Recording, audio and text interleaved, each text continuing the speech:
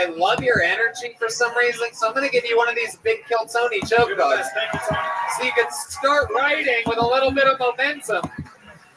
Let's get back to this bucket.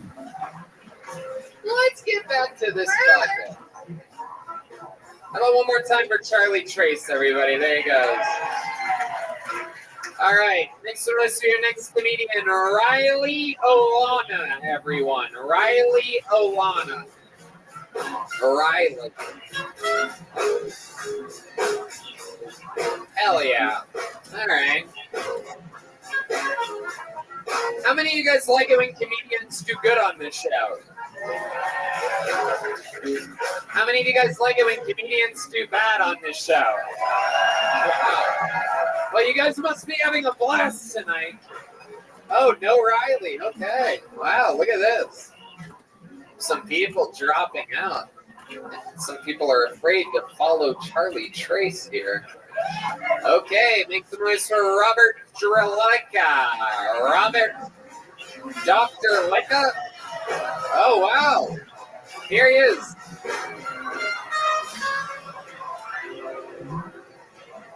I sometimes traumatize people and I don't understand why it happens. I love you.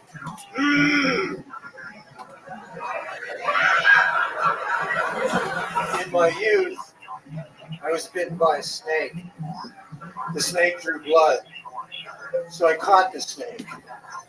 And on my way home, I passed two people. The first person removed my belt, wrapped it around my arm so I could live longer. The second person was traumatized.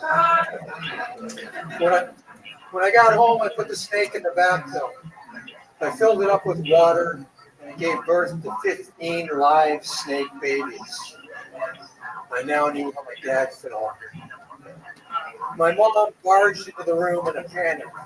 What's going on? I said, Mom, I just became a dad and I'm going to die. I can still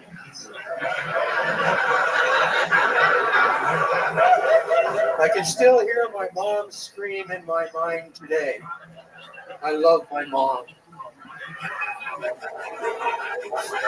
Okay. Robert Dreleka, am I saying that right? Dreleka. I love my mom too, buddy. I love my mom too. Tony, this might be the first episode of Kill Tony ever where the rapping was better than the comedy. Yeah, it's interesting. No doubt about it. Robert Dreleka, making your Kill Tony debut. I would remember if I've ever seen anything like you before. Somehow you look like both Cheech and Chong at the same time. You said that a couple weeks ago. You were in the audience. Yeah, absolutely. I know. I came up with that and then I did it again. And welcome to show business, Robert. I think he looks like Cheech and Chong's son who's trying desperately to impress his dad. Very, very fun, Robert. You look like the kind of guy that used to be a doctor and then found marijuana or something like that. Looks like something happened at some point. A lot of things happen. Yeah, let's talk about it. What were you doing when you were a younger guy? Where are you from? I'm from Canada originally. Oh, wow. But I've lived all over. Okay. You look like a Native American accountant. Has anyone ever told you that before? I've heard your taxes are high.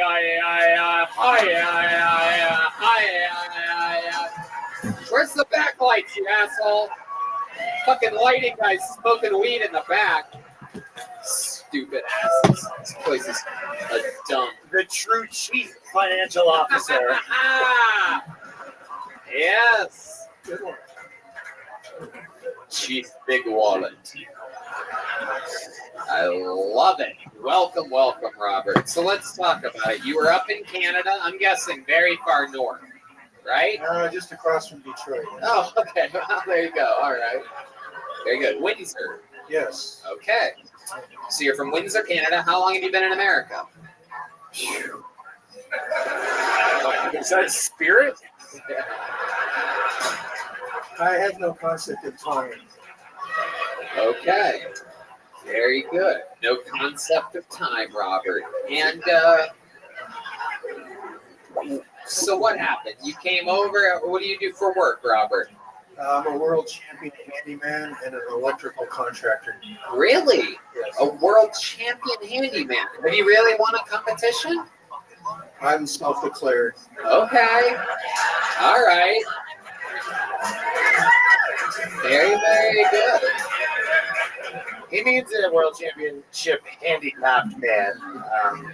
Okay, this isn't funny, but my nigga, snakes lay eggs. They don't give live birth.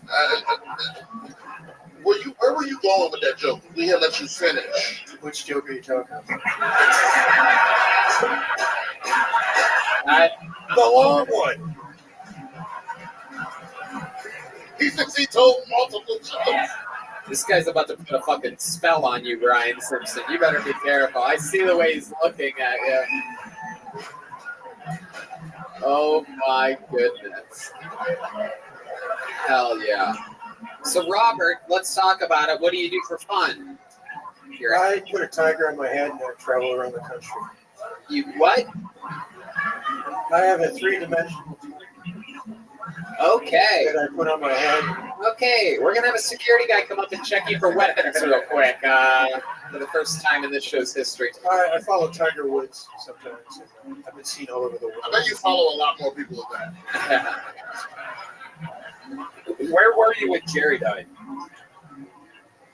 Red band, everybody. Red band. For those of you wondering, wow, who was that said that and then that happened? That was Red Band, everybody. Oh my goodness. Okay, so let's talk about it more. Robert, what's your love life like? You have any kids out there? I'm improving. Yeah, I do have one. Really? Yeah, he's 26. Okay, so you did that. And Yeah. you communicate with him sometimes? Yeah, actually a lot since he moved out. Okay, he lives here too. No, he lives in San Antonio. Okay, very cool. What does he do? I'm not sure what he's doing right now. Oh, great. That's good. You're a good father. You're a good man. Robert, what do you... He looks like the only media he consumes is the first 100 episodes of the Joe Rogan Experience. Just on loop. The best I ones. do like Joe Rogan, but I consume lightly. You could what? I only consume lightly. I don't like watching. Right. Yeah, you don't have Wi-Fi. Yeah, What's your living situation exactly? Where is your teepee located? I'm located in Bowling Creek. I live in a place they call the Last Resort. of course. Okay. The reason I call it the Last Resort is I never felt I'd ever live traditionally again. What does that mean exactly? Expand on that a little bit. That means I used to travel around in a motorhome, a 1971 motorhome, and just live in that for years. He's Hans Kemp from the future. Yeah.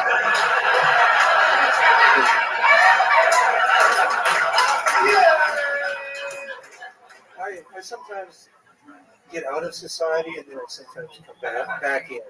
It seems like you're a very free spirit. Am I Yes. right? You smoke a lot of marijuana? No, but I like the smell of it. Oh my goodness. I don't smoke it. Look at you. Wow. That's how I feel about cocaine.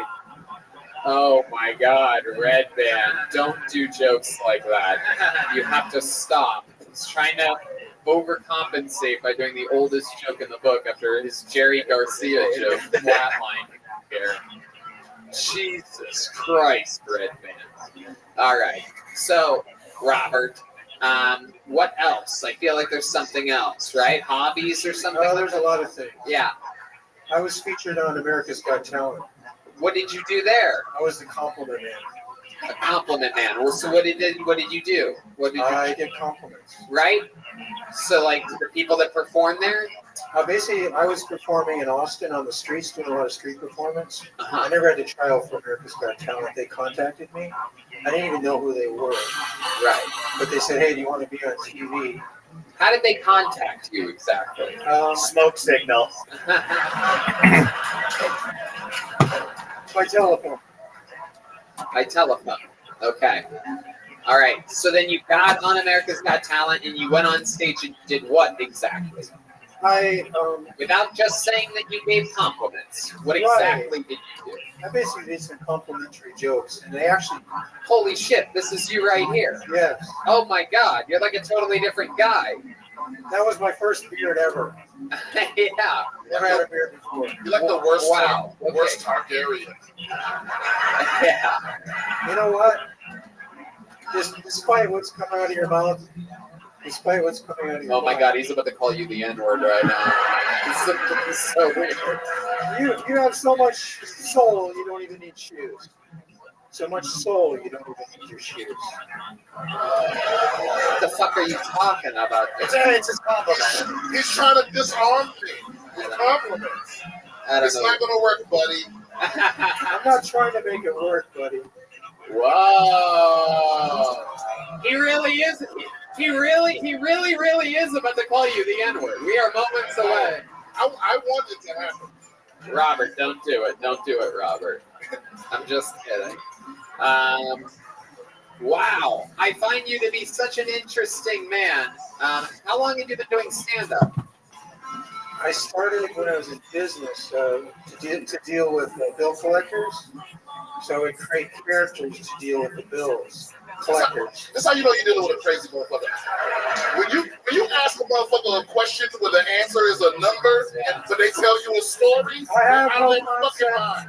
I have no concept of time. It's been a long time. How long have you been doing stand-up? Well, back when I was a knight in the royal family, I was like, nigga, how long ago? I would guess 20 years. 20 years. And you perform many different places? And Actually, my first couple of years, I was actually had paid gigs. People pulled me out of the open mics, and I was paid. okay. All I right. even was paid for a commercial Paid to leave. corporate gig. No. Oh, wow. I don't think I've ever seen worse chemistry between a bucketful and I actually Jess. like the guy. Oh, he called you the guy. He's all right. He's all right. All right. Okay. This is weird. I feel like I just met my white girlfriend's father for the first time, and he's trying to be nice. You know what I mean? Very interesting. Well, Robert, sign up again sometime. Come back. I want to know more about. I want to see more about you. There goes Robert Trelica, everybody. Yeah. Oh. We have a new third best. Yes, that is true. Robert has slid to the third best comedian of the night position. We haven't had a female up tonight. Should we pull to get a girl up here, huh? All right. Sorry to John. Sorry to Jared. Sorry to Fletcher. Sorry to Matt. Sorry to Matt. Okay, here's one. Make some noise for Christy Nova, everybody. Christy Nova.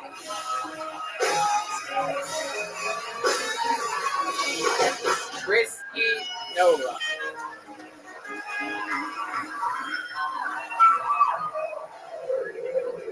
My love life's non-existent. I'm so desperate, even my friend's 3-year-old notices.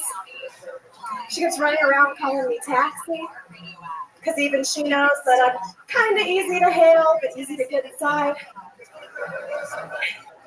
I want to go around and start giving random guys massages, so my new nickname can be Play-Doh, because I'm fun to play with and easy to mold. You just have to keep me wet from time to time so I don't dry out.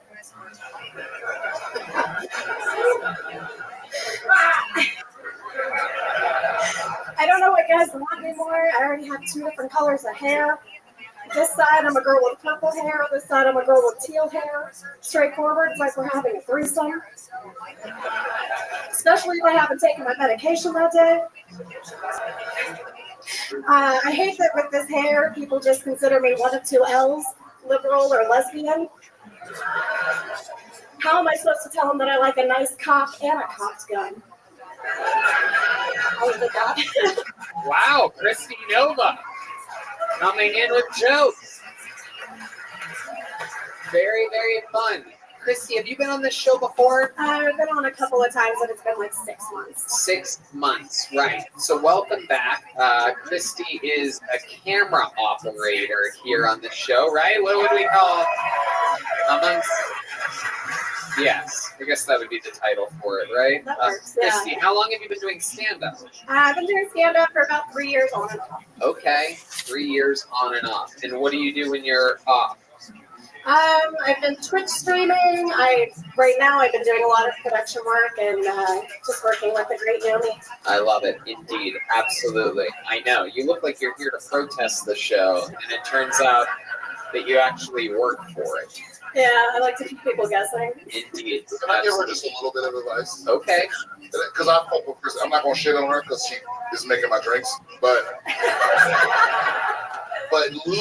lose the new white girl delivery that all the white girls have. It's you're making a statement, but you're saying it like a question, and it makes it sound like you're asking permission to say what you're trying to say. Just say the shit. You know what I'm saying? Yeah. And you're like, so a lot of guys don't fucking like my pussy, or like it's just say it. Dudes don't like my pussy. You know what I'm saying? That's really good advice. Thank you.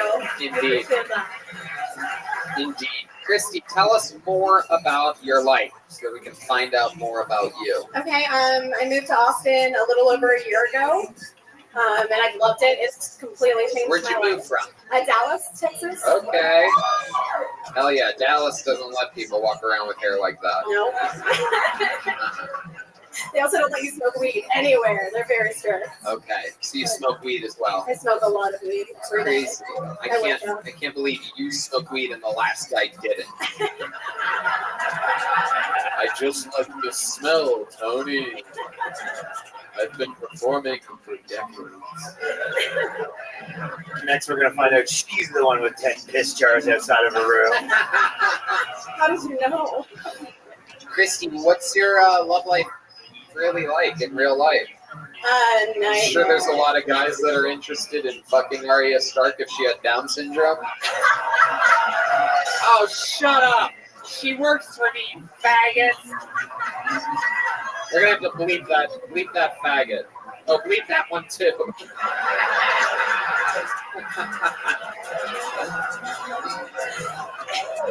All right.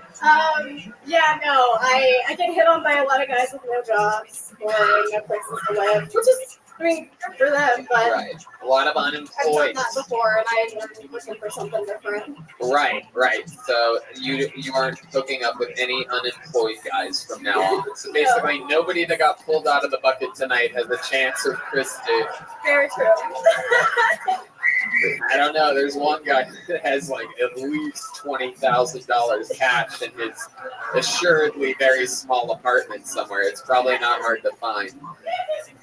Perhaps you could hire a world champion handyman to help you find it, and I bet you could split the money. Okay. But also, there's another guy that lives at the last resort, so if you're desperate. Yeah. So Christy, what else about your life? Tell us an interesting fun fact about you. Well, let's see. I tried to get a motorcycle license, and I failed within 2 hours of the first class. Wow. Yeah, I almost ran into a light pole. Okay. Wow. On a motorcycle. On a motorcycle, it was really hard to steer, and I just didn't have the arm strength at the time. Oh my goodness. Wow. I didn't realize that they had that accessory for Cabbage Patch Kids, that they had a little motorcycle that you could put them on. It's a Hot Wheel. Yeah. Not if you're on it. What's wrong with you people? Oh, come on. Look, the ugly ladies aren't enjoying my jokes right here. It's annoying ass. If you were on it, it definitely wouldn't be going straight. Oh! Yes!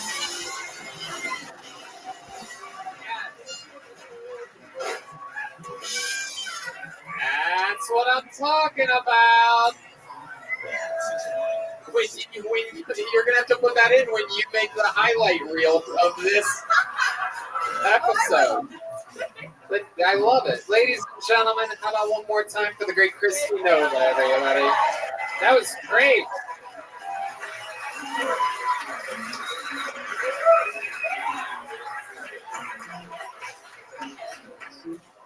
You guys think we should do one more out of the bucket? Really? No? One more? All right. Let's see what happens here. The curse. Make some noise for Kiko, everybody. Wow, look at that from right there. Incredible. Just crawled out of the stage. This guy started the night as a horsefly. He's grown into this. We've seen him before. Make some noise one more time for Kiko, everybody.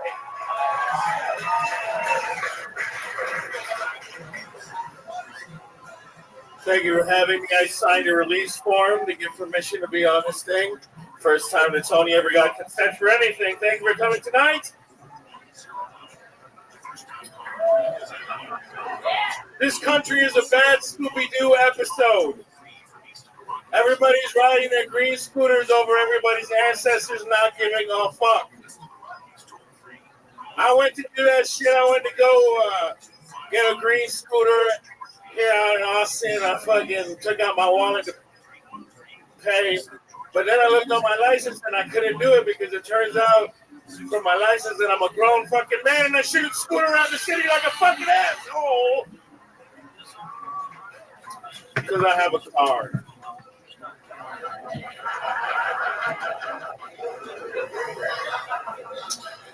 I like this shit. We're crazy. The humans all suck. Some of us are still Christians. What the fuck are we doing out here in life? If you still believe in Jesus, now fine. But I think that's like following still George Carlin on TikTok. Like neither of them want you to do that. Thank you very much tonight, everybody. Okay, Kiko. Kiko. Local legend, Kiko. You're not fooling me. I know you just went up twice in a row. You just took off the purple and blue wig that you had on. Yeah. Is it moving straight now, Christy? Welcome back to the show. Kiko is a local legend here around the Austin comedy scene. You have multiple of your own shows and things like that. You're also one of the only comedians that stays 9 months pregnant at all times. Yeah. I'm in my third trimester. Yeah, that is the firmest potbelly I've ever seen. That thing is absolutely incredible. It's like it has two halves. Yeah. You have a. It's because I have a vagina in my abdomen. Is that true? Yeah. I've shown it to the audience before. It's disgusting. You want to see? Yeah, we do want to see. Y'all want to see my pussy? Oh, shit. It's an apparition of the Virgin Mary's vagina. Dude, did an alien come out of there? It's got a clitoris, but Red Man can't ever find it. I can't. Doesn't it look like a still shot from Total Recall? Oh, the fucking villain comes out of his stomach.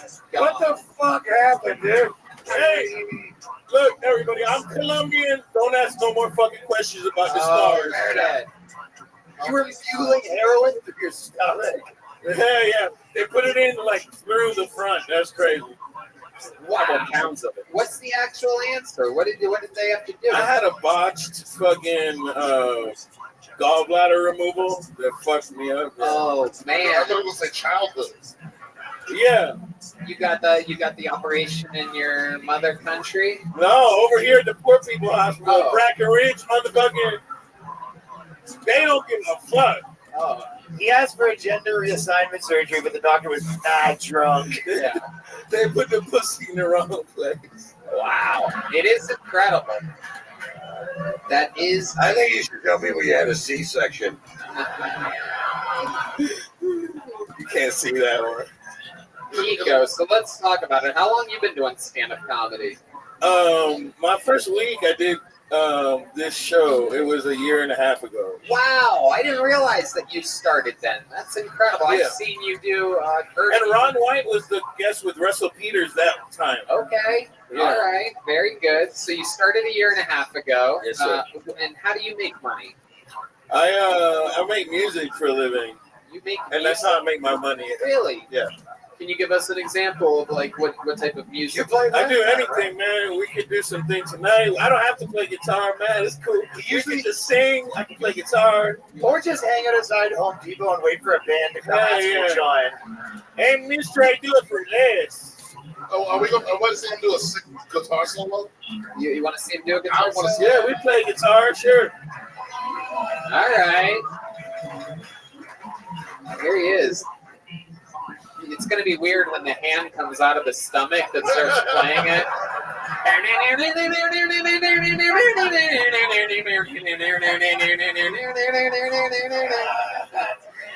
Fucking Kiko's got tricks up his sleeve. I love it. The music comes straight from his belly, so it's incredible. He has.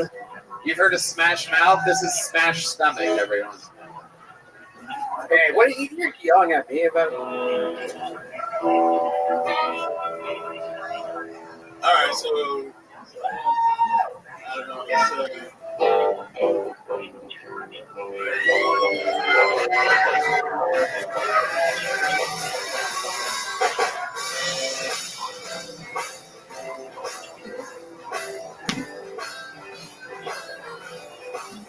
All right.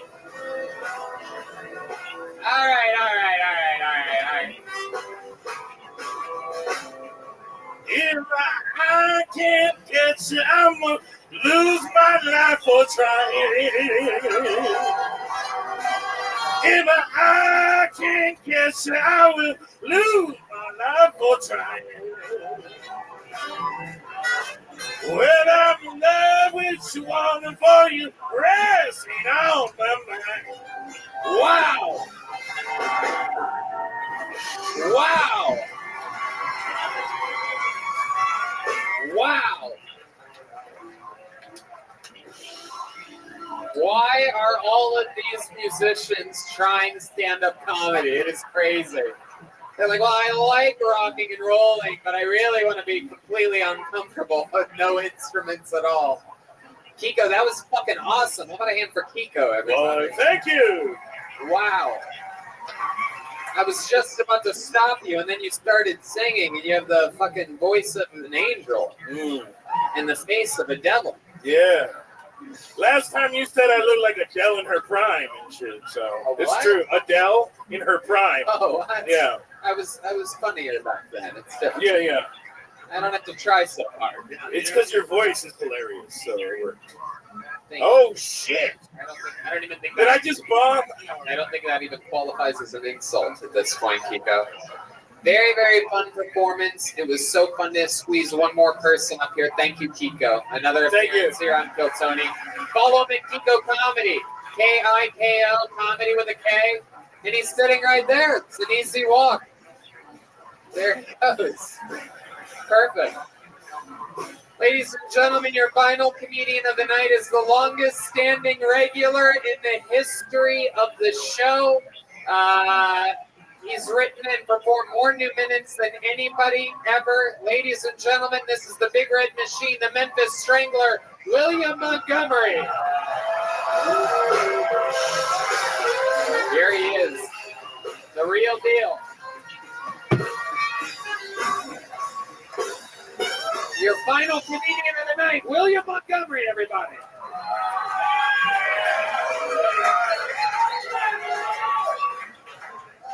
A Russian judge sentenced women's basketball player Brittany Griner to 9 years in prison. Crazy, she had to go all the way to Russia to get it from the man.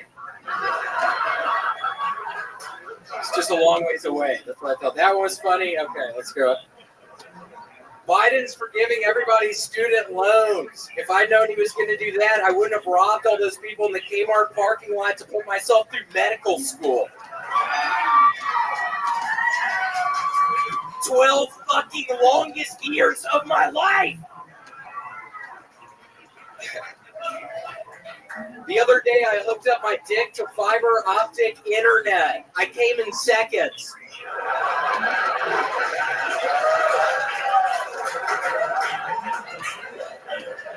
Gustavo Arnault, the CFO of Bed Bath & Beyond, jumped to his death this past weekend in Manhattan, allegedly due to fraud. But I think we all know it's because Aphex Twin hasn't released a full-length LP since 2014. Gustavo fucking loved Aphex Twin. He hasn't released an LP since 2014. Come on.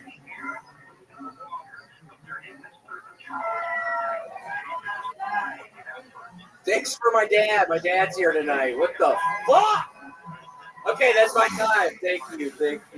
William Montgomery here with a brand new minute and 30 seconds. Very, very fun. Coming in, the hair, everything growing back from when your parents were here and they made you cut it all down. You're starting to get some of your insanity back. It is. I love It's it. starting to grow finally. I actually just set up an Etsy shop, everybody. I'm selling merch on my Etsy shop. This is pretty much what all the shirts look like. What I'm wearing right now, it doesn't have my name on it at all. It's just all Aphex Twin stuff. So if y'all can please visit my Etsy shop. I have 2,000 of these Aphex Twin shirts. I'm starting to think it was a fucking mistake not having my name on it or anything at all. It's literally all 2,000. I'll just say Aphex Twin. So if y'all can please go to my Etsy shop, I'd really appreciate it. I spent $10,000 on 2,000 Aphex Twin shirts. I'm starting to think it was a horrible idea. It doesn't have my name on it anywhere. Okie dokie. Fuck yeah. William, we found out during your set that you went to medical school. I did. Yeah, what'd you study there? 12 years. I studied fingers, toes. Okay. That sounds about right. Okay. Head and shoulders. Oh. That's a pretty big Knees and toes, pretty much. That was it. Yeah, it was like head and shoulders, knees and toes. Yeah, it was 12 years. That's why it took so long. Wow. And what do you do with that education? I got into shampoo. It's so weird. I started working for L'Oreal. Wow. Okay. Deep look to the back of the room. Yeah. That's crazy, Tony. Brian Simpson. I haven't seen William perform since he got sober and like lost all his weight. Yeah. And I thought he was just a fat drunk, but he's just insane. He does not drugs now. He's just crazy. The fuck do you mean by that? I thought we had a good fucking interaction up in the green room before that. Why would you do that to me? It's a compliment. Okay, well, I'm saying you're funny even though you're not drunk. On drugs, man, I've been missing the fucking cocaine recently. Anybody on it tonight? Okay, can you meet me in the bathroom after this? I really need to do some tonight. I'm not doing good.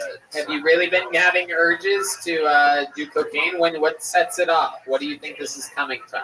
Well, every single time I'm in 7-Eleven and I just look at the Bud Ices and I'm just like, oh my God, I miss drinking 15 of these fucking things.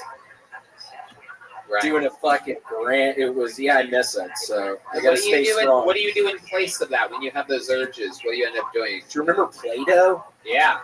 I've been doing a bunch of Play-Doh stuff recently. I'm thinking maybe they could be a new sponsor. I don't know. I have to play my cards right. I've lost all my fucking sponsors.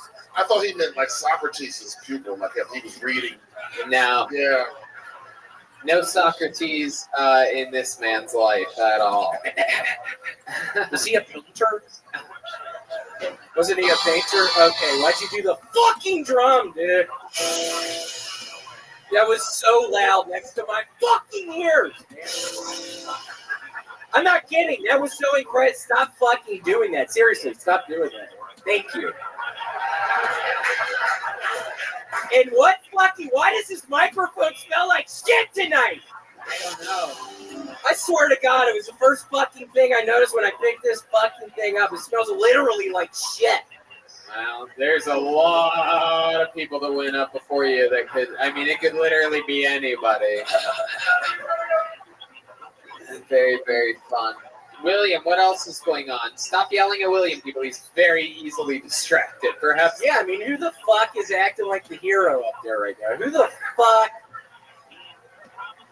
I'm just excited to go to West Palm Beach with you this weekend, Tony. Yeah, that's gonna be fun. I am wondering, please take me to the ocean. We went to Miami, you didn't take me to the ocean. Yeah.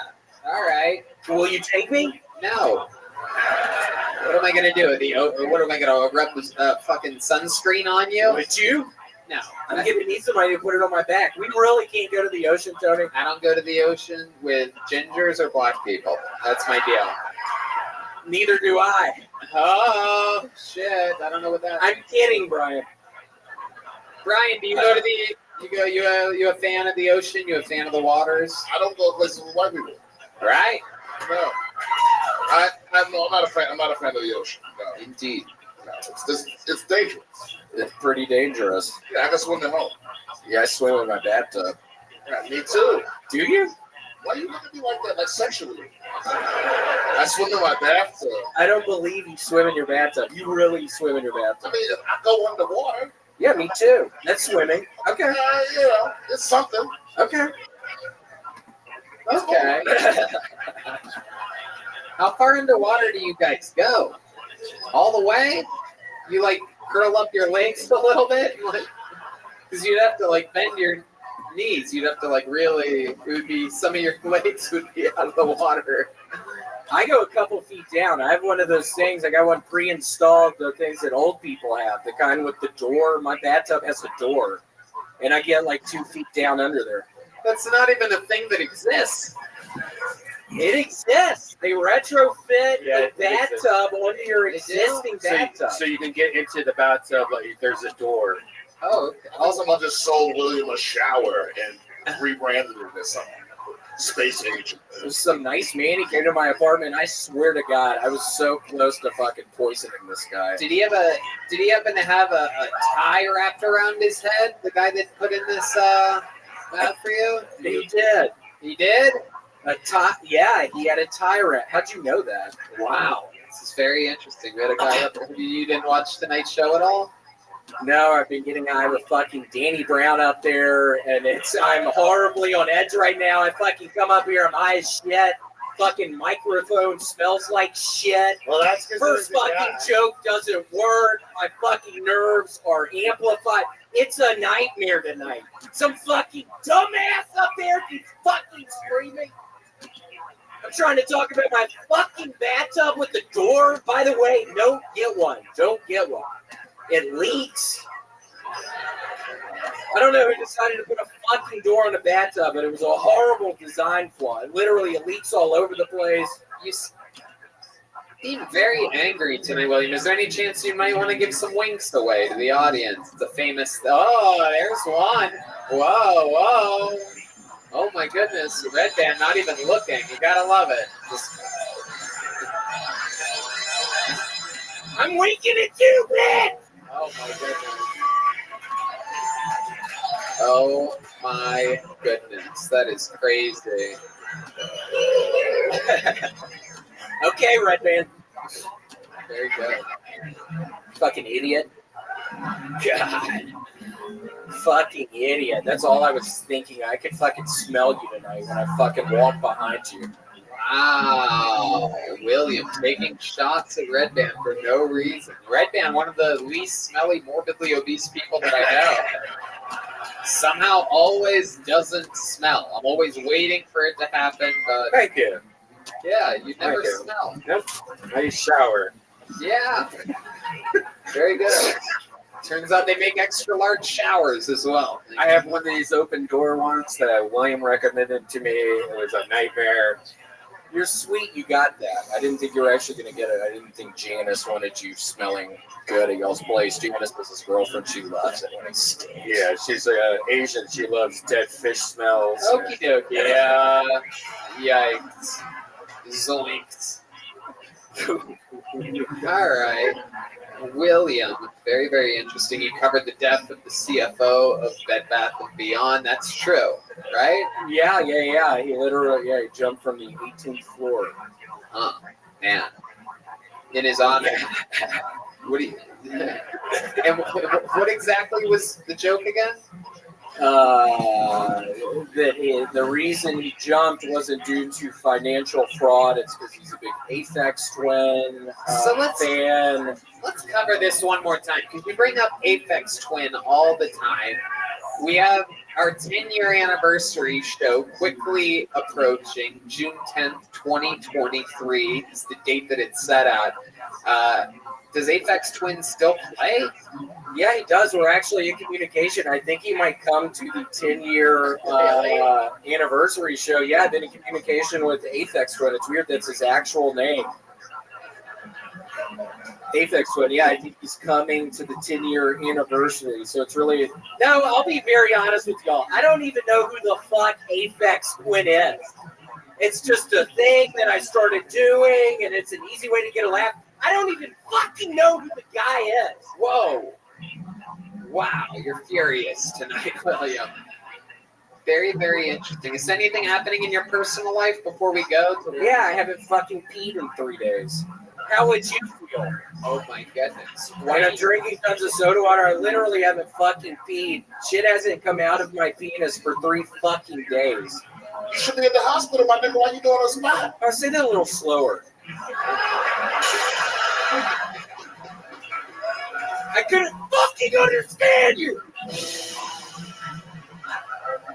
No, seriously, what you said. You should have gone to the hospital instead of doing a comedy spot. Well, I'm thinking about going later. We'll see. You want to take me? How long you have to go without pissing before it's an emergency? I don't know. I was online 5 days. I think it's 5 days. You want to take me after this? You should go. No. Take me after this. I need a ride. Literally, please take me after this. Good morning, Mr. Aquarius. How are you? Right. I'm lovely, thank you. You ready to take on the day?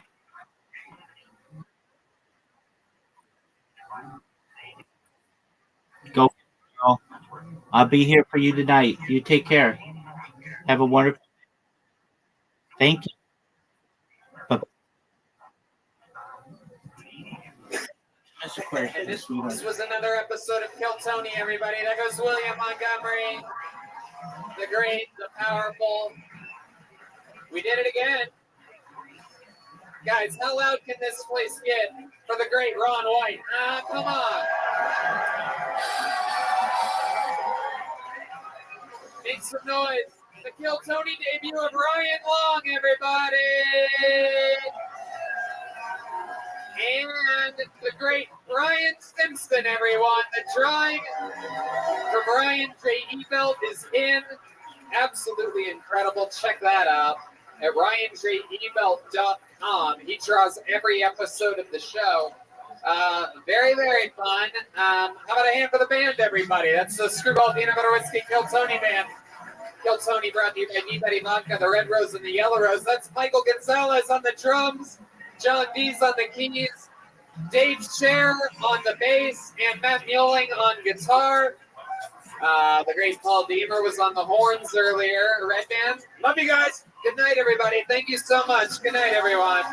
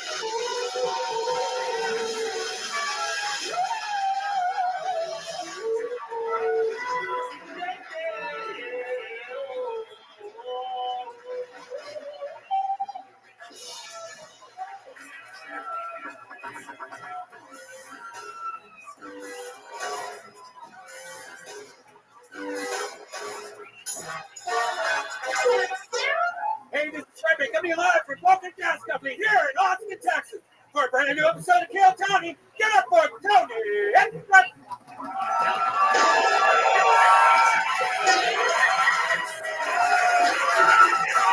Who's ready to have a great fucking night tonight, huh? Hey, it's Red Band, everybody. Come on, Hey, everybody. Brian Red Band. We've been working together a long time. This is Kill Tony, sponsored by the Red Rose and the Yellow Rose, Austin Zone, and amazing Deep Eddy Vodka. Literally the best vodka on planet Earth. Also made here in Austin, Texas. How about a hand for the goddamn band, huh? Are we doing this shit? People visiting from all around the world get to see some of the best goddamn music here in the live music capital of the world, and we are blessed with the great D Madness here on bass guitar, Matt Mueling on the electric, Paul Deemer on the horns, and Michael Gonzalez on the drums. We're going to have a lot of fun tonight. It's going to be an exciting one. That is the Screwball Peanut Butter Whiskey Band. If you ever enjoy whiskey, why not try some peanut butter whiskey? Screwball Peanut Butter Whiskey, the officials. You did? You liked it? Did you know what you were drinking before you, you're like, God damn it, I want a shot of Jack Daniels. I love it. Okay, fuck yeah, it's just a random guy up there talking, everybody. So there we go. That's good. Thank you. Before we start tonight's show, here's a little bit more from the amazing sponsors that made tonight's episode available for you here right now. Hey, y'all, you might not know this, but when I'm not being the host of the #1 live podcast in the world, what I've been doing for the last 16 years is being a professional stand-up comedian, and I'm excited to say that I'm back out on tour again. September 29th through October 1st, Nashville, Tennessee. October 11th and 12th, Philadelphia, Pennsylvania. October 14th and 15th, I am in Boston, Massachusetts. November 4th and 5th, New York, New York. December 9th and 10th, I'll be performing in Arlington, Texas. January 13th and 14th of 2023, I'm in Dallas, Texas. And February 9th and 10th of 2023, I'm in Houston, Texas. Tickets available at TonyHinchcliffe.com. All these shows sell out, so don't be a doofus. Go to the website now. Get tickets while you still can. Hey, you hear that noise? You know what it means. It's time to gear up for fall with Bespoke Post and their new seasonal lineup of must-have Box of Awesome collections. Bespoke Post partners with small businesses and emerging brands to bring you the most unique goods every month. We've gotten some awesome stuff. Literally, my favorite travel bag is from Box of Awesome. You never know what you're going to get, but no matter what you have going on this season, Box of Awesome has you covered. From camping gear essentials to travel must-haves and autumn cocktail kits, Box of Awesome has everything you need for fall. Literally, my favorite bag, my favorite knife at my house. Red Band, you got some cool stuff lately too, right? Oh, I just got this amazing cocktail aging kit. It comes with all the ways that make your whiskey even taste better. And it's easy because to get started, you just take a quiz at boxofawesome.com and your answers will help them pick the right Box of Awesome for you. They release new boxes every month across a ton of different categories. Each box is valued at around $70, but you only pay a fraction of that price. Plus, with each Box of Awesome, you're supporting a small business. 90% of everything that comes in your Box of Awesome is from a small up-and-coming brand. It's free to sign up, and you can skip a month or cancel anytime. I love it, and you will too. Get 20% off your first monthly box when you sign up at boxofawesome.com and enter the code KILLTONY at checkout. That's boxofawesome.com, code KILLTONY for 20% off your first box. Boxofawesome.com, code KILLTONY. You guys ready to start tonight's episode or what? Austin, I'm telling you, you got to do a little bit better than that. You guys ready to start tonight's fucking show? It is a goddamn pleasure for me to introduce your guests. Every single week, I always have two of the funniest human beings on earth. This week is no different, and it's two new guests to Austin Kill Tony, two guys that have done this show before in LA, in New York, all around the country. Make some noise for two of my favorite guests, two of my favorite comedians. It's Mike Beatty and Josh Wolf, everybody.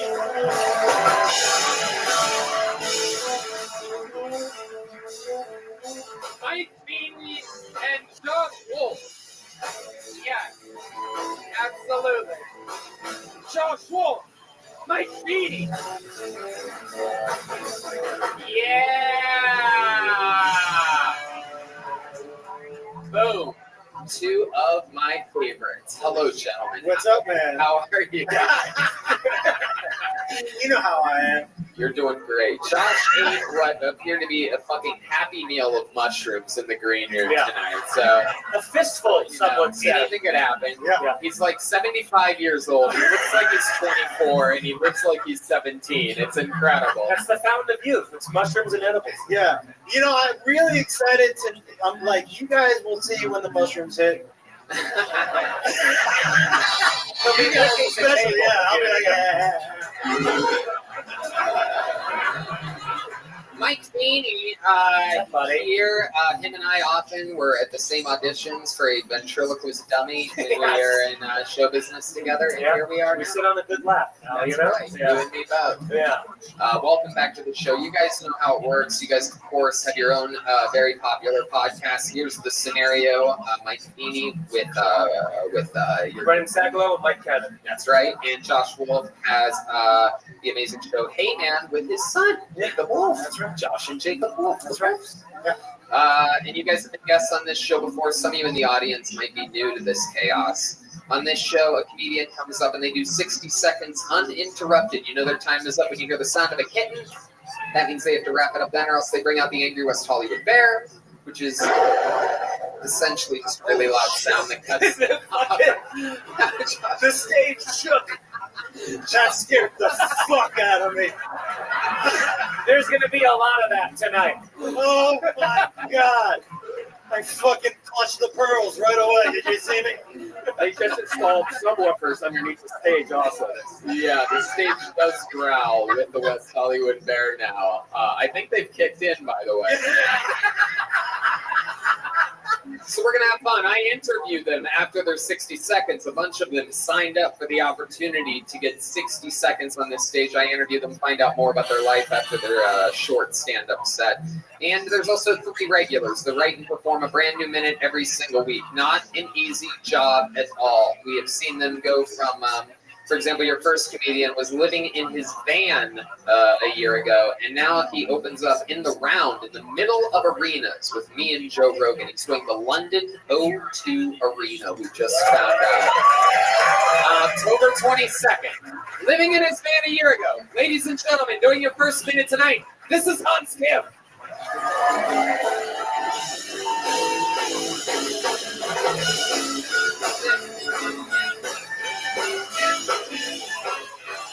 What the fuck is up, Austin? It's good to be here. A year ago, I was living in my van eating ramen, and now I'm a regular on Kill Tony wearing Balenciagas. Hell yeah. If you have the chance to suck Tony Hinchcliffe's dick, I highly recommend it. He's a great boyfriend. I am not a racist at all. It's so crazy how not racist I am that I do the opposite of thinking all black people look the same. I confuse one black person for multiple black people. I used to think there was a crime problem in the African American community. Turns out it was just Jamarcus.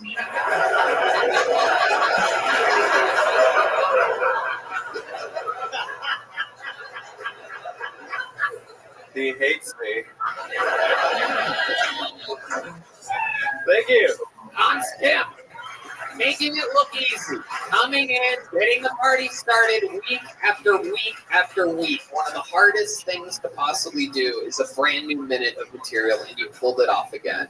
Thank you, Tony. How come I don't remember this dick sucking that I supposedly got? You're really high on mushrooms. Okay. All right.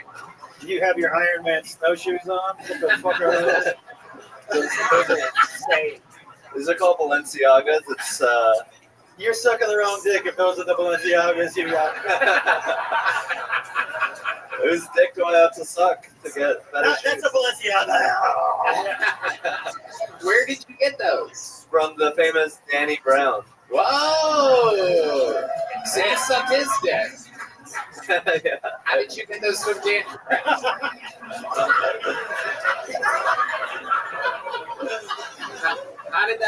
Brown. Explain to us what happened where Danny Brown gave you. Do you know how much those are worth? $1,200. $1,200. Well, That's $600 per shoe, which is about $580 more than you've ever spent on a pair of shoes. It's about $580 more than the rest of your outfit. That is a Walmart special with Balenciagas to balance it out. Let me That ask is you. definitely a guy who was homeless a year ago energy right there. Can I ask you a question? Did you have those jeans balled up in the shoes? Did you took them out? Yeah, Sam. It is. I don't know if they're wrinkled. It's just one giant wrinkle. Is all it is. It's not even. It really is. Those are not the mushrooms. That's very wrinkly. You're like, is the shirt breathing? Where did you get that soccer jersey? What is that? My parents gifted it to me during the 2006 World Cups. Oh, back when you had the respect of your parents. 2006. Do you stay in touch with them? Not really. What's Welcome their to. story? They're not proud of you? Do they know Are what you you're living up pimp? to? I guess so. They're just being Asian in San Francisco. Right. That's why I asked. I know what that's like. Do you communicate? When's the last time you talked to mom and dad? Probably like a month ago. What's it like? When I what? When did you speak? Remember that time that you were in AFC and you didn't even know what an AFC was?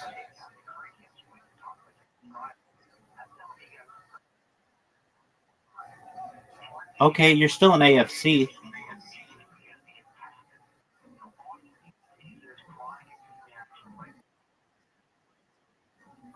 Baby, I did like 8 hours promoting myself. 16 hours promoting myself. That's more accomplished than that. But good job being at the gym. Bad job being in AFC. When are you going to stop being in AFC? That's good, but you're not working on your mind.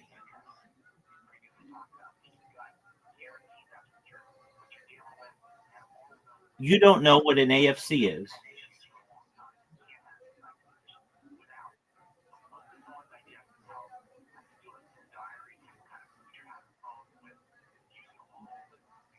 Zoot, do you know what an AFC is? No, but you are one.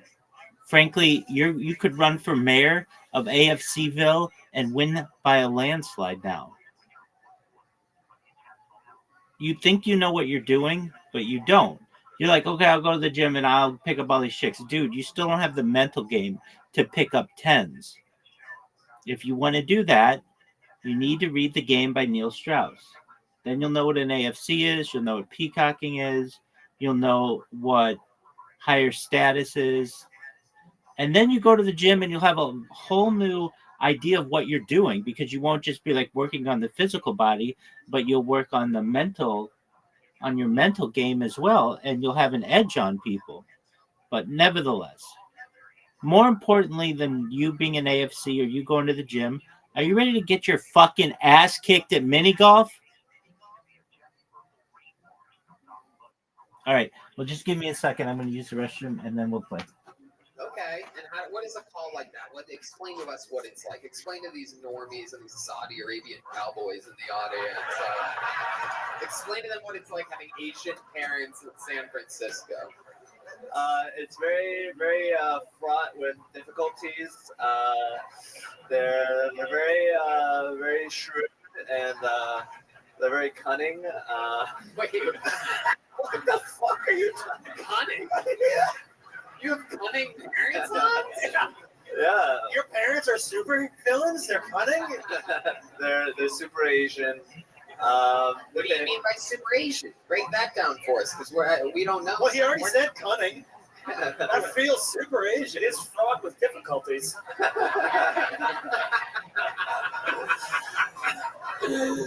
What kind of super Asian? Describe to us what super Asian is. You can say it. We're not allowed to hear it from you. They're, I mean, you can. I mean, he has. Only like once a year. You know what I mean? And I'm still holding that card deep in my pocket right now. What's super Asian to you?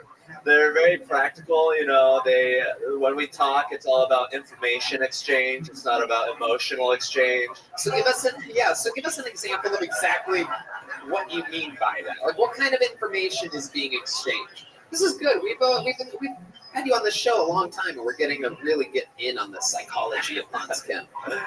Well, I haven't talked to them in a while, but when I do talk to them, it's like, I'm doing good. I'm not suffering. Who the fuck talks to their parents like that? Things are going well. I am not suffering. But Hans, life is suffering. Wow.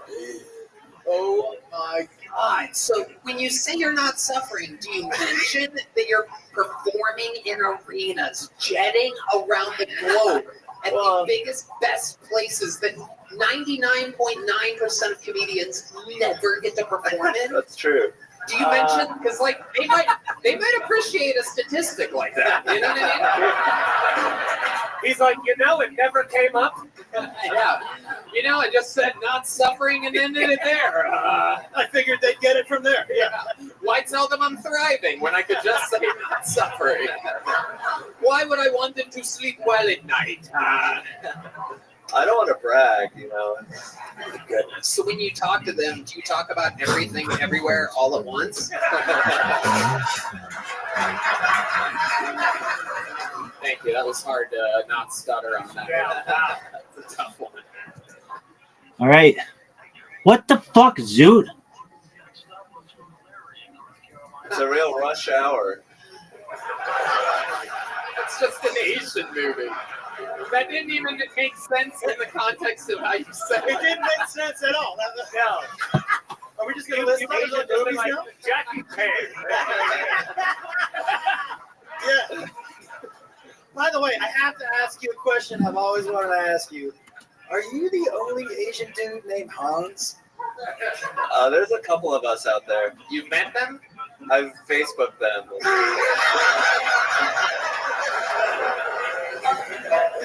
Smallest Facebook group ever. 4 dudes. Most of them are German. Yeah. Yeah. German Asian. Yeah. Right. Yeah. Yeah. They hate Jews more than I do. Okie dokie. Just some natural racism there. Just let it flow out of you. Yeah. Well, I mean, an absolutely unbelievable minute. You did it again. Another incredibly new, intriguing, valuable information about your life during the interview. You are one of the all-time greats on this show. I adore you. You killed all weekend with me in West Palm Beach. I swear to God, he's the best fucking stand-up comedy show opener in the world right now. It's Hans Kim, everybody. Thank you. Doing it. Living the goddamn dream. Working on jokes all day. The man has a spreadsheet on his phone that he stares at all day, moving jokes around, adjusting them. He's a freak.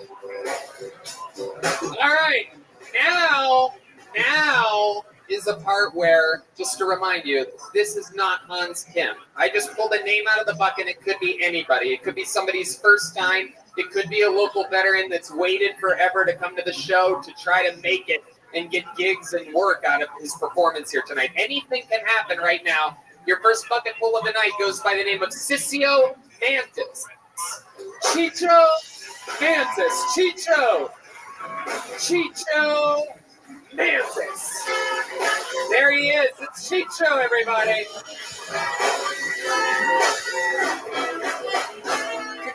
Come on, everybody. One time for Chicho. Come on.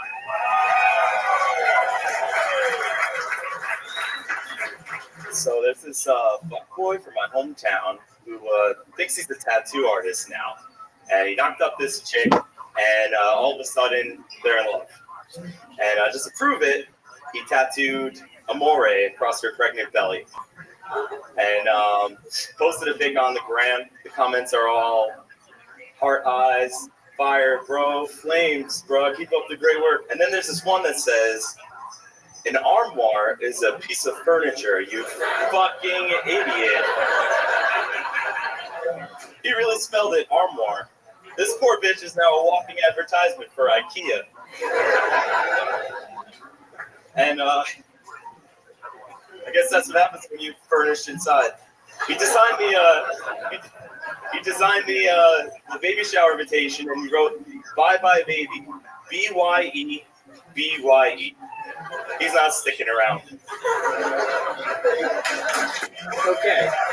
Chicho Mantis. Welcome to the show, Chicho. How are you? Thank you. Great. How are you? How's it going? How long have you been on stand-up? This is my first time ever. I love it. Look at that. It's all happening. Chicho Mantis. How old are you, Chicho? 29. 29. Where are you from? New York. New York, New York. So you came here to start. What made you come to Austin, Texas? Just wanted to see what it's all about. Everyone's talking about the comedy scene. I'm a huge comedy fan, and how have you enjoyed? How long have you been here? Just since Saturday. We flew in. Yeah. Wow, you flew in Saturday. So what did you do yesterday? Anything yesterday? Yeah, we hung out on a lot of picnic tables in backyards. Yeah, fucking welcome to murky Austin. Ponds with Yep. beaches and shit. Yeah, that's what everybody did yesterday. And that's your crown jewel, I guess. I love it. Absolutely. Did you hear any live music or any comedy? So best live music so far has been this, and fucking people singing "Happy Birthday" to Melissa on a duck bus. Okay. Happy birthday to Melissa on the duck bus. Melissa, if you're listening, Who the fuck is Melissa? we have no Oh, idea. okay. Bitch, I'm a duck source. It's his first time. I thought I missed that part of the show. What? Did I miss that part? This fucking asshole doesn't know who Melissa is. I was like, The mushrooms really? You didn't hear his Melissa story? It's literally all we've been talking about. Melissa's the I really thought I had been gone for a while. I'm like, oh no. Oh my God, amazingly hilarious. Chicho, let's talk about it. You're from New York. You're obviously a proud lesbian. I do drive a Subaru. I hear that. You do? Oh my God. Are those all the condiments you put on pussy before you eat it? That's effective birth control. I learned from Drake. What? I said that's effective birth control. Drake did that. Okay. Hey. All right. It's not as easy as you thought it would be. Not as easy as you thought it I would be. never thought it'd be easy. No, I know. Chicho, what do you do for work? You're 29. You're from New York. You live in New York, both of them, right? Yeah, right outside the city, like 20 minutes north. But I'm an HR manager. Wow. That's true. Hey, can I ask one question though? How come you had to bring a notebook up? You just told one story. I've never done this before. What does it say in the notebook? Does it say that story like word for word? No, it's got some notes from some meeting that I had at work. I got someone's salary. I don't know. I was making. No, I'm working. Yeah, if this wasn't your first time, I would have trashed you pretty hard for bringing up a notebook for a 1 minute. Yeah. You know? I mean, it's still unbelievable that you did it. And then at one point was like flipping through, like, and then, yeah, let me see. Fucking diagram. Sorry, my handwriting's a bit. Should have been a doctor. You did some fake flipping. You're like a newscaster or something like that. I've never seen anything like that in the history of the show. I think for your first time, that was great, though, man. I think you have good instincts, much better instincts than your shirt size. It's entirely too tight. But I don't know, man. First time? Yeah. In front of all these people? That's fucking terrifying. Yeah, absolutely incredible. Yeah, dude, and also stage presence for the first time, dude, really good, man. Yeah. Really good. I would say though, just move it out of the way. I almost did it for you. But you don't want to stand with that in front of you. Just move it out of the way. Or keep it in the mic stand. All right. Josh thinks that's a dandelion right now. So he's like, you don't need the dandelion in front of you during your comedy set. He tried to blow off the... Welcome. How are you? Okay, so Chicho. I fucking forgot there was a trumpet back there. I was like, that's fun. The guitar sounds weird. Oh my goodness. Chicho, you are a likable guy. You do seem comfortable on stage. Do you have like a theater background or something like No, that? I'm in a couple bands. I play drums. Really? You play drums? Whoa. Well, I mean, it's been a while since we've done this, but you guys think we should have You guys think we should have perhaps a Mexican drama up here tonight?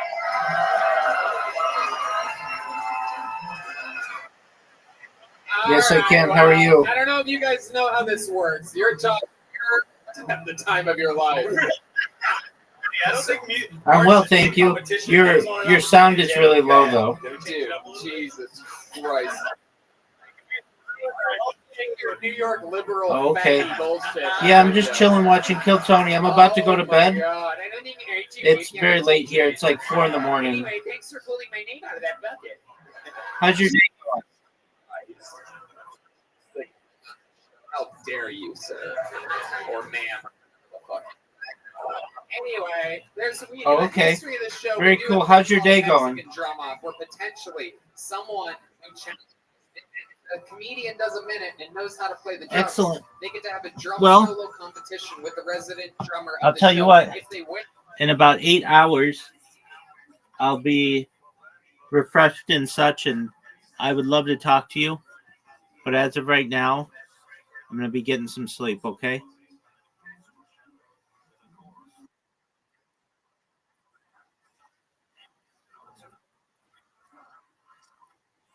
Sounds like a plan, man.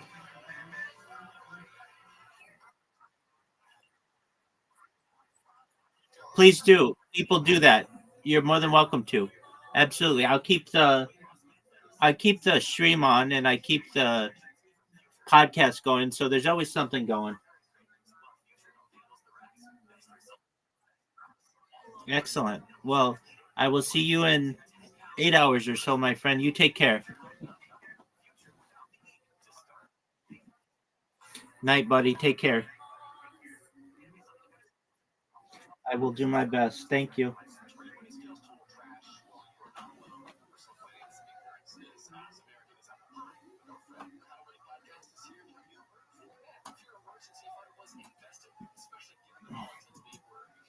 when they literally become the full-time drummer of the show.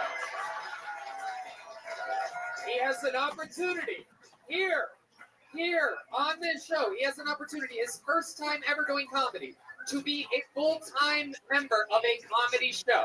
He could win this right now. What a big dick move that is, too, for you to just be like, here, take the 6 and do your fucking best. Yeah, exactly. Because here's the thing you guys might not know, is that, believe it or not, the resident drummer all time is completely undefeated. Joel Jimenez left undefeated, I believe 64-0. Michael Gonzalez, I believe, currently at like 8-0, something like that. So you have your work cut out for you. He's already given some excuses. Maybe you've heard the classics, like, I don't think art should be a competition. And my shirt's too tight to play drums. Ladies and gentlemen, doing a drum solo, going first tonight, this is a Mexican drummer from Chicho Mantes.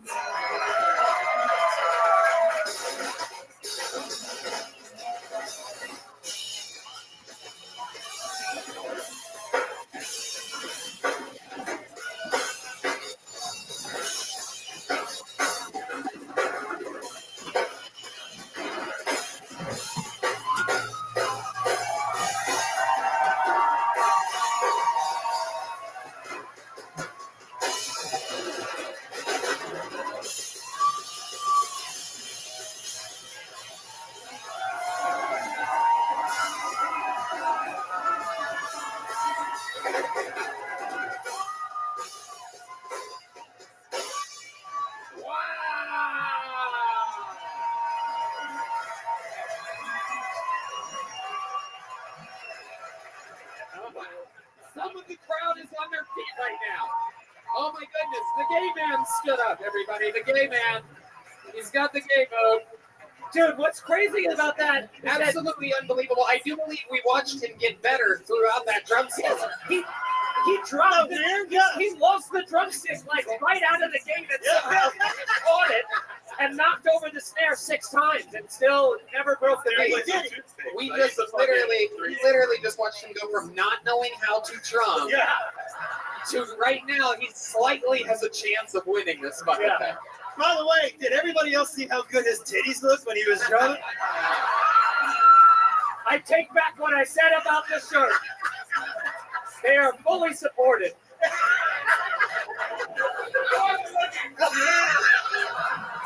Well, if you love the way his tits bounce, wait till you see Michael Gonzalez's cock here in a second. Ladies and gentlemen, the reigning, defending Kill Tony drummer, all-time undefeated in Mexican drum ops, doing a solo for you now. This is Michael Gonzalez.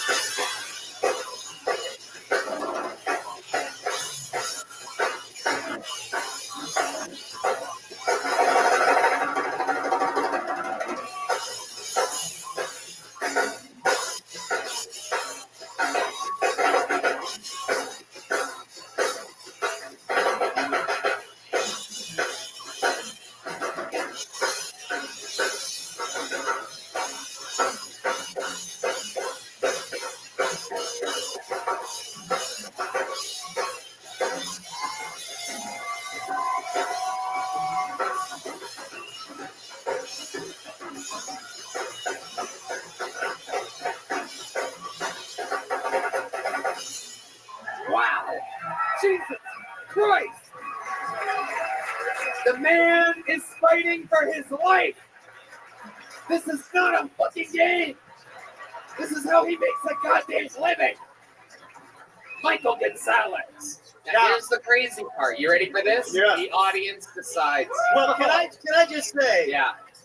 They were both great drummers, but your face. Yeah.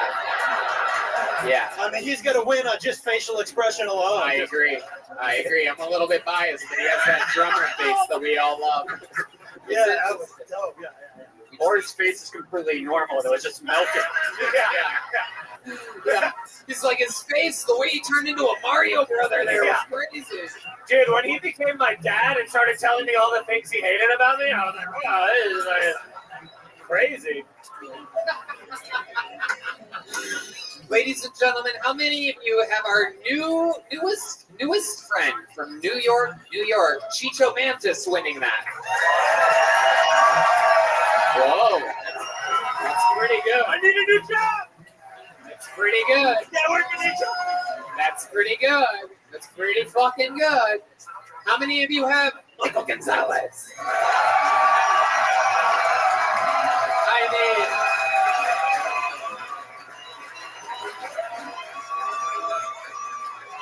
the people on the internet sometimes don't understand how dominant one side of applause is. Chicho, who do you think won that off of the audience applause? I think it goes to him. Goddamn right it does. But you had fun up here tonight, huh? You got to drum, you got to do your first ever minute, and it went really fucking well, dude. And the interview went really well, too. For an HR manager, you're a pretty goddamn likable, cool guy. And I just want to say, once again, a white guy loses a job to a Mexican. Yes! My feet! Make some noise one more time for Chicho Mantis, everybody. There he goes.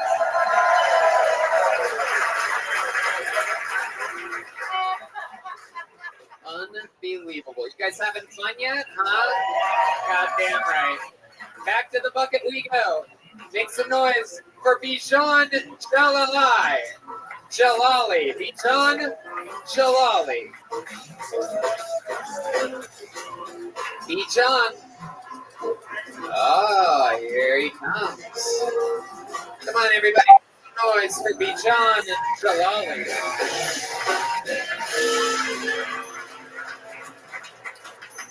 Everyone here knows what Duck Dynasty is, right?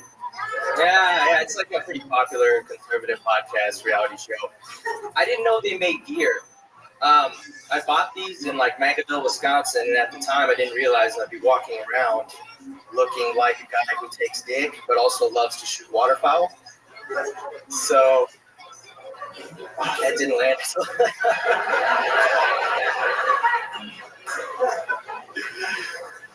I should have worn camo.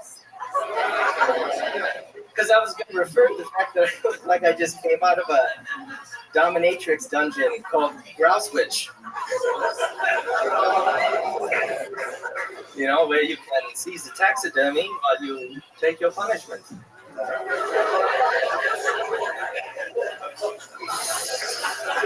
I came here to find another chink in Tony's armor, but I don't think I did that.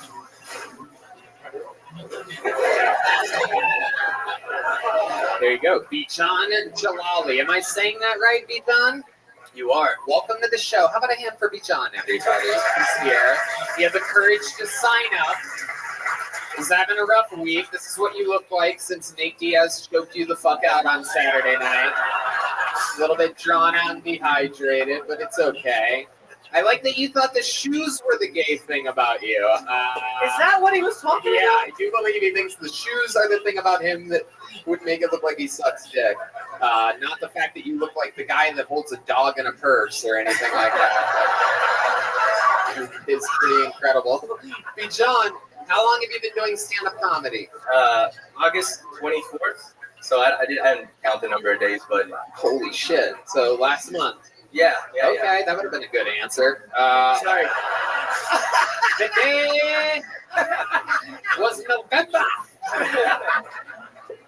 of the 1-5. Indeed, the 15th of November. What year? Who cares? All right, Bijan, let's talk about it. What do you do for work? Well, I just got here and I just submitted fingerprints today, so let's just say I'm getting a job around here. What? I don't do anything weird. It's for schools. So it's for schools. Yeah. What do you do for schools? Stay 500 feet away from them? Fingerprints. Yeah, fingerprints. What the? Jesus Christ. They tightened up the radius to about 250. All right. Okay. Yeah, no. I'm gonna be good on the fingerprints. Okay. Yeah, I'm gonna work for. Where'd you come from? Wisconsin. And you just moved here? Yeah, on Labor Day I drove down here. Okay. What made you get out of Wisconsin on Labor Day? What made you want to do that? I just was watching this on YouTube and I was like, I just need to get my. You were watching this and it made you want to move to Austin? Yeah. That's fucking amazing. Incredible. That's amazing. Incredible. That's pretty awesome. And now you're going to work for the school system here in Austin. And move some furniture and just, make it work. I love it. Okay. Yeah. I can see how that could be. If something goes down, please don't talk about us, though. We don't get us involved. Don't blame it on us if you shoot up a fucking workplace or anything like that, all right? Kill Tony. I don't do that. Kill Tony and Steven and Joseph and Brendan and Bijan, tell us, what is your ethnicity? Bijan Jalali, and you look like that. I'm interested to know. Yeah, it's a Persian name. Very Persian name. And I'm half Korean, like adopted Korean mom. Half Korean and half Persian. Yeah, okay. It's fascinating. Wow, very interesting mixture, right? Very rare. Mom the Korean, dad the Persian? Yeah, dad's family's all, Persian, local, moms. It's like, when you have a fantasy team and you haven't drafted all your players, that's like my mom's side of the family tree. I just don't know who they are. That's not how fantasy works at all. Yeah. I don't play fantasy. Oh, you know every player. It is you actually pick the You pick all. You pick all. You actually pick all the players. Yeah. Your family just doesn't like you. That's a whole different thing. I just say they're dead. It's easier. Okay. I don't know. You don't know. When's the last time you Did you wait till they died to do that to your hair? Nice. When's the last time you communicated with your parents? It's like kind of on the Hans Kim sort of trajectory. A month. His actual answer was a month. Yeah. So it's been about a month. Okay. Did they know that you moved to Austin? Yeah, And they're in Wisconsin. they're from Minneapolis. Okay. All right. Very good. What do you do for fun? I'm trying to figure out more about you. Yeah, I got into open mics through music. It's non-comedy. What do you do for fun that's soccer comedy? Soccer. Okay. All right. Would you like to wear Hans's jersey at some point? It sounded like he had a cool Korean 06. It is true. It is true. Maybe we can make half of its version for you. We could. You just gonna throw some hair on it? Just way too much gold. I want to ask this: what was the creative decision between putting the sunglasses on as you got on stage? But you didn't have them walking up. You know, it was like was that like your Big Daddy moment where you were like, "This makes me feel safe," or what? It's true. No, I was trying to like get a cue for like something where it'd be not a gender reveal, but a race reveal. Oh, that didn't work out. Oh, you thought we didn't know what was underneath the glasses? That's incredible. These are duck hunting. I just will see polarized. Oh my god. Okay. Yeah, but even if we couldn't tell visually, you don't think your kind of gave away? Yeah, and the fact that you dropped chopsticks and a bottle of cologne on your way up here. Don't forget about the Persian. Don't forget about the cologne. It felt like you wrote a set for an outfit you didn't wear and planned every joke around that. And you even said, if I was wearing camel pants, here's the jokes I would have done. And then did those jokes anyway. I've never seen that in my life. Very impressive. I did a last minute change. What was the last minute change? I was going to do something like referring to the 9/11 jokes I heard. Like, whatever. Somehow, you might have made a great choice. I don't know. I feel like Middle Eastern comics are not always very good at 9/11 jokes. They're some of the worst at it. They really are. Wow. I mean, they are the original creators of the entire premise. You know what I mean? Oh, geez, yeah. There would be no 9/11 jokes without the Middle Easterners. You know what I mean? You're not fooling anyone with the hat. Yeah. No doubt about it. Yeah. Happy holidays yesterday, by the way.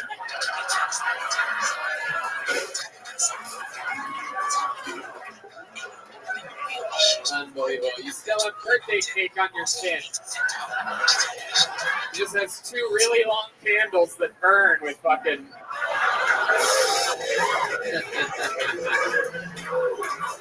Oh my goodness. Well, John, I mean, an amazing Kill Tony debut. It's incredible. I'm finding out more and more people, not just people pulled out of the bucket, but people come up to me on the streets. It's the craziest thing. I can't believe people are moving here because of this insane show that has flies that fly around. On your finger the entire time. I thought Sarah McLaughlin was going to come out and start talking about you. For 5 cents a day, you can see this podcast host. How skinny he is.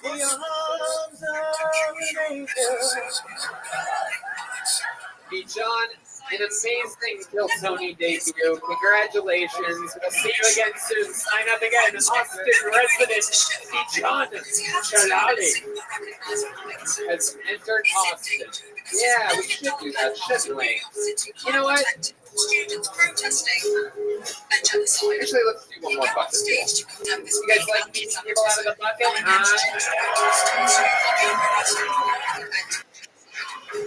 Actually, no, fuck it. We'll go back to the bucket. I'm going to bring up one of your regulars right now. You guys like regulars on the show, right? You saw... I am working on something before I go to bed. Famous for his incredible roasting and joke writing. This is David Lucas. Take a look at the video. The burglars are getting a smart vehicle.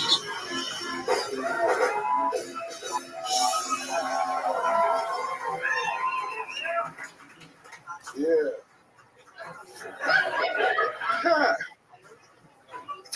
I don't fuck with BLM. Like Black Lives do matter, but fuck BLM Incorporated. You know what I'm saying?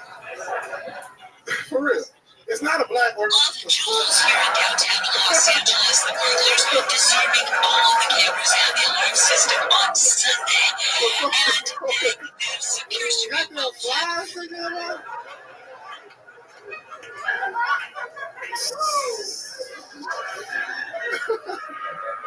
We gotta start that shit over. That was so cool.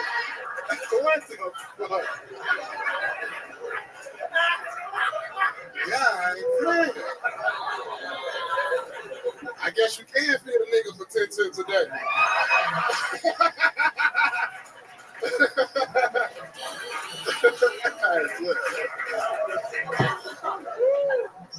Yeah, I don't fuck with BLM.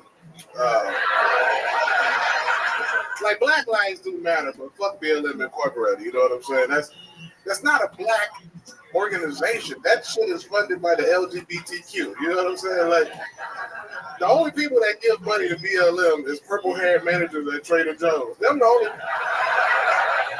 Ain't no niggas ever gave money to BLM.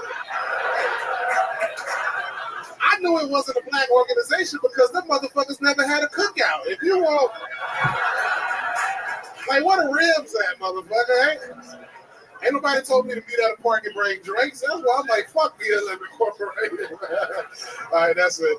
Holy shit. Unbelievable. Coming in, dropping the fucking hammer, having to improvise off some bullshit, some unexpected fucking lies. Hold on, the Blue Man Group just got back from performing.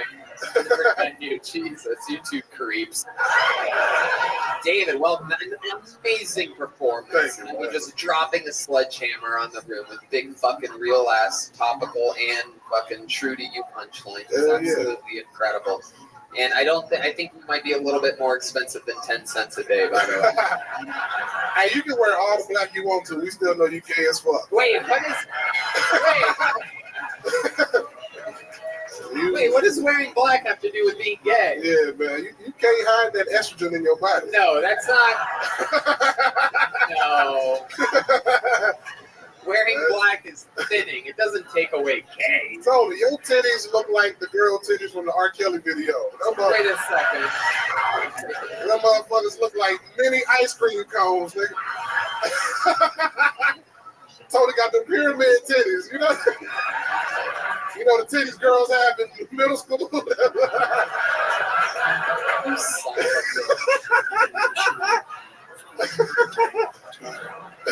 Oh my god. How dare you? How dare the person with the biggest titties on the show? My titties. You making fun of my titties? It's like making fun of me for having a fat ass or something.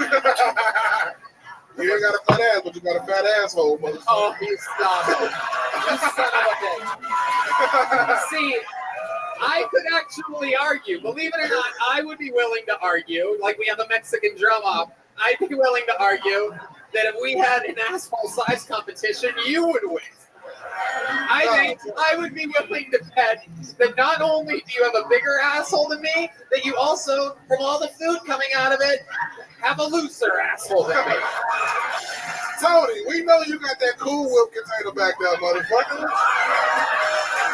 If it was a Cool Whip container, you'd be touching it a lot more than you did.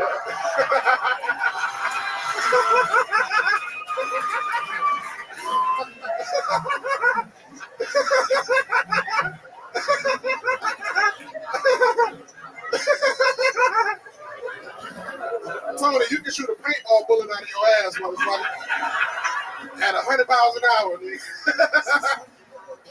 That motherfucker go to the range and everybody see your asshole. Like, how did I get hit?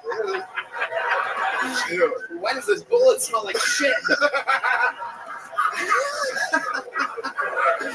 Oh my god, dude. Hey, Tony sleep like Tony, you sleep like Tom Hanks when he got shot in Forrest Gump. When we had his ass in there. You sleep like Darth Vader in that fucking machine where he has to help him breathe. You sleep inside of a sleep apnea machine. Tony, after you get fucked, you go on the fetal position on the sofa. I messed that joke up. I took 3 shots before I came down here.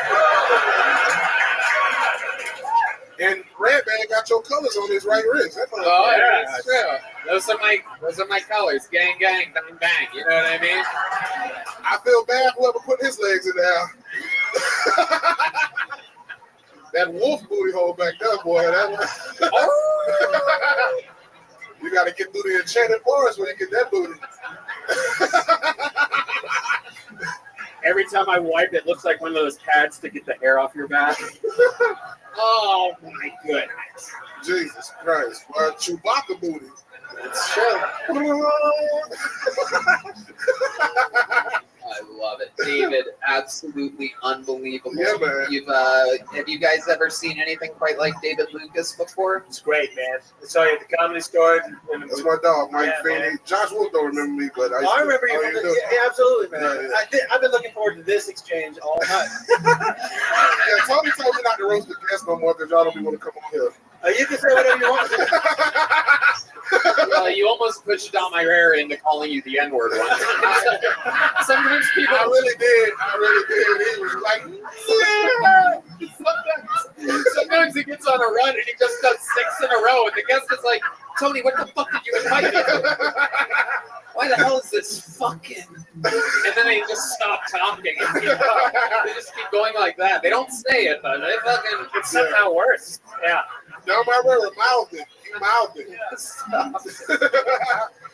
Oh my God, you are hilarious. Yeah, thank you, man. You are so funny. You remind me of Bernie McDonald's. Oh my God. You thought it was over? Thought it was over? I'm loving it, dude. I'm fucking loving it. David's got those New Balances on, but when he puts them on, they're immediately old Balances. Let's get the fuck out of here. Tony, you go to the chiropractor. You're the only person that goes to the chiropractor to get their ass cheeks cracked. Lower. No. Lower, not the lower back, the lower ass. It's actually, the fun fact about that, that's funny, but it's actually true. I do go to the chiropractor. Hey, Josh Wolf looked like Dom Hymas. Remember that dude who called him? Yeah. That's your name. You really look like a fucking wolf. That shit crazy. I'm surprised you ever woke up early enough to find out who Dom Hymas was. The morning radio show back in the day. So he called them black girls nappy-headed hoes. I thought it was funny as fuck. Because they did need a hot cold. David, you live in Austin now. Every single week you come on here, you're a fucking wrecking ball. Man. I mean, it is absolutely incredible. You set the bar for exactly what it means and what it is to be a regular on this show. I mean, you are unfucking believable. Every week, a new minute, every single one of these roast exchanges, even though we are, without a doubt, with all ego aside, there's no question. David and I have made fun of each other publicly more than any other two people in the history of everything. Absolutely. It's impossible. We got to have at least 200 hours, I would say. Bro. There's a record. We have it. No doubt about it. We added on to it tonight, somehow always keeping it new and not repeating the same thing, even though the premises are obviously both I'm gay and you're black and morbidly obese. Don't forget about how he's tremendously. Tony, you are a flaming homosexual. Are you serious? Like you are hot Cheetos, nigga. Get the fuck up out of here, boy. If I was, you'd eat me. You probably call your ass.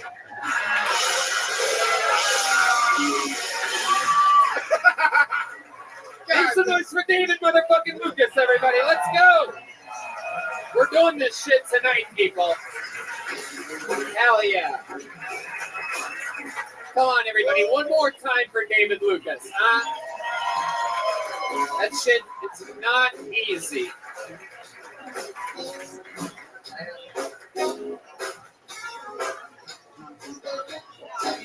Make some noise for your next comedian, Eric Mandarin Manfry.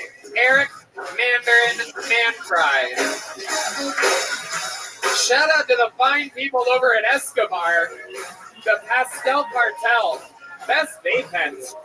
Hey, here's Eric Commander and Man Fry, everybody. One more time for Eric, everybody. Yeah, I just love what David was saying about BLM. Couldn't agree more. Kidding. I love B.B. King, but I also love Buddy Guy. But just because, I confuse their songs sometimes, that doesn't mean that I'm bluesist. People say they don't see color. I say I do. That's blues. What about this word impeccable? We're letting birds come up with words now? That's the first version of that joke. The second version of that joke is I was talking to a bird, and I asked him what he thought about that song. Bird, bird, bird, bird is the word. He said, it's impeccable. I love dates. I think dates are a really delicious food. Great for you. It's like God's chocolate. I love dates so much. I think I'm ready to start calling them going steadies. I'm not a one-liner comedian. I'm more like a one-G-bagger. Usually you find all the coconuts that way. Thanks for listening to my time. Okie dokie, Eric Commander and this Man Fry. If you tell me you're here because of this show, I'm going to kill myself, just to let you know. Well, I'm here on the show. Right. Like in Austin? No. Right, okay. Do you live here in Austin? Yes, sir, I do. Okay, for how long? About a year. About a year. Where were you at before that? Dallas. Dallas, Texas. Okay. Are you just on a break from bartending in Islands? Yeah. Yeah. Cool. Yes, actually. Okay, Eric, let's talk about it. Just going off of how you look, how long have you been beating your wife for?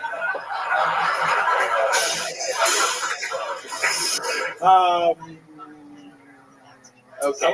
I'll leave you on that. Absolutely. Do you have a wife? Do you have a girlfriend? Nope. Boyfriend? Nope. What are you into? Easy, Tony. How are you? What are you into?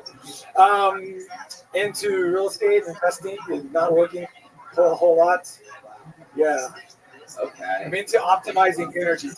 Okay, so explain more of how that works out for you. How do you maximize those energies? Well, a lot of bracelets. Yeah, well, just so many bracelets. I travel a lot. I love travel. I was in Peru earlier. That's where I got the bracelets. And they're hard to get off, because they're tied on about the hungry fist of an 8-year-old Peruvian boy. Okay, Eric, your minute is over. Oh. Anything you say is going to be partially used against you. I know that. I'm aware. I watched the show. I knew you would say something about the bracelets. I had one ready.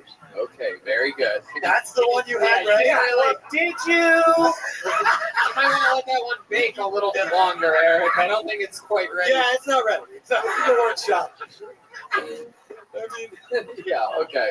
So how long have you been doing stand-up, Eric? Ooh, in my head, like 10 years. And on stage? About 4 months. 4 months? Yeah. All of it here in Austin? Yeah, I did a course in Dallas when I was living in Dallas. Oh, no. Yeah, no. Makes sense. Oh, no. The course? That never works for me. Yeah. Except for David Lucas. He has 5 courses for every meal. You motherfucker! Jesus. All right. So let's talk about it. What do you do for fun? You look like the kind of guy that somehow knows how to do voodoo or something. You're very perceptive, very intuitive. Okay, so what is it? You just get back from Burning Man or something? No, I didn't go this time. Okay, tell us what you do for fun. Yeah, make money. Other than make money, unless you explain to us exactly how you make money, it's not a good part in an interview. And no one believes you. You look like Dan Lazarian's father or something like that, right? You know what, Tony? I just stayed hard up on making money. That's all I do. I make money, and then when I'm done, I make more money. Shut the fuck up. All right? You look like a fucking Uber driver. So You seem like a guy who was leaving his kids because the chakras were off. You know what I mean? Like, just can't do it. The energy's not right. It literally does look like that. So tell us more about you, Eric. Tell us more. Yeah, so I have 12 Airbnb hostels. Okay. Hospitals? Hostel. Oh, yes. Hostel. It's like, who's staying at the Airbnb hospital? That seems real weird. Do you want my hostel joke or no? No, we don't need it. If it was good, you would have done it in the minute that You know what I mean? It got bumped off of your minute because you thought that the stuff in your minute was better than that. So why would we want to hear that? Okie dokie. Let's just keep it moving along. It got a little bit sad there for a second. Yeah, I was like, shit, I should have put the hostile stuff in. Let's hear it. Let's hear your fucking hostile. Well, it's the only place you can lose your passport and your anal virginity. And Oh, Jesus. Oh, God. Oh. By the way, that's not true. Yeah, I would not lose my passport there. You know what I'm saying? I do love that when you did your first, you did a like crazy deep cut blues by the guy, BB King, for like the 7 people who are into blues. My dad would have fucking loved that. You did that, and then it got nothing, and you were like, so the word impeccable's crazy, right? Like, yeah, but then he went from, he finished with impeccable, and he said, how about dates? I'm like, what the fuck is going on right now? I kind of almost enjoyed how there was no segue whatsoever. It became birds. Let's go. BB King. Optimize my time. Yeah. 1 minute. You lose a lot of money, don't you? You seem like a bad investor. Yeah. You all tied up in Bitcoin or something like that? Oh, yeah. How much do you have in Bitcoin? Yeah, I have less than I had before Celsius debacle. Yeah. What? Yeah, no one's that guy's pissed. In the Yeah. front row. He was like, fuck, he was Celsius. Don't anybody turn around that shit. I have 4 less than I had, I'll say that. No one ever feels sorry for you when you say that, of course. Okay. Yeah, why would we? Yeah. What the fuck are we talking about? To be fair, Dad was going to ask that regardless of what we were talking about. What was the coolest thing that you saw in Peru? Oh, yeah, Machu Picchu. What was the saddest thing you saw in Peru? This woman who didn't think alcohol was destroying her life. Ooh, yeah. Wow. So I worked, you'll find this interesting. I hope. I worked for a liquor company, a tequila company for a long time. Okay. And so when you said that about taking the break from I lived in Guatemala for a long time, 4 years, doing the accounting for a mezcal company. And yeah, so be careful out You there. said I would find it interesting, and then you just went and talked about how you were an accountant for a mezcal. Yeah. Okay. D-Madness, you came back a little bit too quick. No, I'm better. Eric Mandarin, before I let you go, tell us the most interesting thing about your life, or something that you think stands out different than everybody else in the bucket. Like, yeah, sure. I had a near-death experience. Yeah, what was the near-death experience? Was it on stage during your 60-second night? No, that was a full death experience, I believe. Because you died, bro. We're trying to bring you back. All right, what was the near-death experience? Yeah, so you shouldn't drink alcohol and snort Oxycontin, turns out. Yeah. Yeah, and I traveled out. And where'd you do that at? Guatemala. Turns out they'll sell anything over the counter, especially if you're white tourist. And have you snorted Oxycontin before? Oh yeah, every Friday night. Had a gig. You don't do it anymore? No, God no. That's God no. in the tequila business. Yes, sir. Okay. Yeah. All right. So who saved you? God. Yeah, God. All right, that's a bullshit. Wrong answer, bro. It was not God. It was Guatemalan. You're saying Guatemalan wrong. What the fuck is that? The fruit safety is a gift for you, sir. Commander. What the hell? No. Don't put it up. Oh, God. All right. It's going to explode, everybody. Don't. Why is it so hot? Been by my hot ass. What the fuck? The first I've man never that said, held a hot orange. I feel it from here. So mandarins cured my herpes, and so I have a lot of respect. They absolutely did not cure your herpes. That was another great gift from my time in Guatemala. They didn't cure your herpes. They did. Uh-uh. You want to see? Nope. Very good. Eric, I gotta get you the fuck out of here, dude. Eric Mandarin Man Fry, everybody. Absolutely. Thank you so much. Hey, this is Kill Tony debut. He's been at it a few months, chasing his dreams. He would have been a good writer for like a sitcom in the 80s or something like that. TV execs would have found him hilarious. 3 seasons. I like that Eric Mandarin Man Fry guy. Very warm. All right, back to the bucket we go. You guys having fun out there still? Your next comedian goes by the name of Jack Stoltman. Jack Stoltman, everybody.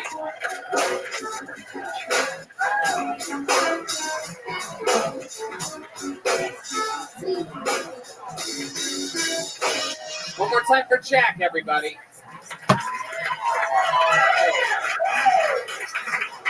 I just got out of my first long distance relationship. First and last, I hated it. But going into it, everyone was like, long distance is so easy nowadays with FaceTime. No, it's not true. FaceTime fucking sucks. How about this? FaceTime me when they invent pussy time. You can call it sit on my FaceTime. Recent geopolitical events have shown me how little I know about how the economy works. Because Russia invades Ukraine and all of a sudden I'm sucking dick for gas money. It used to be you could get a gallon of gas for $2. Now I gotta swallow 2 gallons of cum just to fill up my tank.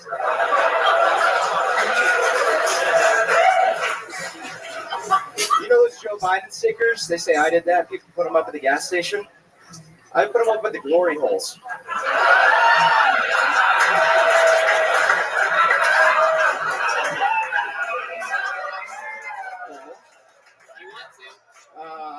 I saw an interesting factoid the other day that said if we had a minute of silence for each victim of the Holocaust, we'd be quiet for 11 years.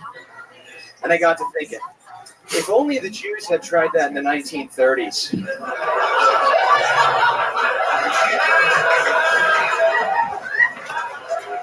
Jack Stoltman, everybody. Hell yeah. Very, very good. Jack Stoltman. I can't quite... You know who loved that last joke? This motherfucker right here. Oh, yeah. No doubt. Unbelievable. I can't quite put my finger on what you look like, Jack Stoltman. It's a very interesting look. Why do I get the vibe that you're in like the witness protection program? You left New York, they sent you to Texas. You're like, all right, I'll play the part. I'll do whatever I have to do. It is a fake beard, a good eye. Is it? No. Oh, okay. Can I say something? You're this totally straight dude. Yeah. But you look like your asshole ate itself. Like you have zero. Can you turn around and show everybody your ass? Let's see. It looks like his ass. Whoa. Whoa, wait. He's got an eating for an ass. It's like his ass ate itself. Do one more spin. What? Holy shit. What? You have an inverted ass. Oh, I've never seen anything like that. It's like he shits out the front, maybe. I don't know. My God. This man is reverse David Lucas. This is incredible. Absolutely incredible. Do you do a lot of planking? You literally, what do you do for a living? I bartend. You literally worked your ass off.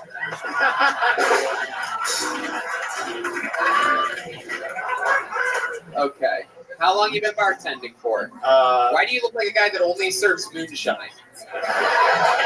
One shot only. About 4 years now. Okay.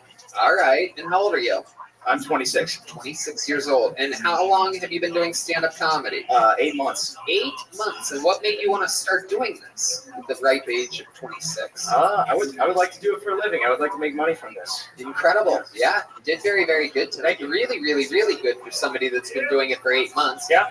And the confidence with which you delivered those difficult jokes is ballsy, dude, for a young comic. And I saw him get confidence because once he got a laugh from the people over there started clapping and he just fucking casually put his hand in his pocket like fucking Carson, like, well, you know what they say, you know? He put his hand in his front pocket and rubbed his ass.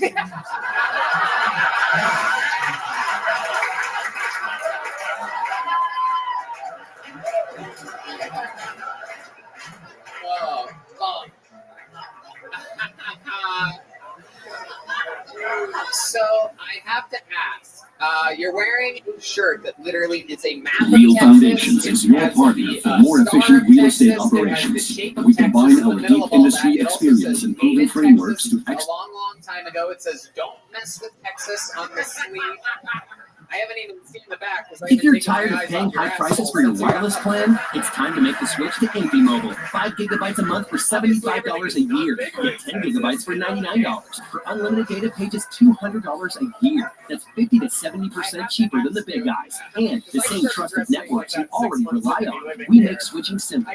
Plus, every week, one lucky new customer wins a free iPhone. Visit www.infymobile.com today. That's www.infymobile.com.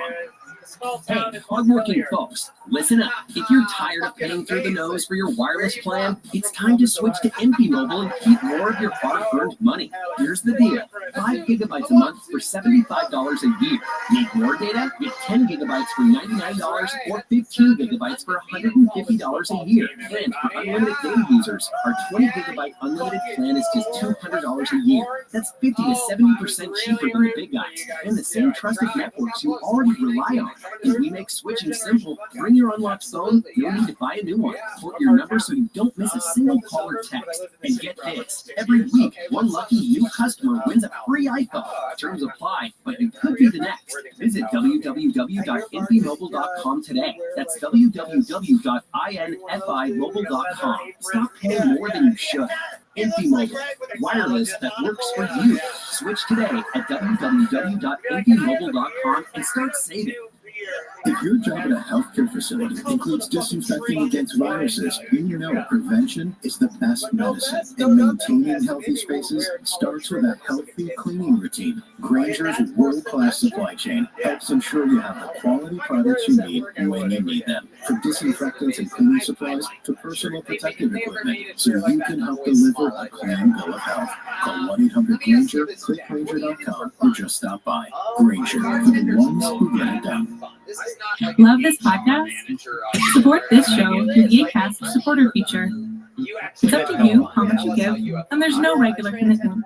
Just click the link in the show description and support now. My goodness. They trains a 10th planet, which is obviously, for those of you that know, one of the jiu-jitsu camps in the entire world. So you're very good at jiu-jitsu. I've only been doing it a couple years. Obviously, it must help not having an axe. You can't rear a naked choke you, my friend. Fell off in a twister? Yeah. Yeah, you don't have much of a darce back there. You know what I mean? Have you ever found anything in your beard? I find snacks all the time. Yeah. Have you ever eaten anything in your beard before? No, I'm going to keep on with it. What's your love? You're out there with fucking beard hair all over your pussy? No, I got it. Okay, why do you think that is? I just got a long distance relationship. Oh, wow. How long distance was it? Was really from your listen? You're back it up higher. Okay. Alright. Is he right though? Because you have a very typical chin. I have a decent chin.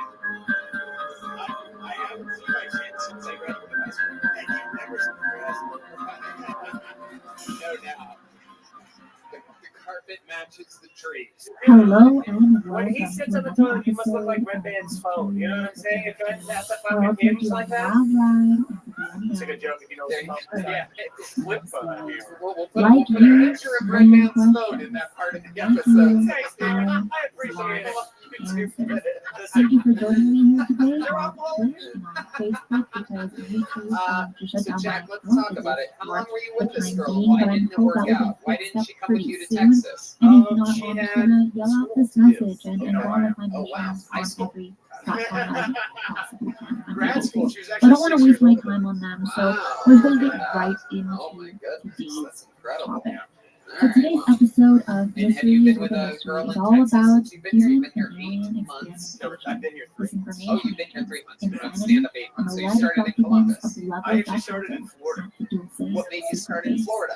But before we I just really wanted dive to, well, into I've the been topic, thinking let about me it for a bring long in time. I've my been writing for a extra long time. special And co-host, I've been hanging out at the Mr. local club Tom there, and I was like, Petula. you know what, I think I should give it a shot. Jimmy, I really Jimmy, want how to you do doing this. today?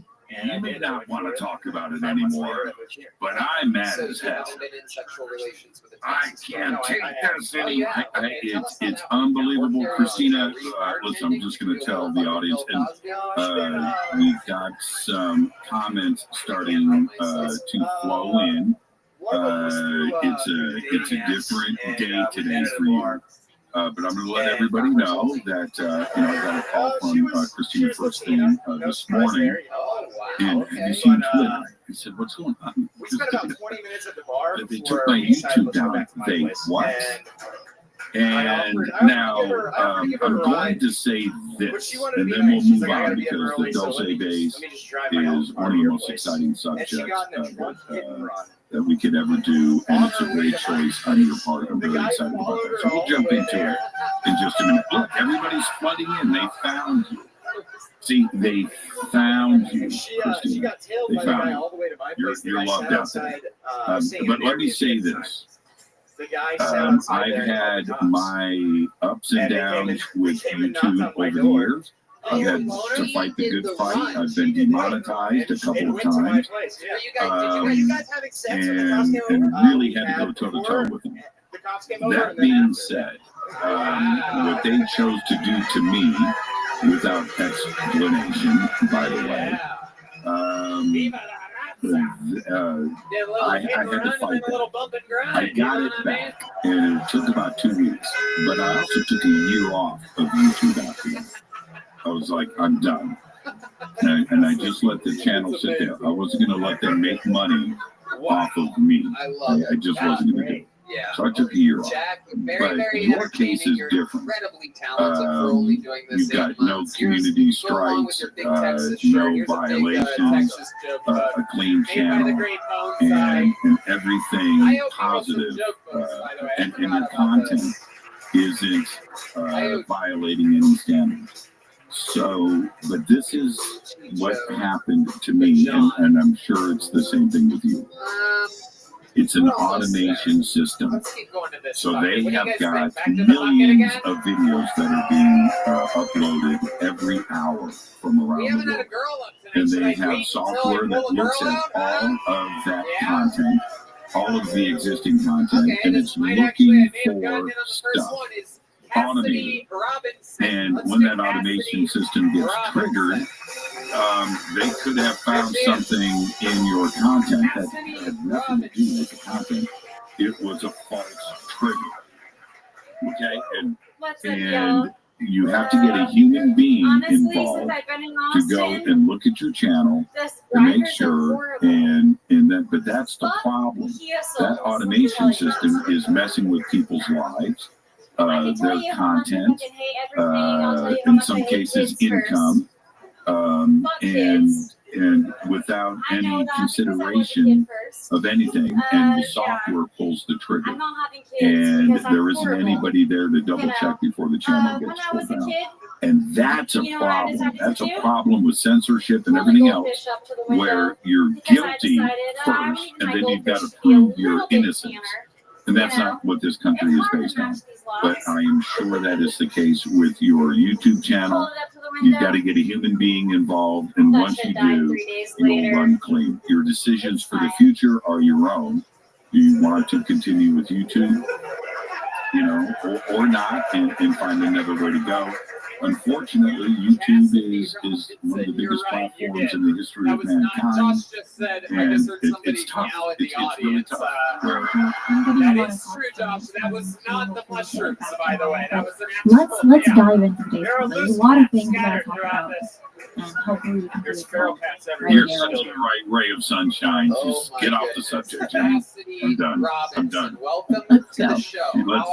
How do you feel? So I'll go ahead and read the black and white description of the story. Today's is a little bit longer than usual, but I think these are all pretty important notes, You're supposed to wear the corset on the inside. I believe is that the Intercontinental Championship of So, Gingerism? residents of the small Listen to how they groan about gingers. Is that like the new N-word or something like that? flying Gingers saucers are and gaining other momentum. We finally unidentified feel flying bad for the objects people over that the really community deserve of it. about 2,600 These people people, struggle. many of them also share stories of low-flying military helicopters and fast-moving lights darting back and forth in the sky. Welcome to the show. How long have you been doing stand-up comedy? Ever since Game of Thrones got canceled? The headquarters of the Apache Reservation in northern New Mexico and is largely inhabited by indigenous. Thank you. My name Despite is its Sansa small Stark, population, actually. it draws heavy tourism by ufologists who host an annual Dulce Days UFO conference. And Dulce is located about 200 miles from Albuquerque. It is important to note that the existence of the New Mexico alien base itself remains entirely unproven, even as the legends surrounding it are well documented and still simply don't know exist. Where does this personality Stories usually arose shine? in Are you the late general 1970s manager with of New Mexico State Trooper Gabriel Valdez reporting a series of disturbing threat emulations, and this is according to the Michael Birkin's A Culture of Conspiracy. Okay, and then it also states that the China surrounding the cattle mutilation suggesting to Valdez that the government was involved and that the cattle were not ravaged by wild animals. One resident even claimed that So how did you get the job testing weed? well. There's a lot of weird things happening around the Dulce base. And then, of course, the story brings in the infamous Paul Benowitz, claiming he had infiltrated electronic communications How did you get the in job smoking weed? 1979, along with taking pictures and videos of crack and precursors What's happening right now? So we have a lot to dive into today and a lot of things to talk about when it comes to the Dulce base. Nobody knows what's happening right now. We're all on mushrooms now. Tasty. And now, and that's a great overview. There's a couple of things. Now let's back up. Let's go before the modern stuff. The tribes, the indigenous cultures around there. It's a very sacred area. And they have been talking about for hundreds of years sightings, lights, and things that happen in and around this area. And I have talked to numerous tribe members. If you're thinking about going to nursing school but aren't sure how to get started, join us at Galen College of Nursing's upcoming open house. Here, you'll meet with friendly and helpful faculty, current students, and academic advisors who can help you get comfortable with admissions and enrollment. Plus, you'll tour our campus and learn all about Galen's personalized student support. RSVP now for our open house on Tuesday, April 29th from 4 to 6 p.m. by visiting galenccollege.edu/Miami. That literally sit outside of the Best Western Hotel and look across at the mountains, and they see stuff just right there, and just gather and watch the action in the hills there. So that's been going on for a very, very long time. Then researcher and author Leonard Stringfield started to make a couple of comments about this area and doing some research. Some of it was taken out of context, and I think that Leonard Stringfield had to step in and say, look, there's strange things going on, but I didn't say. You know, and things were taken out of context, at least in his point of view. And he's a great researcher and was a great researcher. And we have to take him at face value. But even he was intrigued with this area. The cattle mutilation, Valdez wrote an excellent book, by the way, on what was going on up there. Many ranchers in the area reported black helicopters and coming in and sightings of the cattle being not only taken but replaced in the area too as well. And I think that some of the questions started to come up. This was aside from the UFO issue, but were the cattle being tested with chemicals or radiation, and there was some testing of that in the area. And were they taking the cattle to see the effects of the radiation on them, then replacing them back, maybe removing body parts to look at the inside? All of that is sinister in of itself. And if you're not reporting it and letting the local ranchers and and the community know what was going on, and that leads to some pretty shifty stuff. So we have that going on at the same time. Enter Paul Benowitz. So Paul Benowitz starts to hear rumors. Now, Paul, as we know, with Richard Doty and William Moore, and is very, very infamous. It's an infamous sad case.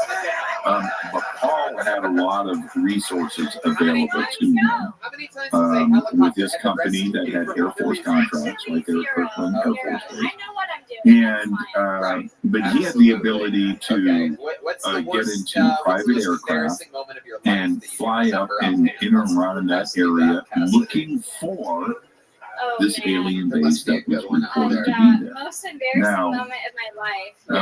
From Paul himself, in his reports back to others, he found a craft. He found something that was interesting in that area that looked like a crashed flying saucer of some kind, and he knew he was on the case. Well, those reports, combined with the lights in the area and what the Indians were seeing in the area, and going back to Leonard Stringfield, and now these reports coming out from Paul Benowitz, things seem to be in action there at the Dulce base. Now, no, I'm asking you about a time that you got embarrassed. He was just sleeping with another girl. That's it. We circle back and discuss all of this. Was there an alien base, tunnels, and things? There were a lot of underground Air Force installations there. Wait, did you ever hook up with them after he slept with a guy? And missile silos, the tunnels for that. You have the structures on the surface for the Air Force buildings and things and fences that need to have that infrastructure. But stuff was going on underground for sure, and there was tunnels going on underground for sure. The urban legend part of this is that all of this was done because E.T. arrived here a long time ago and found that area to be special and established an underground base, and that's where they resided. And that was that. And that the Air Force knew about this. And there were agreements and things working together with ET and our government for a very long time. Now, that's part of the urban legend. And if you look at some of the maps that have been generated over the years of tunneling efforts across the United States and maglev trains and things right through Dulce, there were other reports of Sandia Labs and things that were happening in Albuquerque and Kirkland, that there were tunneling systems between there and Yelp, and those existed. Now, has it been proven? No. I have talked to Nori Hayakawa a couple of times. He was a guest on the show very early on with Fable. And his investigations going into Dulce, and I asked him directly, have you found an entrance anywhere? No, have not. And that search continues. Now, is there an entrance that has been found? There's been rumors about that. There is a lot of stuff with the Air Force and their existing facilities that are there. That could be entrances. But it's behind fences, and you really can't get to it as a researcher, photograph it, or ask any questions. But if this story is going to get any stranger, any crazier, it's Phil Schneider. And when this is, I mean, you're wrapping it all out real quick. I mean, Phil Schneider.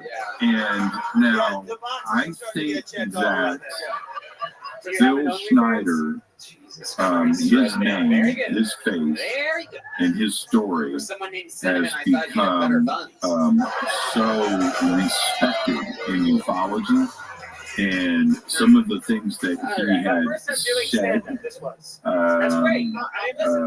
and you can see some old video. He died in 1996. He was murdered. Some say assassinated in 1996 in Oregon. I'll come back to that in just a second. But Phil Schneider goes on the UFO circuit and is speaking at conferences around the country about some pretty amazing things. Now, the facts behind Phil Schneider are the stuff that is there. Geologist, and he was hired by the United States government to help engineer underground tunnels and tunneling systems, deep underground military bases, and that was later. Before that, he was an investigator into 9/11 for the government to figure out how those buildings came down, the World Trade Centers 1 and 2, how they came down. And he had a pretty healthy CV. And so you can go and look at his work history and his education and see how legitimate he was. Now, but he chose to go out and speak about the New World Order, the elite, and governments around the world, and how they were working together for control of humanity. And he gave his reasons why. And some of his claims were outlandish at the time. But now that we can go back after 25 years after his death and go back and look at it, and he was very prophetic. And there were things that he said that came to pass. I'm not going to get into specifics with that. But he was taken out. And he was taken out as he was talking about Dulcie and what happened there. So he gives this account. I recently watched The Godfather. And again, I'm not reading. I've researched this case enough that I can actually speak about it and be pretty close.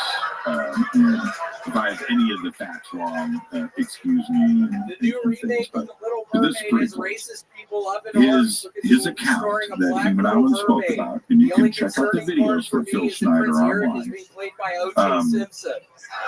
That he was in a tunneling effort, digging down at Dulcie, and got to a certain level. They're blasting through the rock, and they're digging, and they're boring, and he's going down, and he's got his tool belt, and I'll come back to that in a second. But anyway, so they reach a certain level, and they break through the rock, and this stench comes through. This is at Dulcie. And it was unbelievable. And they continued to bore through, and they opened this up, and they broke into the alien base. And they are looking, he's looking straight at an alien being standing there in front of him, and he freaks out. And one thing leads to another, but there's a gunfight. There's a shootout. Oh my God. And an explosion, and he gets blasted in his chest. And this is I mean, it's sad, but this is part of the facts of the case. He gets blasted in his chest, and by some alien technology, gun, ray gun, photon weapon, whatever you want to call it, phasing. He gets blasted in the chest. He loses some fingers. He gets burned. He gets this gnarly injury to his chest and the scars and everything. That and it was debilitating to the point where when he was murdered, I'm going to come back to the gunfight. But when he was murdered in Oregon, where he was speaking at a conference, he was in a wheelchair. He didn't have any fingers. Well, he had a couple of fingers, but he was very sick. He couldn't walk. He was in a very bad situation, and he's in a motel room in Phoenix where his body is found with surgical tubing wrapped around his neck and tied, and they said that he committed suicide. Now, first off, he had no fingers, right? He had no way of tying or wrapping and killing himself with surgical tubing, like was stated in the police report. And when you read the police report, you realize what the fuck happened? that somebody killed him, right? Okay. So, but he was out there speaking about the New World Order, governments, 9/11, dark parts of different world governments, including the United States, and maglev trains and tunneling and what was going on across the country. And these alien bases, Dulcie, the shootout, and his injuries, and he was out there very publicly speaking about this stuff, and then he dies with surgical tubing around his throat in a hotel in Oregon. And so when you look at Dulcie, in total, is there something to this area? You have Paul Benowitz, dead. Phil Schneider, dead. Cattle mutilations and reports, all factual. Black helicopters, and a culture that has been there for hundreds of years, and talking about also those it was so much nicer being able to do it with somebody else. I mean, I'm alone. And it's a very, very interesting case, Christina. And when I look at Phil Schneider, and I go back and I watch those videos and his presentations over the years, and those that knew him, I had a lot of people on the show, and some that were with him in Portland when he died.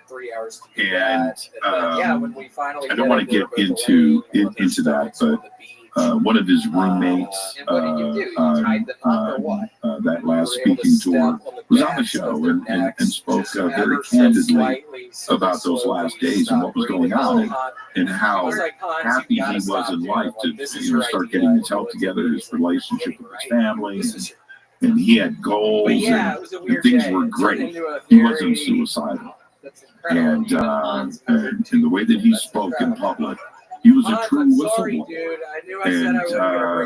and it just adds to the mystery of Dulcie. Now, William, so in everything that you said, there were a lot of things that you kind of touched on, and I want to go a little bit more in depth. The first person that you mentioned was Gabe Valdez. And just to go into a little bit more in depth about him, for those that might not know the story or know who he is, he was a police officer and a researcher. And this man, when he was looking at these cattle mutilations, because he was a police officer, he gets called into these things. He also found gas masks nearby, glow sticks, and heating equipment. He also found, which is incredibly bizarre, is that he found a human monkey frog fetus in a cow uterus that was dead. Now that sounds terrifying, and he took pictures of it, and you can find that online. But with this man in particular, Gabe Valdez, there were some moments where he believed that the cattle mutilations were kind of more human in some respects than maybe towards the more alien side to it, just because he found evidence to back up his opinion onto why these cattle mutilations were more human, because he found human equipment.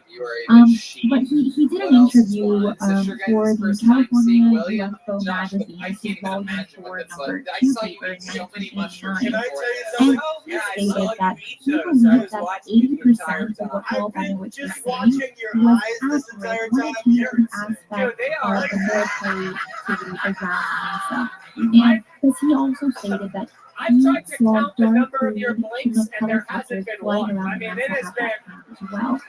And he knows that there because there's a lot of military activity happening, but he just doesn't know if it's really related to the UFO phenomenon. Then he says that there's about 20% of what Bennewitz is saying that's kind of more theorized. It doesn't really have any factual evidence, and it's not necessarily accurate. And these are his words in the interview.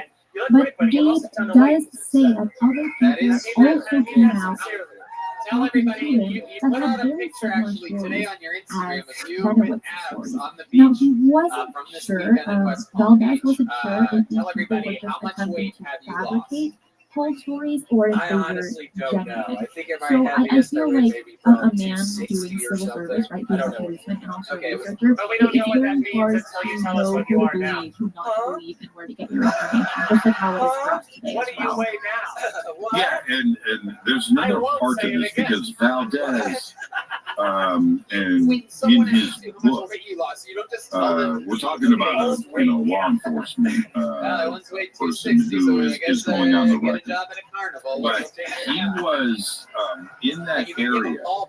You Law should have a enforcement ballpark answer for that. When you is say not 100 like pounds, Los Angeles or New York or Chicago or Miami. It's 70, I different. don't know. And That's awesome. New Mexico, and I've Yeah, been I feel better. The there, last time, is Josh, a I went on very your podcast a couple times. I had my neck brace sparsely over times, and no times I populated was high as hell on remote cocaine. area. And there Oh are my reasons God, why they we were did so much our fun, atomic though. I testing remember they there, went well. and we have missile ranges and just because there's nothing there, things are spread During out. his show?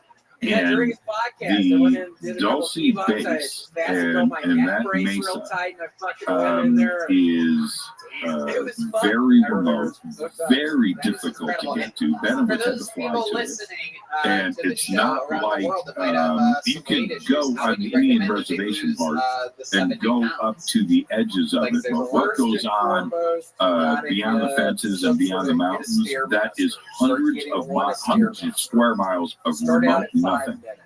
And so one law enforcement officer trying to chase these details down, or sightings of craft, or the things that happen that you're not around, or the decision to build a deep underground military base that Phil Schneider was referring to, that Paul Bennewitz was doing.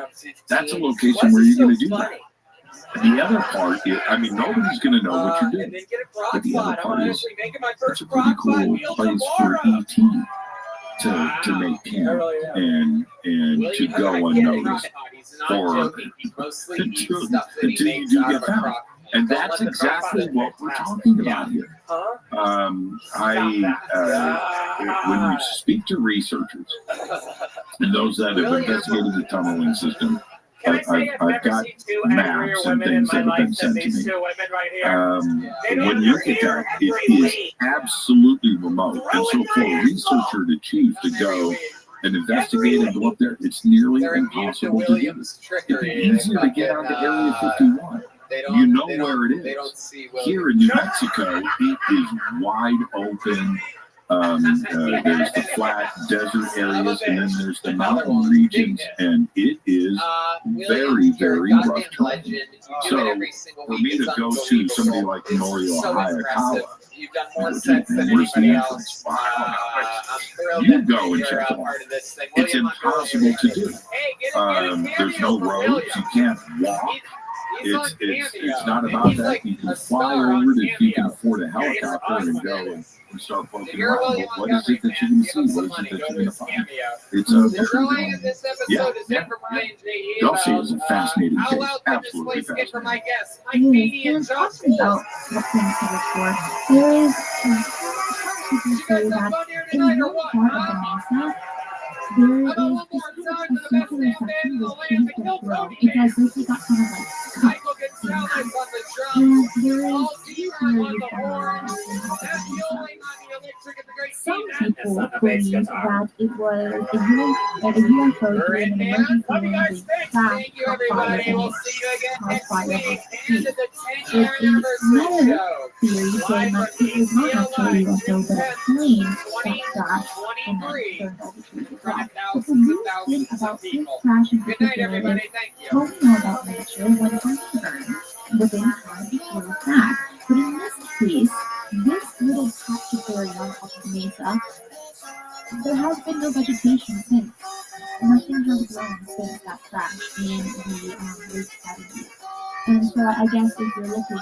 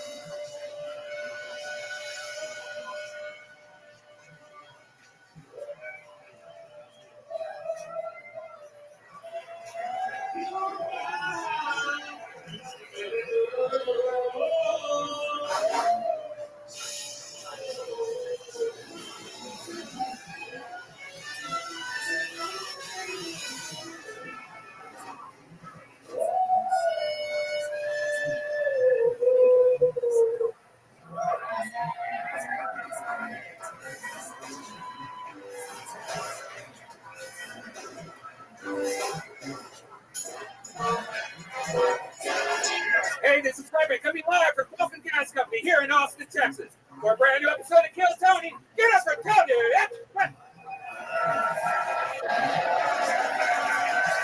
You guys ready to have the best goddamn motherfucking night of your lives or what? Yippee! Make some noise for Red Band, everybody. Hey! Welcome to Kill Tony, brought to you by the Red Rose and the Yellow Rose, the two best goddamn strip clubs on planet Earth. Happen to be here in Austin, Texas. And how about a hand for the band, huh? Is that incredible or what? That's the Screwball Peanut Butter Whiskey presents Kill Tony Band.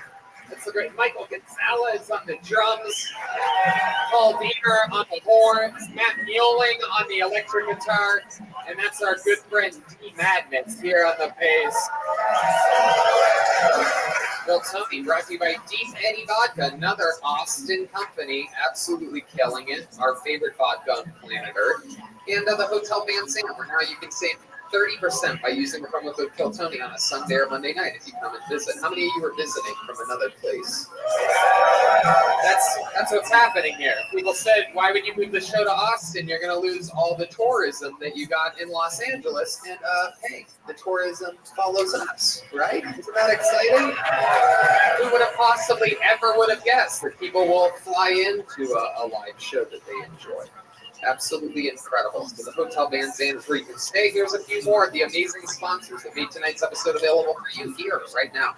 Hey, y'all. You might not know this, but when I'm not being the host of the #1 live podcast in the world, what I've been doing for the last 16 years is being a professional stand-up comedian. And I'm excited to say that I'm back out on tour again. October 11th and 12th, Philadelphia, Pennsylvania. October 14th and 15th, I am in Boston, Massachusetts. November 4th and 5th, New York, New York. December 9th and 10th, I'll be performing in Arlington, Texas. January 13th and 14th of 2023, I'm in Dallas, Texas. Then February 9th and 10th of 2023, I'm in Houston, Texas. Tickets available at TonyHinchcliffe.com.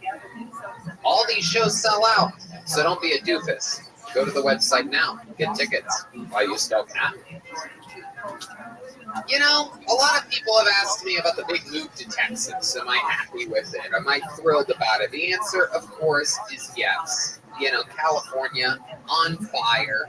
Absolutely silly tax situation over there. You're all the way stuck on one side of the country.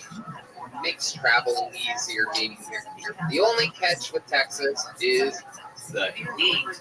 Those summers are ridiculous. And while I try to stay cool living in the shadow of Joe Rogan, I also use liquid IV.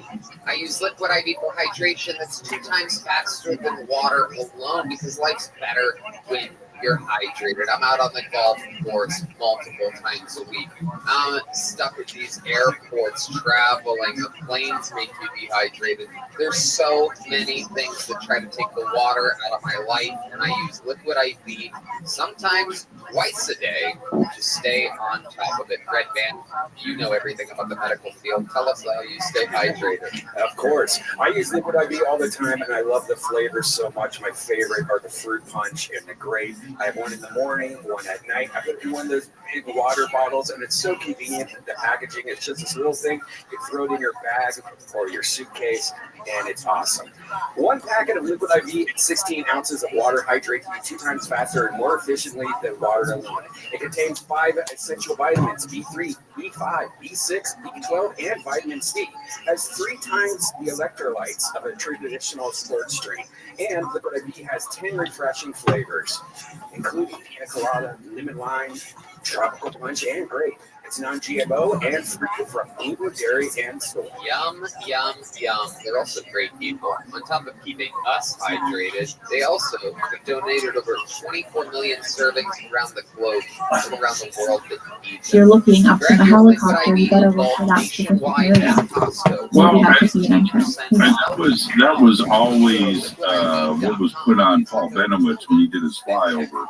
That he found a plane crash that happened up there, and Benowitz was pretty specific, and I would think, and he lives outside of Kirkland Air Force Base. You have Albuquerque's commercial airport there as well. And he's in the business, and he works with the Air Force. He knows what an airplane is, and you're going to know an airplane crash and when you're flying over it. I'm not so sure that I buy into that narrative. I think Paul saw what he saw, and he was convinced that it was a crashed alien crash. I don't think, and especially at that point, I think his mind was still there. So I'm not so sure that it maybe there was a civilian plane crash up there, but that's not what Paul saw. Let's dive in a little bit more about Paul, because there's a lot to his story in particular. So we briefly talked about it, but we're just gonna dive in a little bit deeper. So he made his claim to fame in 1979 when he saw several UFOs taking off and landing in the vicinity of the Manzana weapon system next to his home, and he stated that he caught it on video and even took pictures of these craft. With the pictures and the video of this craft, he alerted officials at the Kirkland Air Force Base, who interviewed him at his home and also on the base. Later on, he had electronic equipment pulled towards the base and attempted to record high-frequency electrical impulses, believing that it was alien communication.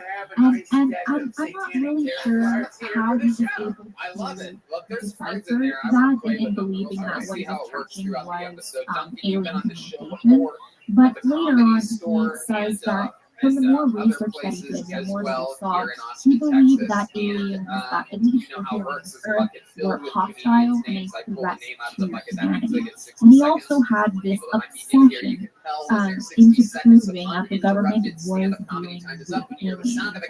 Having the government brush it off. He really wanted to prove it, which led on later to Richard Doty and Bill Moore to come in as a big part of the story as well. Well, we have to, obviously there's a lot going on in this area. Without even bringing up Roswell, right, or Aztec, or Corona, Trinity, without bringing up any of that, there's a lot going on in this area, and there is probably, even to this day, the Sandia National Labs there, probably some of the smartest people in the world live and work there, number one. Number two, it is the most advanced technology and concepts anywhere in the world being developed right there. This is not Area 51. This is the most advanced research. With all of this, we have the UFO and the ET connection. Is that something that is being developed there? Well, let's talk about Paul Benowitz for a second. Paul focuses his cameras, and he's got stuff on the roof of his house. He's shooting from inside of the house, but he's shooting at this very specific spot where he said UFOs were landing and taking off. And he had very specific images that he talked about of landed craft and activity going on around that craft that he photographed and videotaped at length. I asked Richard Doty if he had seen those images. Rick Doty, a little evasive on those answers. And Rick may be listening right now. He knows what I'm talking about. A little evasive on those answers. And the reason for that is, where did the images go? Now, there were, and I've heard from a few different people, that Paul had a box full of images and videotapes near these cameras on the back half of his house. Where those images are today, don't know.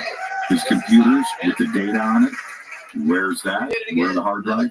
Don't know. And that is one of the most intriguing parts about all of this. Now, I understand that Kirkland was developing technology to block Soviet satellites and imaging, and they were doing that with a lot of different things. They also had to block what was going on at Kirkland. They were developing drones, and especially back then, drones were a very, very big deal, and very secret projects. Okay, I get all of that. But Paul Benowitz would have known the difference. And his claims and what he saw landing and taking off from this section of the base raised his eyebrows, and he had the evidence of this. The other part was, you just mentioned this, he was recording radio transmissions, and he was convinced it was ET, either talking to Kirkland or talking amongst themselves, but he was getting that, and he would sit and listen and try to translate, try to figure out what these transmissions were. Rick Doty says, well, that was, secret Air Force radio communications, and we didn't need that knowledge to get out. Not really buying that so much. I keep going back to Paul Benowitz was a very smart guy, owned a very cool company that built instruments, and he had government contracts with the Air Force right there at Kirkland, and he wasn't a dummy. He was seeing what he was seeing, and he was hearing what he was hearing. Meanwhile, we've got cattle mutilations, we've got the sightings in and around Dulce, and of course, we have Phil Schneider and his accounts of what happened there, and the Delta Force being brought in, and this gunfight, that broke out between ETs and Delta Force in this deep underground military base. Something we would talk about when it comes to Mr. Benowitz is in the book called UFO, The Dulce Story, an incredible deception written by Thomas Castello and Walter Stevens. They state that Benowitz was arrested, and this was referring to psychiatric treatment, and he was institutionalized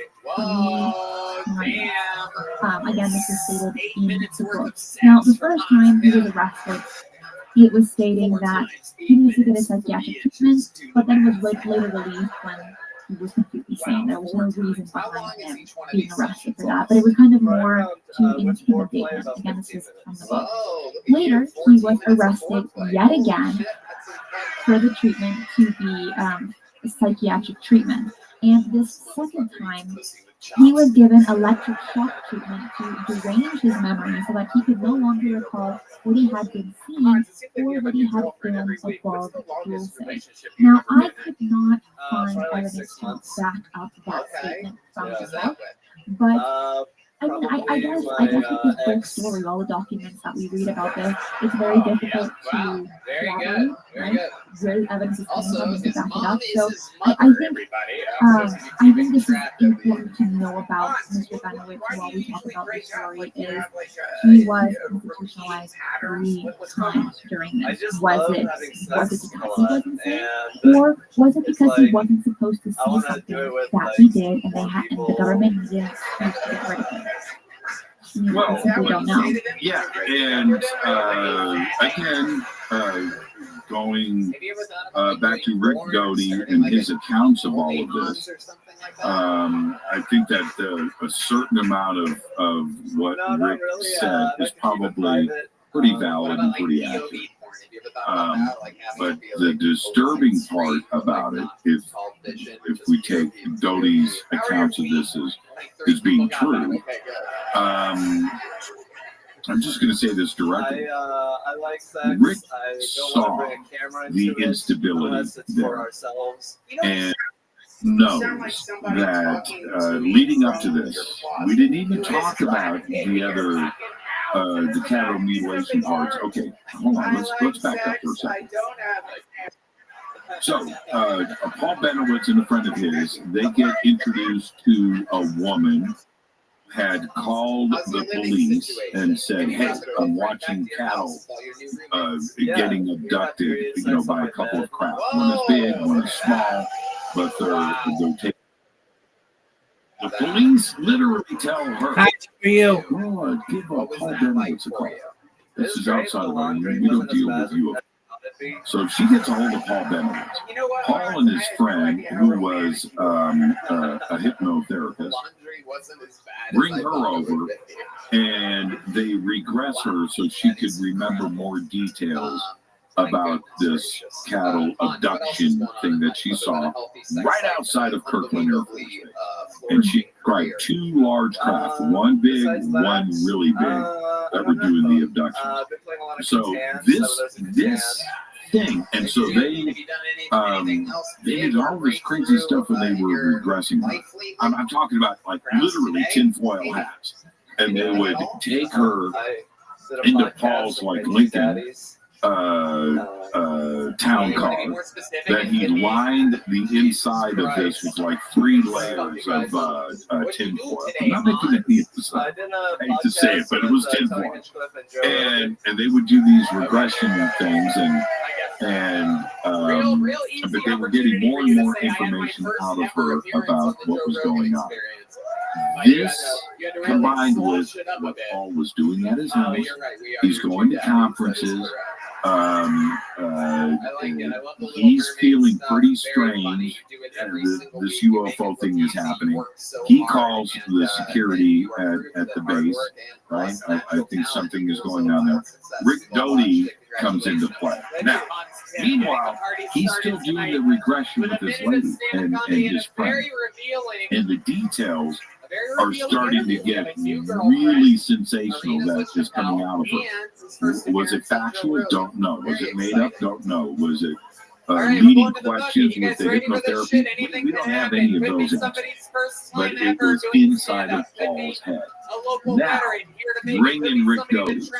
Rick Doty goes, okay, yeah, these pictures are pretty interesting. Yeah, this is, and Rick is claiming that Paul Benowitz is on to secret government technology. So he's got to throw him off the case, right? He's got to throw him off the scent. So he tells Paul what? Dude, here's the secret. Here he comes, everybody. UFOs Danny are real. Tierney, your first media I know it. tonight. I know it. Well, that right there, at that point, that was the mistake that Rick Doty made. Doesn't mean that UFOs are not real. What I'm saying is Rick knew that he was dealing with somebody that maybe couldn't handle this kind of information. Disinformation, real information, and that part doesn't matter. The statement pushed Paul over the edge. And meanwhile, he's got the regression going on. He's got his cameras. He's got his audio. He's flying over Dulcie. The whole community is seeing rights in the area.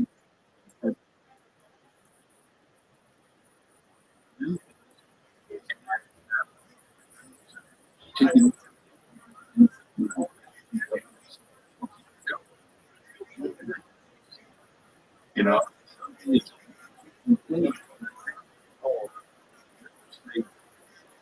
Venom was his friend.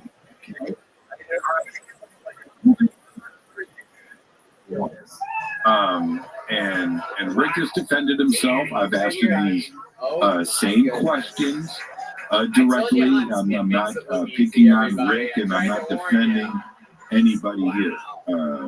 That's not where I'm going with it. But Paul Benowitz and his family is concerned now. And everything else. But what did you expect? You know, you bring in Bill Moore and these documents and these things and these statements and the action that's going on outside of his home and in the skies and Dulcie and this lady that is doing this regression therapy that didn't see cattle being abducted, right? And this is what happened. And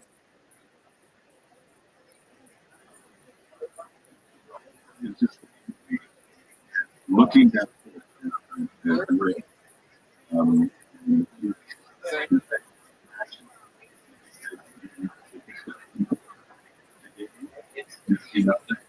he did enough Paul Benowitz was onto something, and it could have been ET related.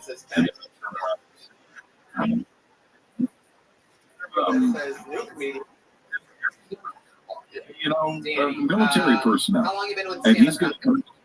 Those are real. Well, that ultimately, that's what happened to Paul Benowitz. That conducted, Dr. Leo Campbell and professor of University of Wyoming, and also when he was hypnotizing the wife and son, or the mom and son. What did they mention about cattle mutilation? They also talked about that they were and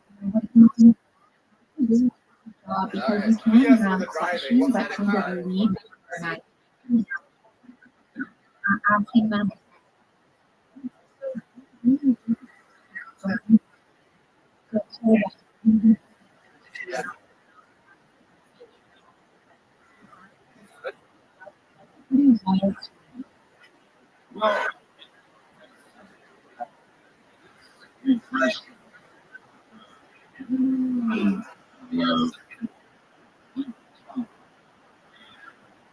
They kept trying to develop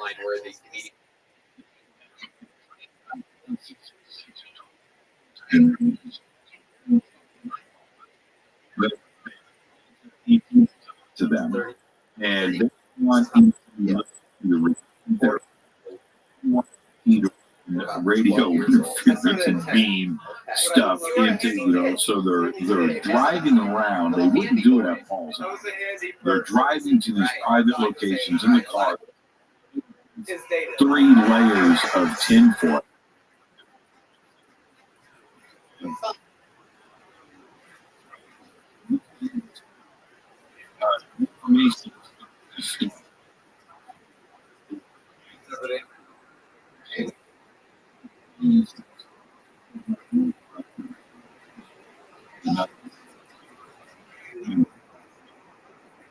Information out of it. So you're right, and this is going back to the point that you just made. It went from cattle, you know, the stuff outside of Kirkland, all the way to abductions and analysis and things. And we don't know.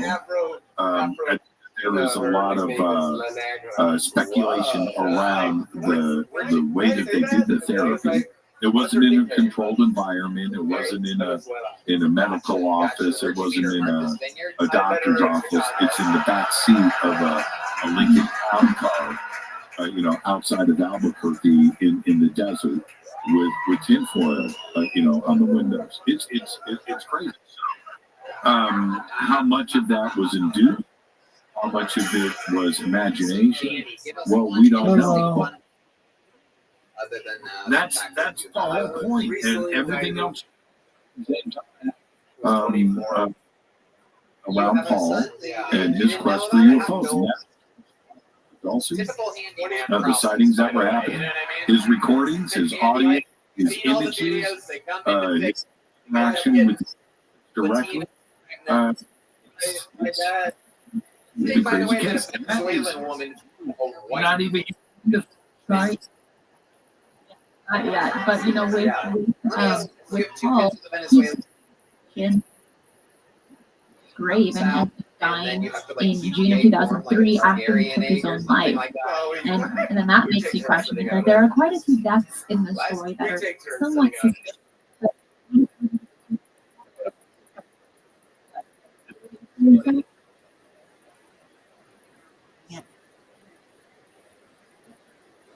About one in particular. Are you talking about Phil Schneider? No, I'm talking about Paul Benowitz. Oh. He died in 2003 and took his own life. Yes. And let's go back to Phil Schneider. When I always have one hair that just wants to come out and go, dude, I'm messing with you, man. I'm messing with you. Okay, and back to this. Listen, I want to say this to everybody in the chat room. Thank you for sharing the petition. Christina's like, she's distracted. She's got a lot on her mind. Can we talk about Dulcie in the chat? And then, boom, here it goes. There's the link. Oh man, I'm gonna sign that thing. I'm mad as hell. I'm mad as hell. We'll get back to that, everybody. Let's talk about those. So, back to Phil Schneider. When Phil first started to give his accounts, and I want to say this in the most candid way that I can. His from beginning to end, his account is so detailed down to the most minute thing. And when I listen to somebody speak about something, I want the details, right? I want to know. It's the little things that I'm picking up. And I think those are most important because, Christina, if you went to the store today, right? Okay. You go to the store. I know where you were this morning. I'm not going to go there. But let's take that for an example, okay? So you go to the store, not really the store, you have a location, but you go. And you go in, and then you leave the store. What's going on, Elena? Okay, now you have the choice of, I went to the store today. How are you? Can you hear me?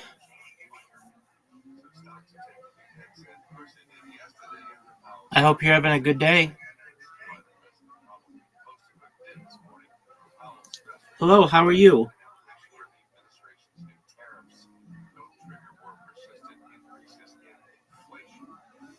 Can you hear me? Hello. How are you? Hope you're doing. Hello, how are you? Excellent. How'd you find out about me?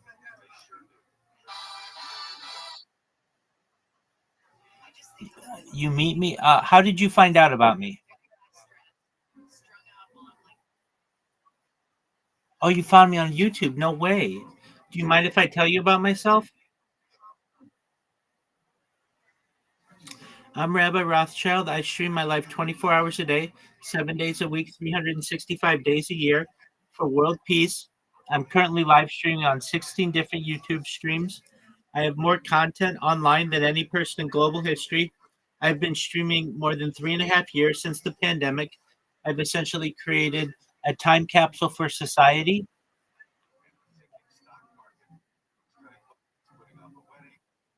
Yeah, it's a big undertaking. I talk about some things that I think are important to the world, such as ending world hunger through the use of technologies such as agricultural drones, floating greenhouses, saltwater greenhouses, hydroponic, vertical farming, cloud seeding. I want to help end world thirst. I'm sponsored by a cryptocurrency. It's known as Harry Potter Obama Sonic 10 Inu. It's a lot of words. It's worth tens of millions of dollars. And one of the things that we've done is we've built wells in developing countries such as Africa, Nigeria in Africa. I also am a major advocate for the Life Straw program and desalination technology, where we pump Earth's seawater onto land to get drinkable for the common person. I think these are important undertakings for the world, and I do my best to be an advocate for them. Does that sound like an interesting project to you?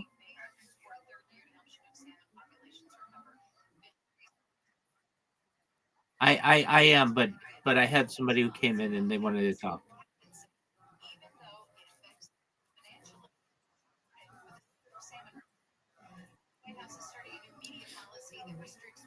So, Elena, are you a streamer? Oh, no, you're not. Okay. Well, you should know that you're always welcome here. I'm here to be a positive person in your life and to give you an optimistic view on society and to give you hope. And if there's anything you ever need from me, I'm here to help you, okay? Excellent. Feel free to come by whenever you want, okay? Excellent.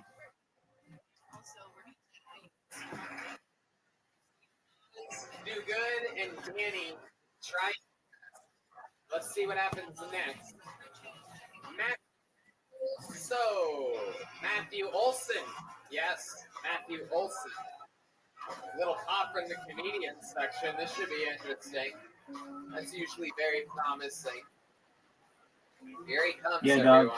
You guys having fun yet, huh? There you go. I'm here. One more time for your next comedian. It's Matthew Olson, everybody. No, I don't want to play right now. I'm going to do my best to get some sleep. Have you ever asked somebody for directions and halfway through your answer? Shit. Oh, on I know that Twitch, I've got 50,000. I accidentally get jobs.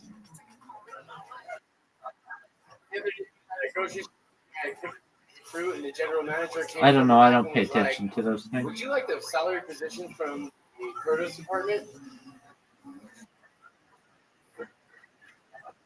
I think the secret behind Woods is that he actually has very small feet. And that while he's I don't know, big dog. still, All right, I'm going to turn you down a little bit. closer inside his shoes. While we're watching this rap party, he has an illegitimate child. I also might be the son of Larry Bird. Thank you very much. Wow. Look at this. I didn't even realize tonight's special retarded person only the bucket night. It's very exciting. Welcome to Retarded White Guy Night at Tony. This is very exciting. Very mentally retarded white men are in the bucket. Hi, how you doing? Very, very exciting. Matthew. Okay. Yes, sir. What the Or, fuck is that? right, somebody telling me that they were abducted by aliens or they got into a gunfight in a deep underground base. Right? Okay, you got in a gunfight. There are details there. So if I'm talking to you about the storm, you can tell me about the ground that you just walked on. You could talk about the temperature. You could talk about who you saw coming out of the store. You remember that. You remember the children that was with the lady and she forgot to put her shopping cart back. You remember those details. You remember walking into the store. Did you grab a cart? Did you grab a basket? Did you walk to the deli counter first or did you walk straight into the vegetable aisle? Right? Or were you there for Captain Crunch? So you went over to Captain Crunch and then you saw. You have details of everything around you. And you remember those things. Right? Bill Schneider had those details. Your career. What was that again? He gave everything, and he didn't hold back. And so you're listening to him recount the events of the day, all the way through to him getting shot in the chest, having fingers blasted off his hands, which are all real. The physical disabilities that he is now living with today, and giving the account of everything leading up to that moment, he gives everything. He gives all the little tiniest little details. That to me rings true.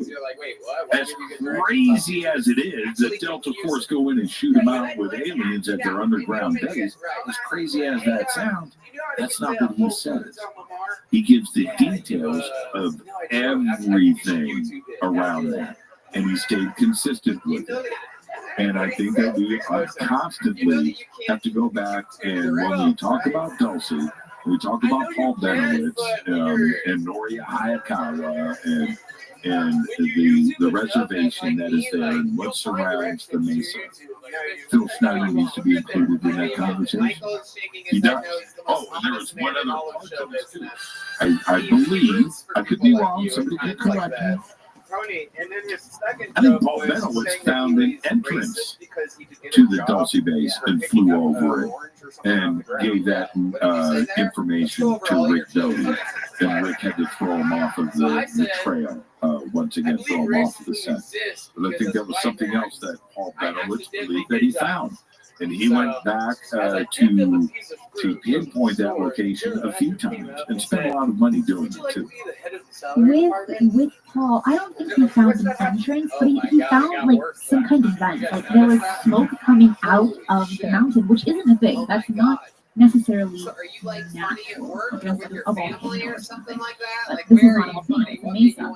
So that's what he saw. And he might have given it the ability of being like, this doesn't make sense, which it doesn't.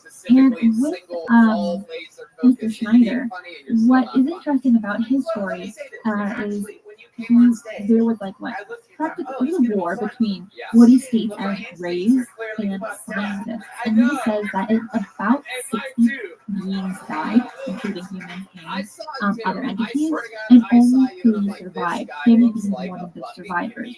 But when he was giving his interview and being a part of his conferences, he stated that there were about 140 bases like the Dulce base around the world, and 192 in the United States alone. That's a lot. That is a lot. And he ended up committing suicide with a catheter. That's what it was in the mid-90s. But I want to tell you, so he's stating that there's 192 Dulce-like bases in the United States. Now, let's talk about the levels of the Dulce base. Because there is a lot in that. So I'm gonna run through them and do you have any drawings of the base? Not on me. Yeah, walk around, Jimmy. They're in my purse. I carry Dulcie with me everywhere. No, a few things have been put out there. Okay, so continue. So the very first level is pretty mundane. It's the garage for street maintenance. And by the way, this blueprint was leaked by Thomas Costello, who was a security guy at the base, inside of the Dulce base. And we should talk about him first. So Thomas Costello was the guard at the base. He collected about 72 pictures, 100 pages of work, and he was the man that revealed the 7 levels under the base. But then, 2 years after coming out with this information, sometime after coming out with this information, he ends up disappearing. And he also states, just like with Schneider, not only are there levels and tunnels that connect everything together, but for the Dulce base in particular, there's a whole shuttle network that kind of connects the whole United States as well. And again, these are just alleged accounts, because they do not have evidence to back up these claims. But he does say that he did collect pictures and work, right? Like pages of work to hopefully, I guess, in his mindset, to back up what he was saying. And he claims that in the Dulce base, he was dealing with reptilians on a daily basis. In the Dulce base that worked with humans and rays. The dominant reptilian race was the Draco, which we have talked about before in one of our episodes called Alien Visitation. Remember that, Jimmy? I do. I'm looking at blueprints. I'm looking at blueprints. Keep going.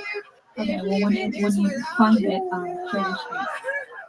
So he so that's the main who brought up these levels. Now let's talk about the levels, the 7 that are there, and there are more below that. So the first one is pretty mundane, and that is just a garage for streaming. You know, just like for any normal building, you have a garage to park your cars. In level 2, you have a garage for the trains, the shuttles, the tunnel machines, and your disc. Okay? Level 3, this is where What is your name, by the way? Level 3, it states that everyone is weighed in the unit and then given a jumpsuit uniform.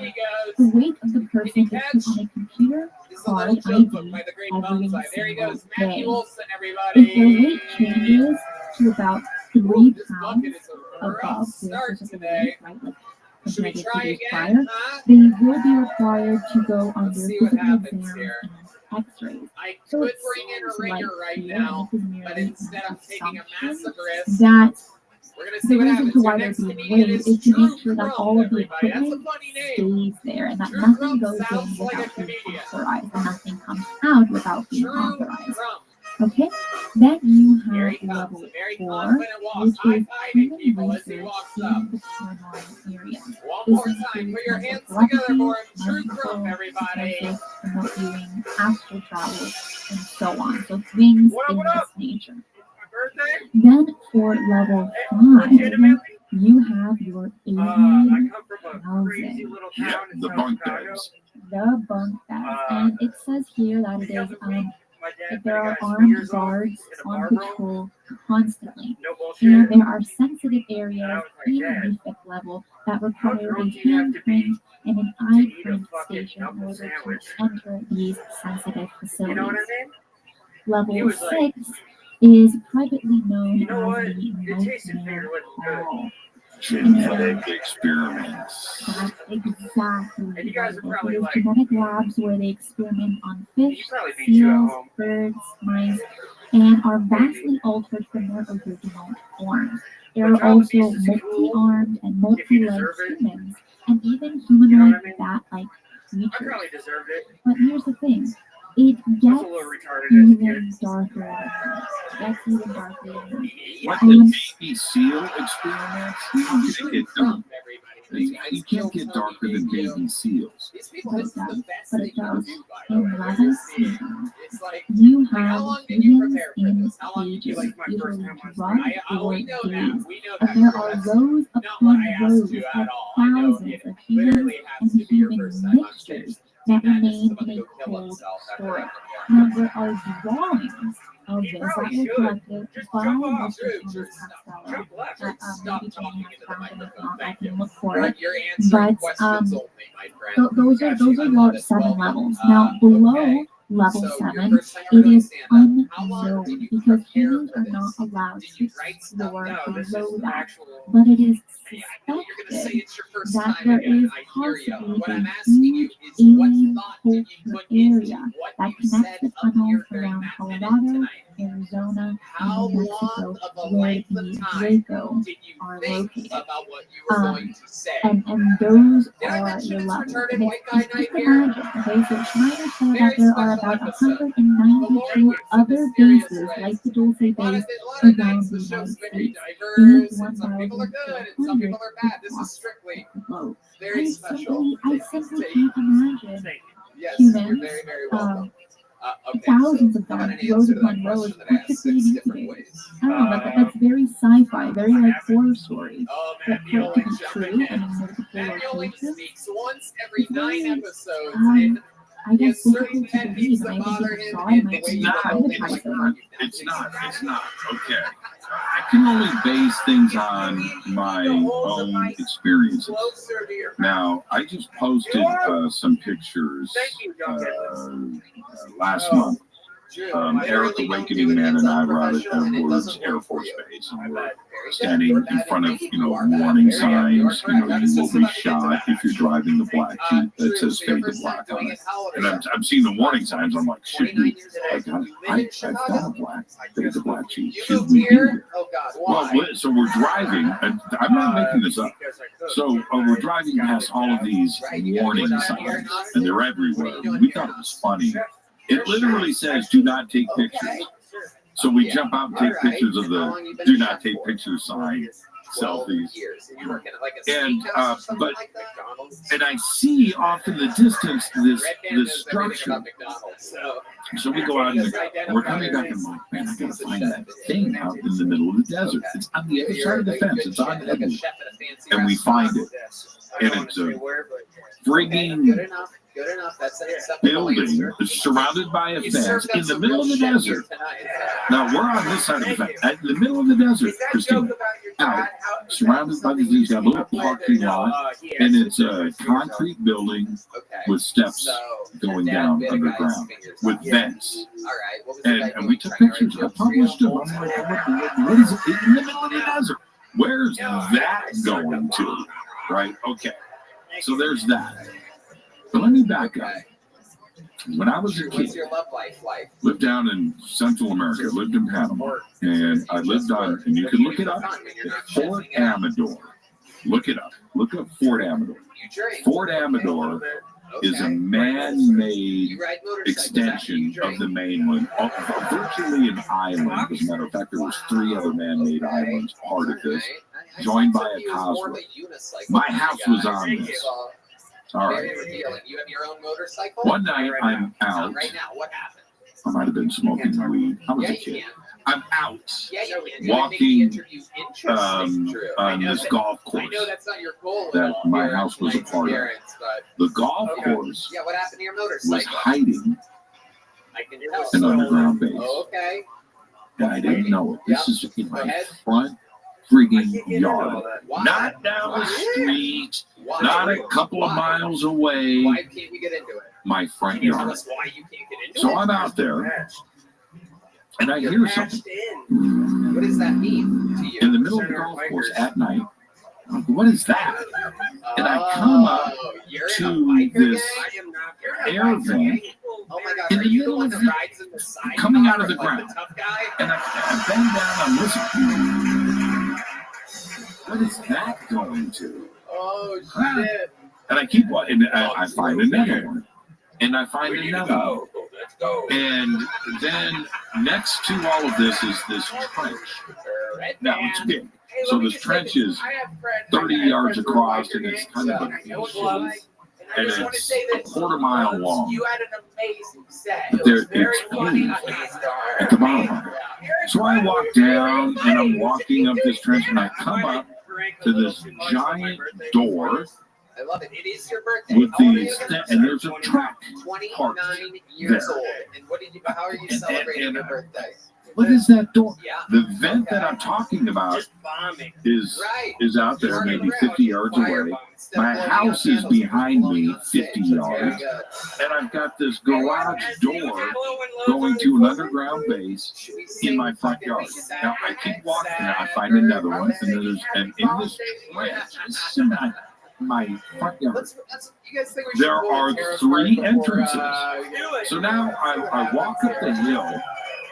It's probably 20, 30 feet. I walk up, and I just stand there, and I can see the 3 entrances of this huge trench with a road to get there, and I see the military vehicles parked outside of the thing, and I'm looking, I can see the air vents, and I can see the vastness now of what is this giant underground facility in my front yard. Nobody's talking about it, nobody's saying anything, and it's a government base. I'm not here to go and start poking around and figure things out, but that's in my front yard. Here's some It's in my front yard. Now, what is going on across the United States? Here, this is like I don't know what's going on. I don't know. There's people in there. There's obviously air conditioning running. There's electricity. There's things going on. I ended up finding dozens of these around Panama. Some abandoned, some live. There was this place called Ancon Hill. Not making this up. Artificial hollow, giant, and we would sneak and walk up. We'd sneak around the guard shack and continue. Me and my friends, we're kids, and I could walk, and I could go these tunnels that were going into Ancon Hill. Look it up, people. Look up Ancon Hill. I would look in and I would see an MP with like a helmet on, says MP on it, at a desk, inside the door, I could see it. It was like right out of the movie. So, what is going on in the United States? We have bases all over the place. We have Army bases, we have Marine bases, we have Air Force bases, we have Naval bases. And they can do whatever they want underground. And that includes Dulce. And so you have to listen to what I'm saying. This is my own experience. This isn't some armchair I'm reading on the internet about deep underground military bases. I'm out there walking into these places and seeing them for myself. And I've got one a few miles from my home right now that I have seen. I told the Awakening man, and I'm crazy like this. And then put some of that Nickelodeon slime in the bottom. I said to him, I hope he's listening. I go, dude, let's jump the fence. I would never pull out a train pussy. It's like, right there. Let's go see where those stairs lead. Maybe it's an elevator. No, man. No, I've gone as far as I'm going to go. You know what? That'll just jump and run. What's that run from Naruto run. Yeah. Let's do that. I didn't say what's up, gang. It's right there, man. It's right there. Yeah. So, I don't. I'm just imagining it right now, Jimmy with his arms. I can do it. I'll go practice. But this stuff exists. It has to exist. I don't have a problem with this stuff existing. Our military does their thing, and we've got very bad actors out there that want to do us harm, and that's it. And it's a necessary evil. Get all that. I just want to know where those stairs are. And I want to know what's going on. When it gets to Dulce and other bases like this around the country, they exist. We've got the reports of this mountain in the Mojave Desert. Anjali is going to establish contact. Oh, by the way, I've got a little Anjali announcement update. Can I do that on your show? I'm going to do that here. Well, you only have 2 minutes. You better share it down. Everybody says I should do the Naruto running. Yeah, I'll videotape. Can selfie that. Would everybody like me to give an Anjali update? Just tell it, Jimmy. Just tell it. I got a text earlier. Came in at 11:37 a.m. She would like to come on Fade the Block. Okay, so we had a cancellation with her last week, and you filled in. That was Christina doing her thing, taking one for the team. So I'm not going to flash all of this up and do any of that. I'm not going to do that. But you are on fire right now. There's her name. But so she kind of went underground for a little bit. I know that people were commenting that she hasn't been tweeting and things, and of course the cancellation of the show. But she did reach out. So we'll see. And maybe next week, we'll get this week behind us. And then we'll get to next week and all that. The reason why I bring that up is there's an alien base in a mountain, apparently, allegedly, in the Mojave. The similarities from her description of what's going on in the Mojave is very similar to Tulsa. So there you go. Now, the strange part about this is I don't hear a military connection with this base with Angelique.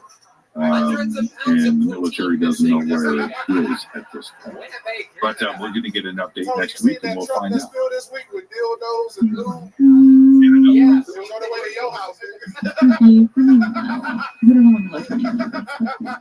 Would you? You know what? Let's talk about that for a second. I had to shoot 3/4 out of my booty. If somebody invited you to go to an alien underground base in a mountain in Dulce, New Mexico,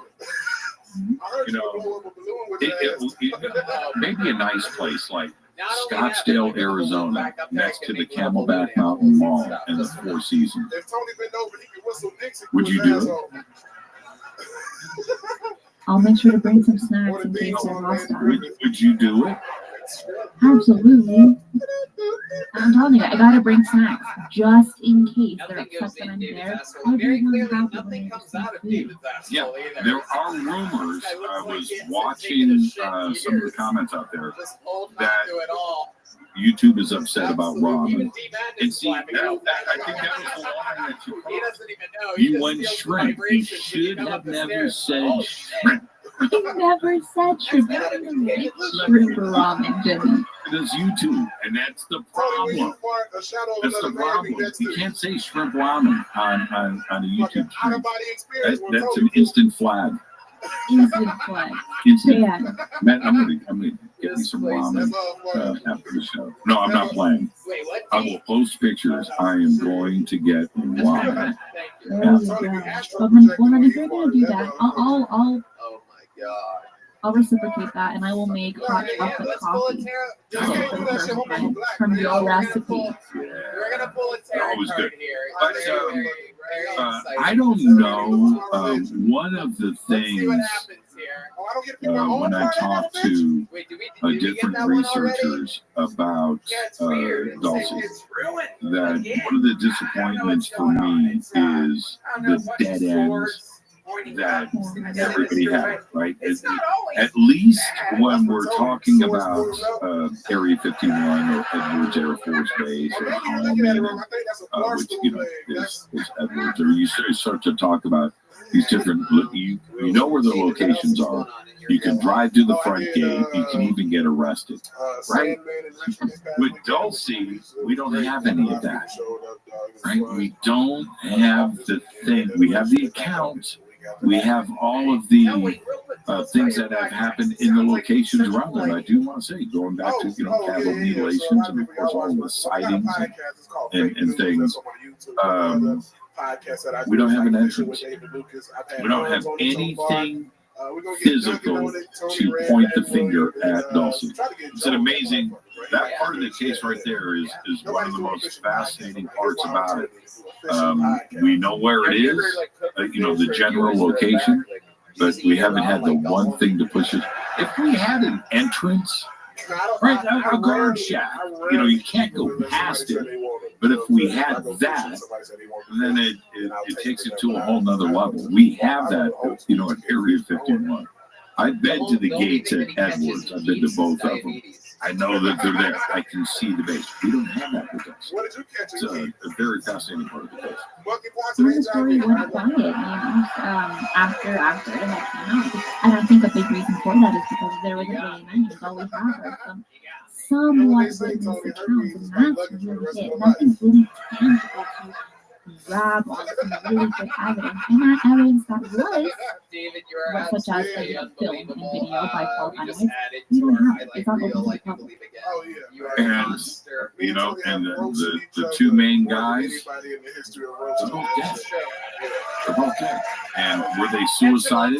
Listen to his podcast. Go fishing when the makes some noise. Austin, Yes, I'm definitely in the case of Phil Schneider, and in the case with of Paul Benowitz, I think he was driven.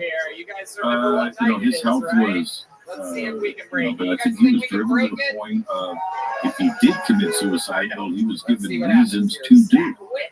And so I would say that falls into the classification of suicide. And I don't want to get into legal areas here, but and putting Paul Benowitz in his very unique, very public situation to the side, the case of Phil Schneider is one of the most interesting that we have in all of ufology. It wasn't just Dulcie. He was talking about the New World Order. He was talking about 9/11. Other instances, those weren't the only cases, and I would classify him as a true whistleblower, and he was bringing things to our attention. And for him to die that way, completely suspicious, completely. People in the media, they just treated him as a guy that committed suicide in a hotel outside of Portland, Oregon. That was it. They don't bring up the fact that he was missing digits. They don't bring up the fact that he was ill, that he had a wheelchair. They didn't bring up any of his physical thing, the scarring and the deep tissue damage all over his body, and the fact that he was out there speaking about UFOs and government secrecy and covering. They don't bring up that part. He's just a guy that committed suicide. And I'm telling you, the Phil Schneider case, when you look at Dulcie, in the overarching sense, Christina, in the overarching sense, he's a big piece to this puzzle. It's just not the Apache. It's not just the sighting. It's not just Paul Benowitz. It's not the cattle mutilations. It's the big picture. And Phil Schneider fills a huge hole there. Right, and if you know you give him power, instead of making him a statistic, right, of just a suicide, but giving him power of the stories that he brings, having this digits, things of this nature, yes, it does add a lot more weight to the story. Now, if we take him out of the equation, right, just the guy that casually died, and you have Paul Benowitz as your main meat and potatoes for the story, yeah, it is definitely a little bit harder to believe, just because we know, and it's public information to my understanding, that Paul Benowitz was institutionalized 3 times due to mental health issues. So with that, regardless if it's true or not, it really brings down the story of like, it's not a big deal. It's probably not even true. We'll just kind of brush it under the rug and live our lives like normal human beings. Right. And here's the other part to that. We're in the middle of disclosure right now. And we have everything that is happening. I'm not going to go down that list once again. I'll do it tonight on the show. But with everything that is going on, now let's just say we kind of crossed the Rubicon right now. We have. But if things go one step further, I loved what you did. it's going to be cases like Paul Benowitz and Phil Schneider that are going to come back. And we, not only the UFO community, but journalists and mass media are going to go back and go, hey, okay, so then what about this case? What about Phil Schneider? What about Paul Benowitz? Are you saying that they weren't crazy? That Phil Schneider wasn't nuts? That Paul Benowitz was institutionalized for no reason? That their interactions were real? That there is an alien base in Dulce, New Mexico? And Phil Schneider was suicidal for talking about it? And it's going to be things like that, Christina, that are going to bubble back up to the surface and are going to get reinvestigated. And I think there is going to be a certain amount of outrage there. where we were lied to, and I think that the government, for sure, is going to have to go back and answer so many questions. So many families and people and individuals that were ridiculed and not only laughed at, lost their jobs. Maybe death happened in the family, and we have to go back and take a look at all of this. And I think that is one of the biggest problems with disclosure. Are cases like Paul Benowitz and Dulce, New Mexico, where the hard questions are going to come back at them. Travis Walton, right? Rendlesham, and just going back to these different Calvin Parker. And going back to these different cases, Debbie Cobble in Indianapolis, and the work of Bud Hopkins, and going back. Wait a minute here. All of these experiencers and these people that have come forward and been very courageous to speak about this have been telling the truth the whole time. And the government has to answer for an awful lot, including Dulce. And the biggest thing is being educated in this topic. Otherwise, you don't know what you're fighting for, and you don't know what questions to ask. Especially when it comes to disclosure, in this case, UFO disclosure. Knowing these historical cases, knowing about even the science behind it, and the at least public military projects that have been done. If we're not educated in these things, if you and I don't talk about it, other people don't talk about it, no one's gonna care. It'll just be another story that doesn't really matter to people. And then we will never get that disclosure. The more we talk about it, the better we get exactly what we want. And what is that? That's the truth. That's what we're here for. That's what we're fighting for. That's what we want. And we're gonna end up getting it at some point in time. Hopefully, it's very soon. I'm here for ramen, shrimp ramen. I mean, shrimp ramen has rights too. I mean, shrimp ramen matters. That's where fucking mass shooters come from, right there. It's almost as bad as pickles. Welcome to another episode of I don't do pickles. I mean, once in a while, no, not by themselves, but once in a while on the right burger at the right time. But for the most part, no. If what's a really good burger for $1? Go to McDonald's, the double cheeseburger, right? It's $1. Double cheeseburger for $1. That's a bargain. Okay. But it's got those pickles on it. So you got to pull the pickles out. Pull the McDonald's pickles out. I don't do those pickles. But yeah, I'm not a big pickle guy. I am going to do ramen today though. And I like ramen with chili. So I think that's what I'm going to do, and I will post pictures. Well, that is all the time we have for today. I think we got a lot covered. I'm honestly impressed. Great show. And I'm glad we got you off this crazy day. I went through the same craziness. I don't know if everybody knows, but my show last night, which has never happened before, the interview screen, that software goes blank. I had John Warner IV on last night, son of Senator John Warner III. His mom stepmom was Catherine Mellon, so he's a Mellon, and his stepmom was Elizabeth Taylor, and his wife works for the CIA. Right, so great show, big stuff being dropped. Boom, screen goes blank. And as I look at that, I kind of freak. I look over, and I went to go type on YouTube. In the chat, the man is listening. YouTube goes blank, and my YouTube feed dies. And so I had to go to a commercial break and come back and get everything reset. I did, but YouTube never came back. Never got that back live. And so I woke up today. Christina's lost her YouTube channel, and so I'm on the phone with Christina. I'm like, I need to go check my YouTube channel. I'll talk to you later, Christina. Sorry to hear about that. I wonder what happened to mine. And I was like, I had to come in, refreshing the screen. Oh, man. All right. Very good. Well, yesterday was scared for sure. It was a weird live. So if something happened. You're going to be fine. You're going to get your channel back. But now you're going to have your channel back and you can relax. But now you're going to go and explore your other options. Vimeo is out there.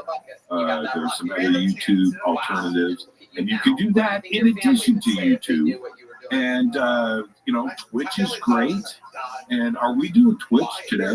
We are doing Twitch and Facebook today. That is where we are. Oh, very cool. So we're into the Zoomer crowd, right? Twitch. Those gamers, right? They're doing Call of Duty and Dulce at the same time. They get the split screen. It's pretty cool. It's a lot more in depth than that now. It's not just for gamers, it's for a lot more people. But Jimmy, what do you have on today for your guest on Facebook Live? This is a big show tonight. I've got Roger R. Richards on, the director of his new movie, which is called The Observers. Which you're in. I'm in, and I got to produce the film and help everybody. So it's a team effort, and I'm one of the producers on the film, but this is Roger's baby. He's one of the most talented, gifted directors out there. There's no question about that. And a couple of big films he has released this year as well that have just made people angry, and I love that about Roger. Well, anyway, so The Observers, which is launching November 18th, I've got Roger on the show tonight. Very excited. I've been working with and friends with Roger for a number of years, but this film is a work of love. It's done. It's finished. It launches November 18th. So Roger is on the show tonight to talk all about that. It's going to be great. In 2 weeks, I'm ready. I'll be watching it. Jimmy, thank you so much for joining me here today. As you do every Tuesday for Mysteries with the History. I will catch you later. Ramen. A very special Batman. You like Batman? That is it for today's show. I want to say thank you for everyone in the live chat and for being able to find me here on Facebook. I know it's not as easy as YouTube for some, but I will keep all of you posted on how it goes with YouTube if they release the ban. I'm able to go back to streaming on there. As of next Tuesday, I will be airing my very first show on VX with Mr. Ray's Hobbs, Jimmy Church, Michael Haynes, Ryan Sprague, and so many others, including Chris Weaver. So I'm really excited for that. And my guest will be Mr. Tim Antonelli, one of the co-founders of the D3, which is awesome. Make sure to like this video wherever you are, to share and subscribe to Twitch. I'm still kind of new to Twitch. I don't really know how it works. I think it's like called following. Follow me on Twitch. That is it for today. And remember, keep your eye on the skies. Make some noise for Connor, everyone.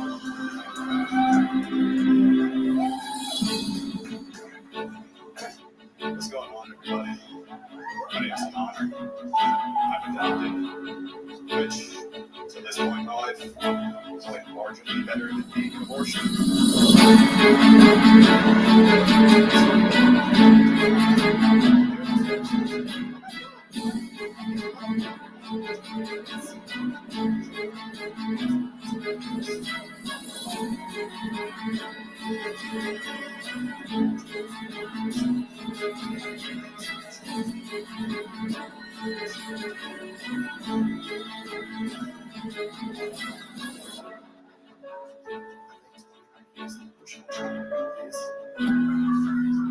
Besides, my doctor now, she's a thanks.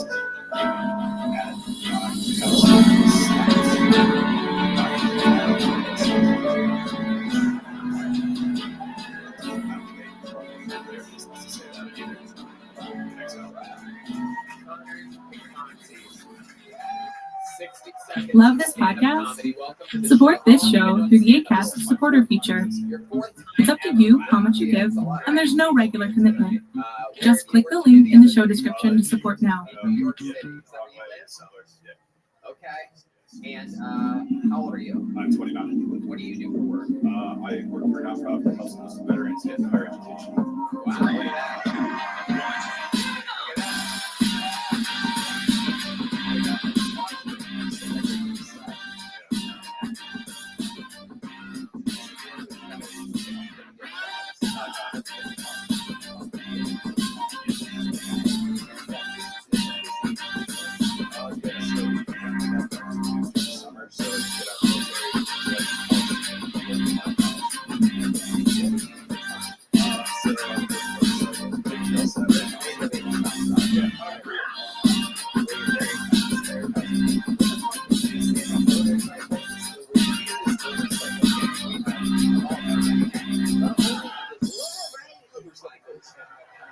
Hello and welcome to episode 18 of Shifting the Paradigm. I'm Christina Gomez, your hostess for this next hour of UFO shenanigans, where we look and think outside the proverbial box, jump down rabbit holes, and where the red pill is actually a red Tic Tac.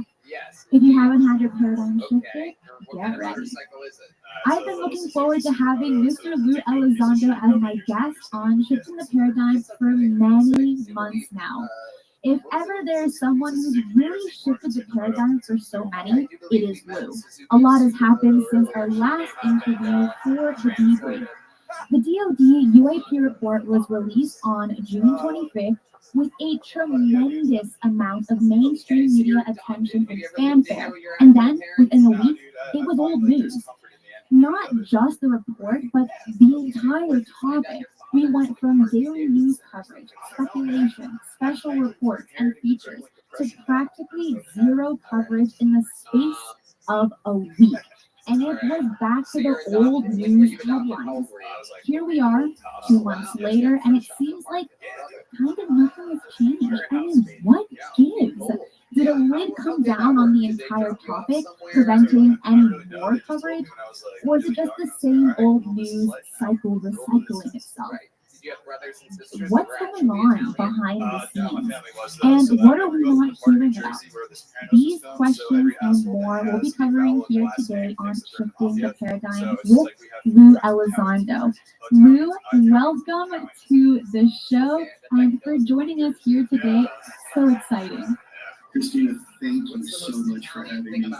Thank you to your wonderful audience. You know, it's always such a blast always talking with you. I'm wondering, I mean, can I just move into your studio? We have a chat every week. Well, let me tell you, I live in a really, really tiny dorm room, so we might just be like a little cramped. I'm really short. Me too. One of the advantages of the military is usually is actually so cool, it's just not really if they're like aiming for the knees, what is that? What is the? It is a 6-foot tall I'm chicken done, suit but, that thank you so much for having me, Christina. This is great. Apologies for not making last week. I was stuck in the Denver airport. There was a storm and it backed up all the aircraft. And I was stuck there for about 2 days. Well, I didn't get a hotel. I just This guy's seen more UFOs than he's seen his actual parents. That's incredible. I shaved. He calls his parents unidentified walking objects. Oh, absolutely. I mean, we get it. Life happens, you know, and you can't always plan for it. I did want to mention that my last guest on the show was Harvard professor Avi Loeb, and he told me he appeared on over 1,100 interviews over the course of 6 months. But I've got to believe you have him beat because months running to the 180-day report, you were either on TV or in a podcast or being interviewed by someone several times a day. And then the report dropped and everything has gone quiet. But I quickly want to ask you, how many appearances do you think you've done in general? Well, you know, Christina, it's not so much a question of how many I've done, it's how many I've written. Yeah, dude, so the first time that I actually yours is one of my favorites. The rest of them matter. I don't need to work to count. And I can we see you do it? Like, oh yeah, we have. There's a lot of You have to do it, by the way. You have to do it. You have to do it. People say, you know, it's oh shit. Building anticipation here, folks. Yes, oh shit. Because real work is being done. Oh. I'm in the middle of writing a compared disclosure to 3 things. Nuclear submarines.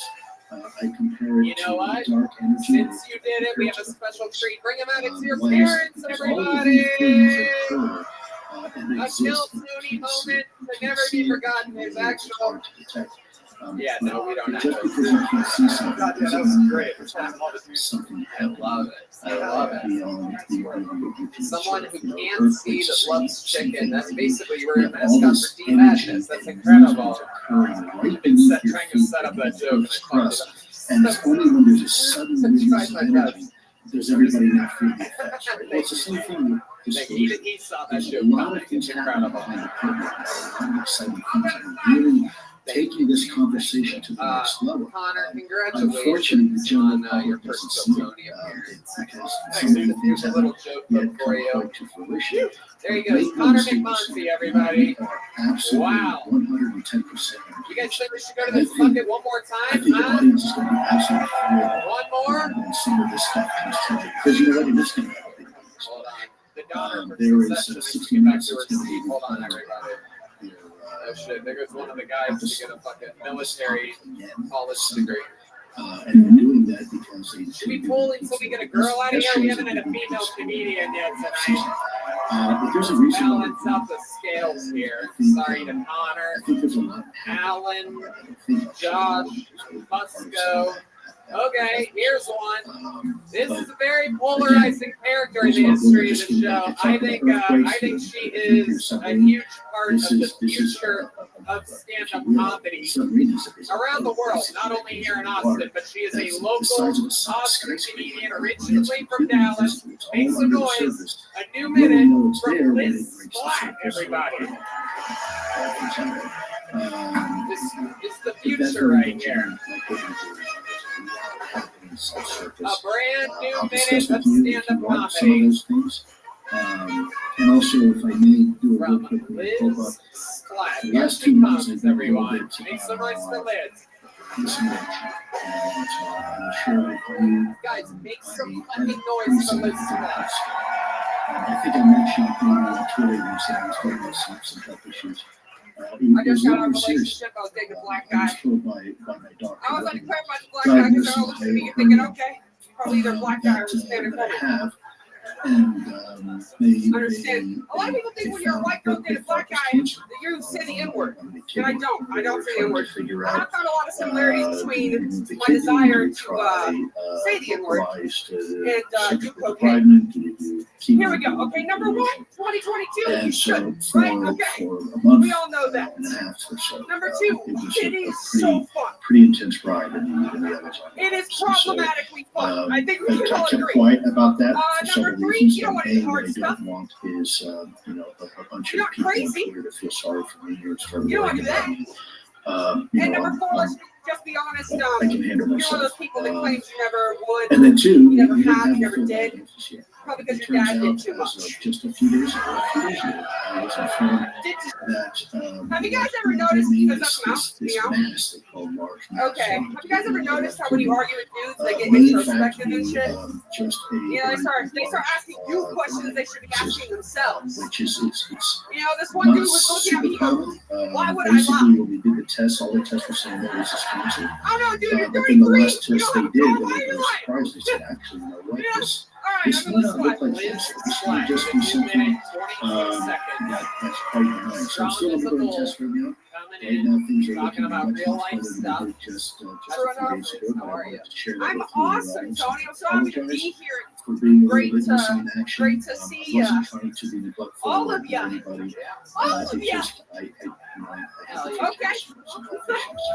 Hell yeah. My heart's racing. Life can really suck, and that's really awful to hear, regardless if it's cancer or a cyst. And I'll be praying for you, and I'm sure everyone else will be as well, because you're a hero to us, to the UFO community. You know what? People are going through a hell of a Never lot. have, never will. My dad's a rock star. The good news is, please don't feel sorry for me. I'm doing great. Well, Johnny's The best news I could have I heard. signed a waiver earlier today. So, prognosis is actually quite good. Worst comes to worst. Surgery, right? Yeah, the worst comes to worst. You know, you gotta pick your At this point, they've taken so many Tony. I organs out think of you me. know that just as much as I do. Yeah, and so no, in front of these people, no, I do not say the N-word. You can say it. The only black guy that I see is Well, Steve Madden. Lou, what other organs do you not have? Take a Oh few my steps goodness. the other way. Gallbladder. Just saw David Lucas. Oh, And David Lucas would smack me. You can tell, you know what I mean? Yeah. Oh, yeah. I can't remember if it was Yeah, Afghanistan okay. or these wonderful garden spots. I love it. So Liz, tell us about your real life. What have you missed since the last time you were on the show? Duncan, this is your first time seeing Liz, right? Yeah. I got to ask you, you said your dad's a rock star? No, he just did a lot of cocaine. Okay. So He was a rock star. I've never heard you say the N-word, but don't ask, don't tell. You know what I'm saying? Yeah, you don't want to give you a bird off. Exactly. So what's been going on in your life? I was just in Chicago for a week doing some shows. That was awesome. No shortage of those kinds of guys that you're into, though. I know.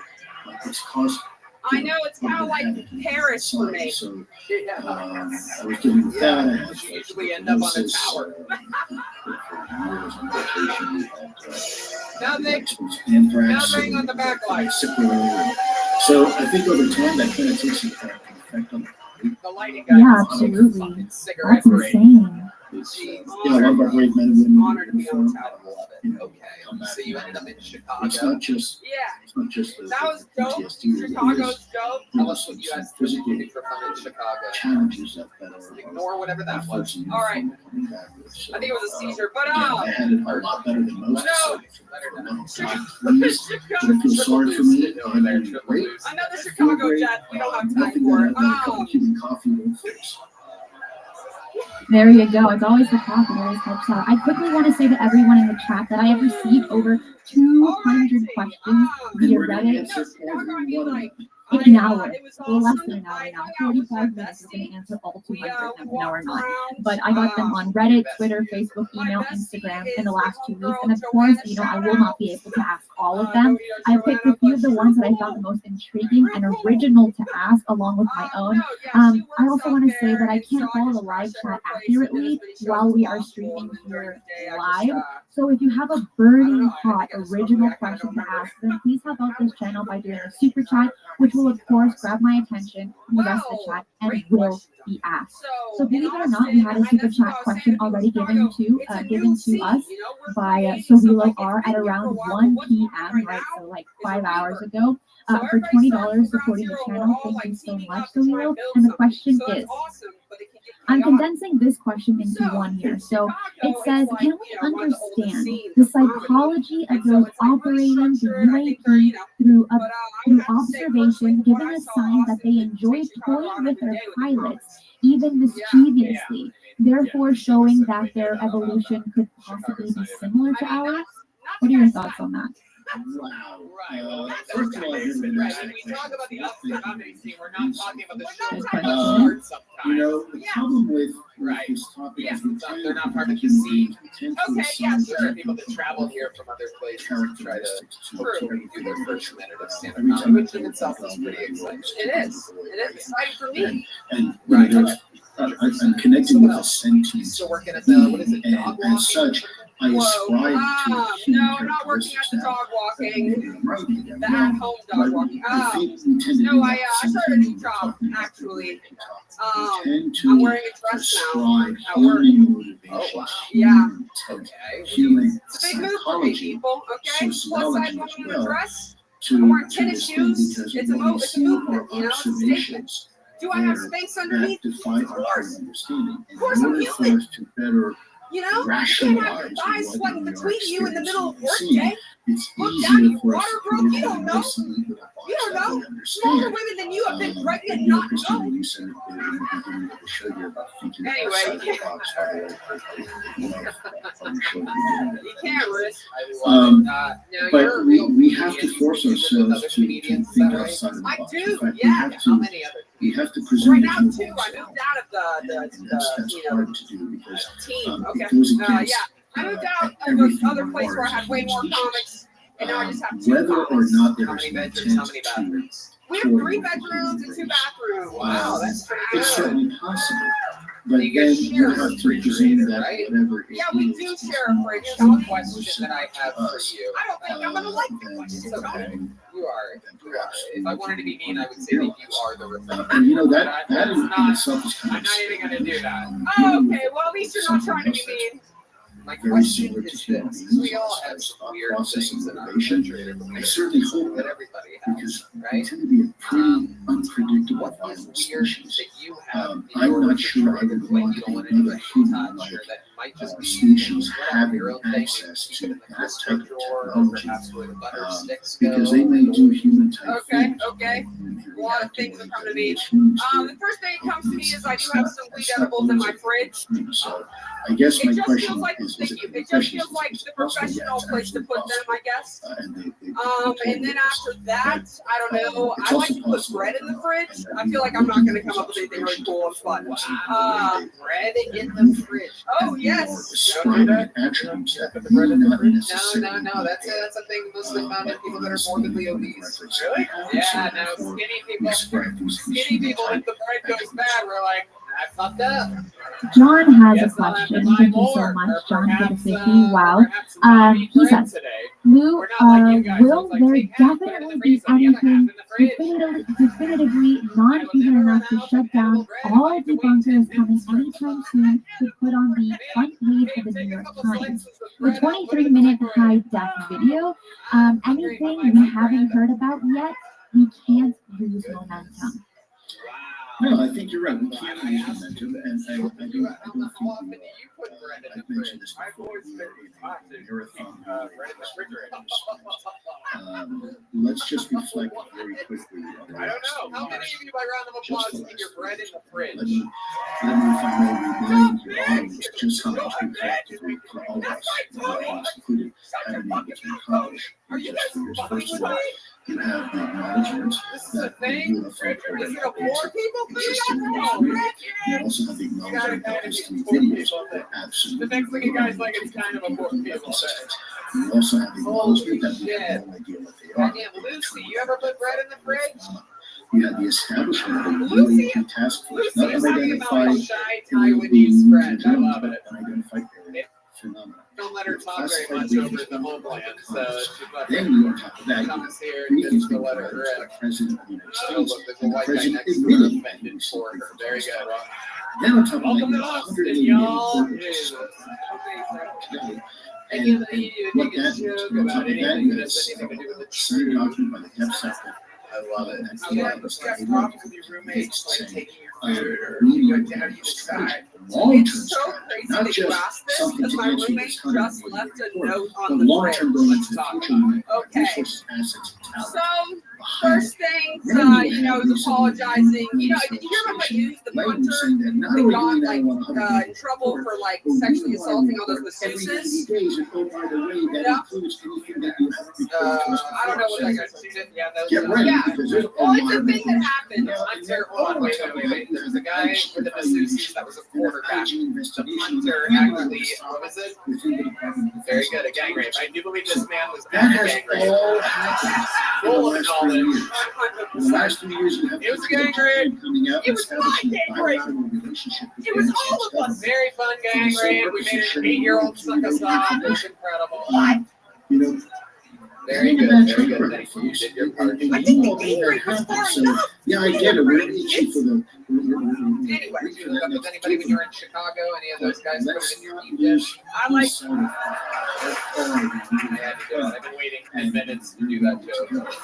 It was well worth it. Big pussy joke right there. I had to know. I know, yeah, we had to know that we were dressing. I'll answer that real quickly. No, I didn't want. I'm celibate right now, Tony. But we'll get to that if we have time. What were you saying there? I just want to know how your roommate doesn't want to hear it. Your bread connects to the gang rape at the punter. Right. Okay. So anyway, we had to talk about that. Obviously, me looking at me feminist. Okay. Obvious. Just in my face, but structurally. But anyway. I defended.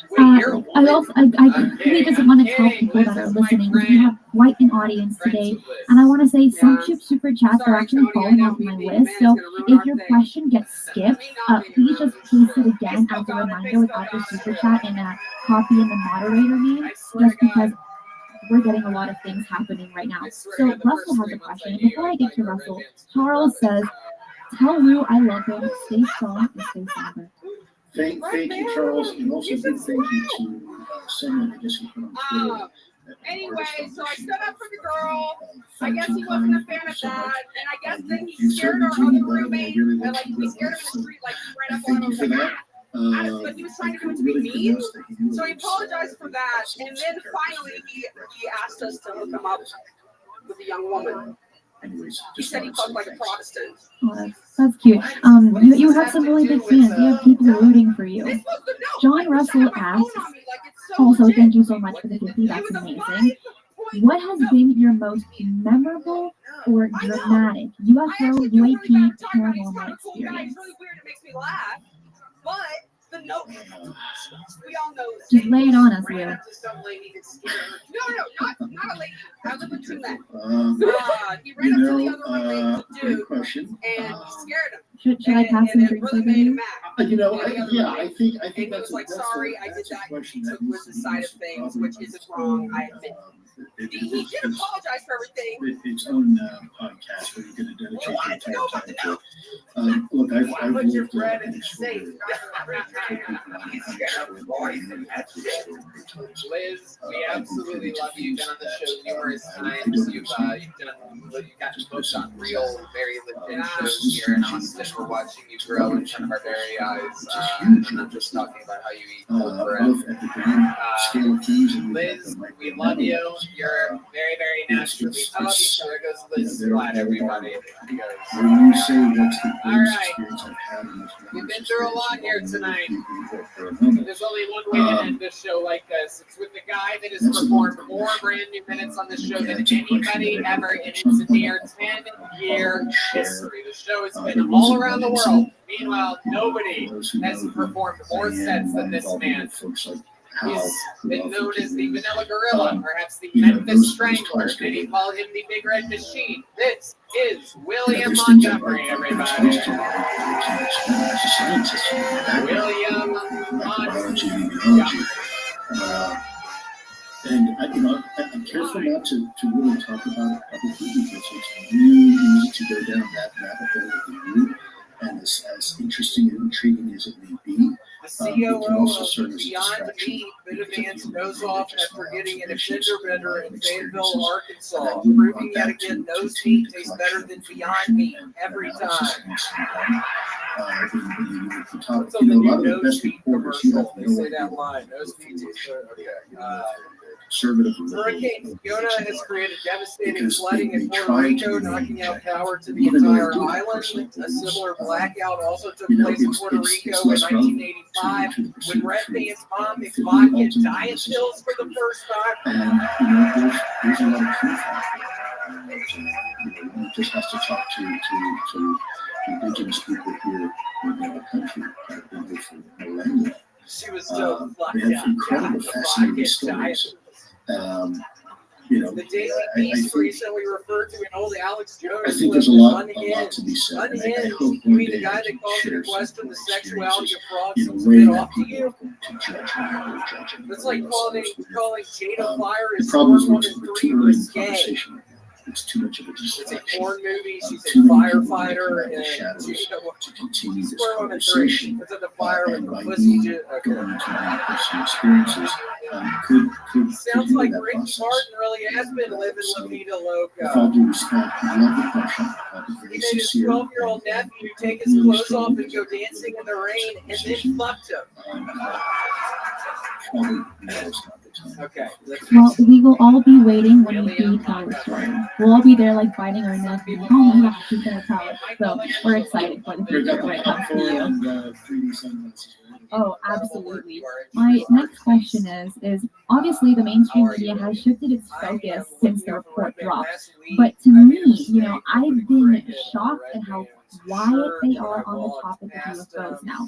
In your opinion, do you think this is because an official lid of silence has been dropped, or is it just a natural curve of disinterest? I don't know if you noticed, but you might want to shut the fuck up tonight. Oh, shit. Wow. You might want to shut the fuck up. You threatened me big time in the fucking green room, you dumbass. You thought I was going to fucking forget that? And sometimes you have to turn back the gas a little bit to keep the oven temperature constant. This is a long game. Oh my God, William, is that a real gun? Yeah, it looks real. 2 rounds. Oh my God. Prematurely.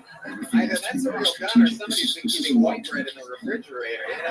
And this isn't just, this isn't a Have you ever heard of that before? White bread in the refrigerator? Do you do that? No, I've never real done life. Have you ever heard of Trying that? to do No, is what was keep this some dumbass stuff you're conversation talking going. about? Yeah. Catch Yeah. their breath. I thought I heard After something. There's a reading lot it, of you things feel happening wrong right for now a that second. get our attention. Seriously? Things This, like I've never just had a fucking thing. Really, some dumbass was up here fucking talking about that. We have to I have a catch their fucking breath. gun You in my can't be belt selfish and just right dominate and now. consume the narrative. Get him back 24 up here. hours a day, You because fucking people serious? will I'm get to you. kidding. Eventually they'll get to that I'm noise. on So, fucking edge tonight. I'm packing heat again, tonight. I this feel is so something that powerful right now. He's not kidding. Just so you guys know, he's not kidding. I take him on the road with me. curiosity. Bullies the shit out of me. Bullies Red Band. Bullies Duncan. I told you not to fucking bring that up. But That's so awesome. Why don't you bring that up, Duncan? I'm working on it. Several of us have deliberately made I'm the tired of decision you to fall hitting. back. I'm tired of it. And he hits you where people can't see it. He hits it. Yeah, don't do your shit. By Yeah. the way, you're not going to have some people out there saying, Shut you don't up, have to dude. do that. It's just This is very interesting. Very rarely do headliners take feature acts on the road strategy and bully them. Well, if I don't take him on the road now, he's gonna kill me. He has a fucking gun. Quality matters. Yeah, I mean, it's no fucking joke up here tonight. I've been strangling a bunch of people. By the way, I used to never talk about strangling Venezuelans. I got a bunch of Venezuelans messaging me after that.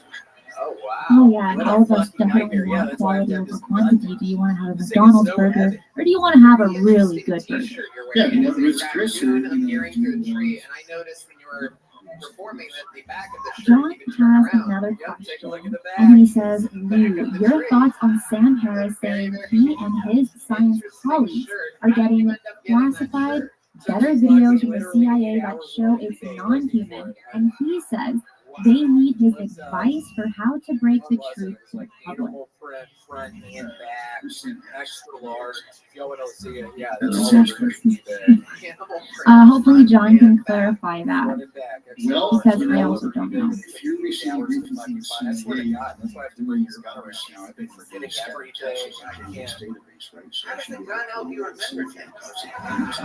where your tickets have been held, and you can see that you're having these I'm gonna meetings with get it physicians. done, kid. Come on! If you do, great. Welcome to the party. It's about time. I But thought if you're I just told you talking before crap and not to feel ask me crap any and just, fucking questions. nonsensical, nonsensical What things is with what's the evidence, worst then, thing you've ever done to Duncan when bullying him? We were at a mall in San Diego, and I told him we were at the top of some escalators, and I told him to telling the look truth. at I just something on the edge of the escalator, and I pushed him down I the can escalator. certainly find Oh out. my if God, there's- that's if funny. there's Wow, that's so briefings, funny. if I there's- shouldn't so have I done can't it. imagine that they're going to be asking somebody you who's not connected apologize to the for national that? security Oh, council, hell no. or a think tank, how to have this conversation with you. Now you said that you've been When you strangling let us people. know, Is this or with your bare when you hands? find out, please let us know. Using a- Senzubi has a question, and I'm sorry we're going through these so quickly. Let's There's go. people are just like they want to ask you a lot of Can you things. show So me the other side of the they say, belt? hi Christina, perhaps you could ask him if he thinks these UAPs travel using some sort of warp drive, and that way Why? I'm probably avoid the massive G-force. Wow. I swear to God, why did she Senzubi, fucking is that come what you after said? me? Red Band I'm literally gonna guess so. I like the name. I like Yeah, I the do name. too. Yeah, I love it. Just because I put a fucking that's cricket on you, why did that mess up? You actually put a cricket on me. Yeah, it ended up on my arm because Red Band is so There's a lot of mathematical good equations. friend. In fact, I'm look trying at to help him psychomotions. out because he's upset about it. All right. Yeah, totally. Guys, I want to say thank you for everyone that is watching, that has questions, that even sent in questions through the emails, Reddit, Twitter, through everything. He's a great guy to ask questions to.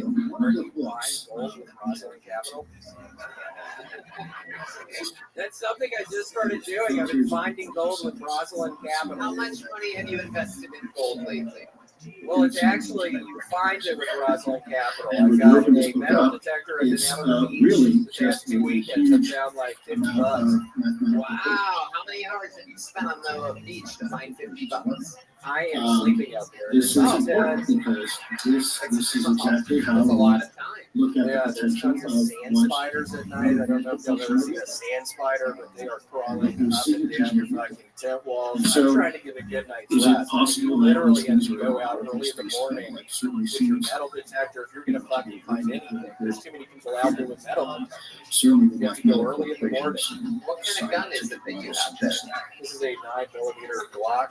GD has a question. Thank you so much for the 20. And they say, 1.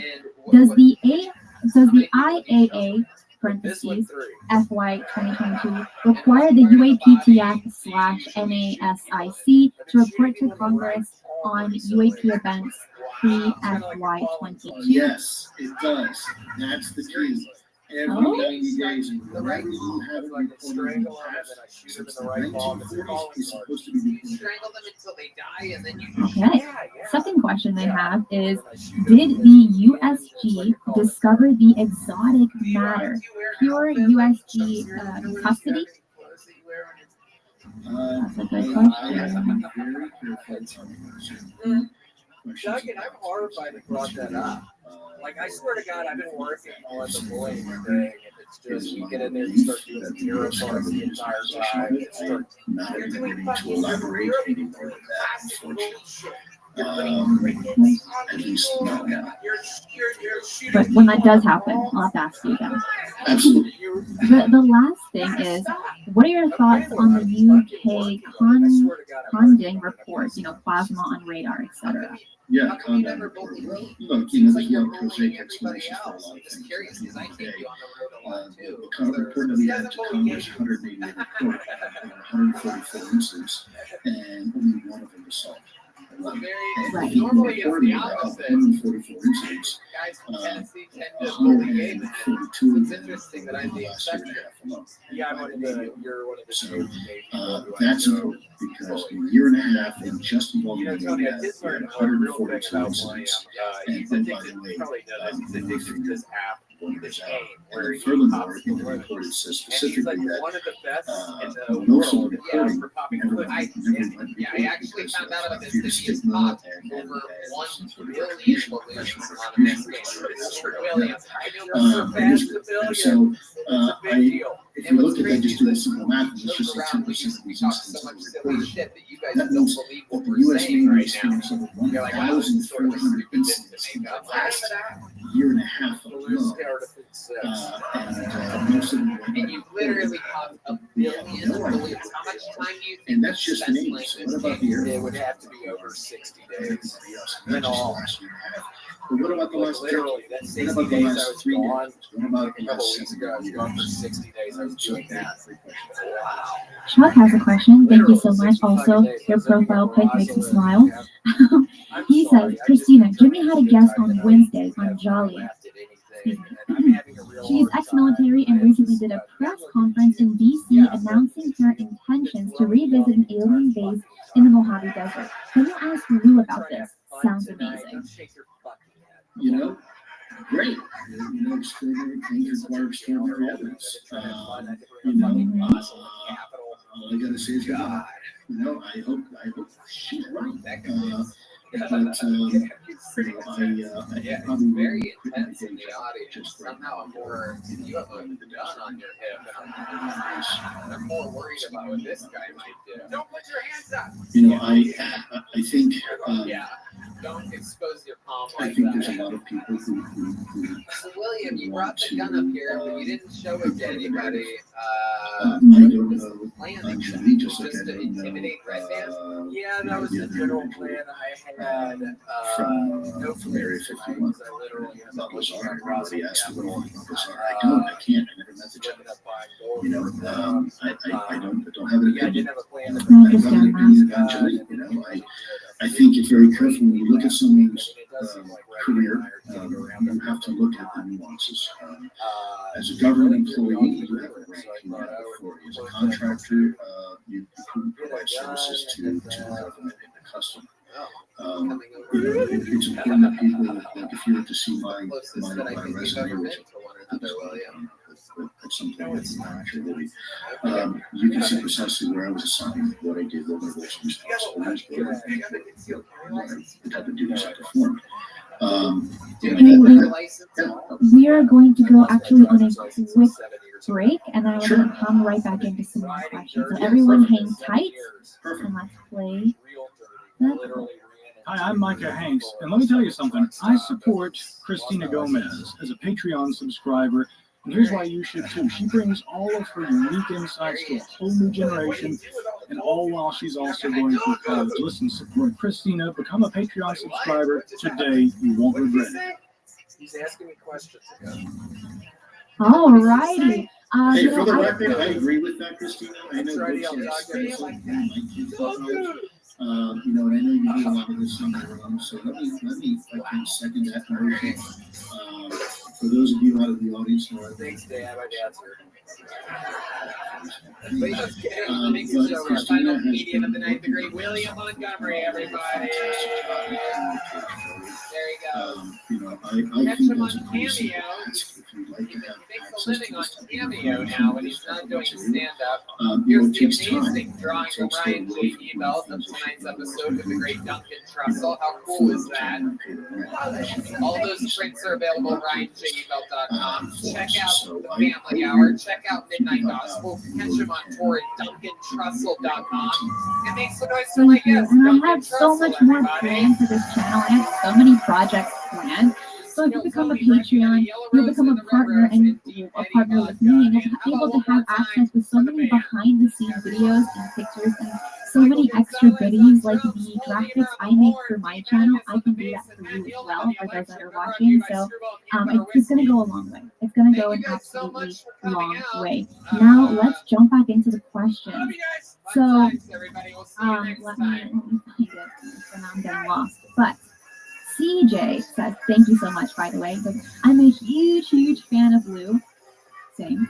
And you were my introduction to UFOs, and I still can't get enough. Thanks. Do you have any UFO books you recommend? Boy, that's a loaded question. Good question. I hate making recommendations because different people are going to read different books and take their information differently.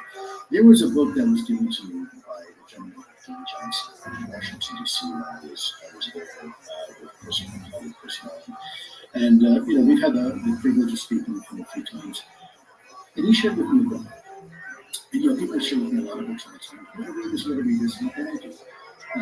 He suggested one, and it's a science fiction novella. It's about 3 stories in this little tiny book, and it's called Chains of the Sea. Not Chains in the Sea, Chains of the Sea. And it is the second story in that book. It's a short story, maybe 30, 40, 50 pages long. But it is a wonderful little story because it provides a completely different Secret Show is coming back to the Comedy Store. One night only. I don't necessarily subscribe to it, let me just say that. But what I'm saying is it bringing a forces bunch you of to Austin and Kill Tony comedians, and I'm This mixing forces it you in to with some think Los outside the Angeles box. comics. We're going to have a crazy show. Get your tickets right now at DeathSquad.tv. Or action might be. And I found it really original, and it really forced me to think and reconsider and recalibrate my own position on the topic of UAP. And so, if there was a book I would recommend, it would be that. Again, I don't get any from it. I couldn't tell you probably not very much money. You can probably download it for free, I imagine. But it's again, I think it's a unique perspective. It's certainly worth at least just reading. It forces you to think about things in a slightly different way. And UAP has a question. Thank you so much for the 50. That's amazing. Says aliens don't scare me. The Chinese and the Russians do, unfortunately. Should I be nervous that some of this may be these adversaries?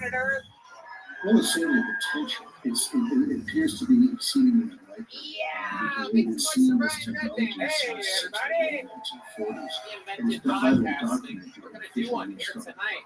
This is Kill Tony, brought to you by the Red Rose and the Yellow Rose. The two best strip clubs on planet Earth are here in Austin, Texas. Also, D. Betty Vodka, another amazing Austin brand for those of you drinking vodka out there. Order D. Betty. These are the best in the world. How about a hand for the band, everybody? Come on, you heard it. You know what the fuck's going on. This is the live music capital of the world. That's the Kill Tony Band, brought to you by Screwball Peanut Butter Whiskey. That's Paul Beamer on the horn right there.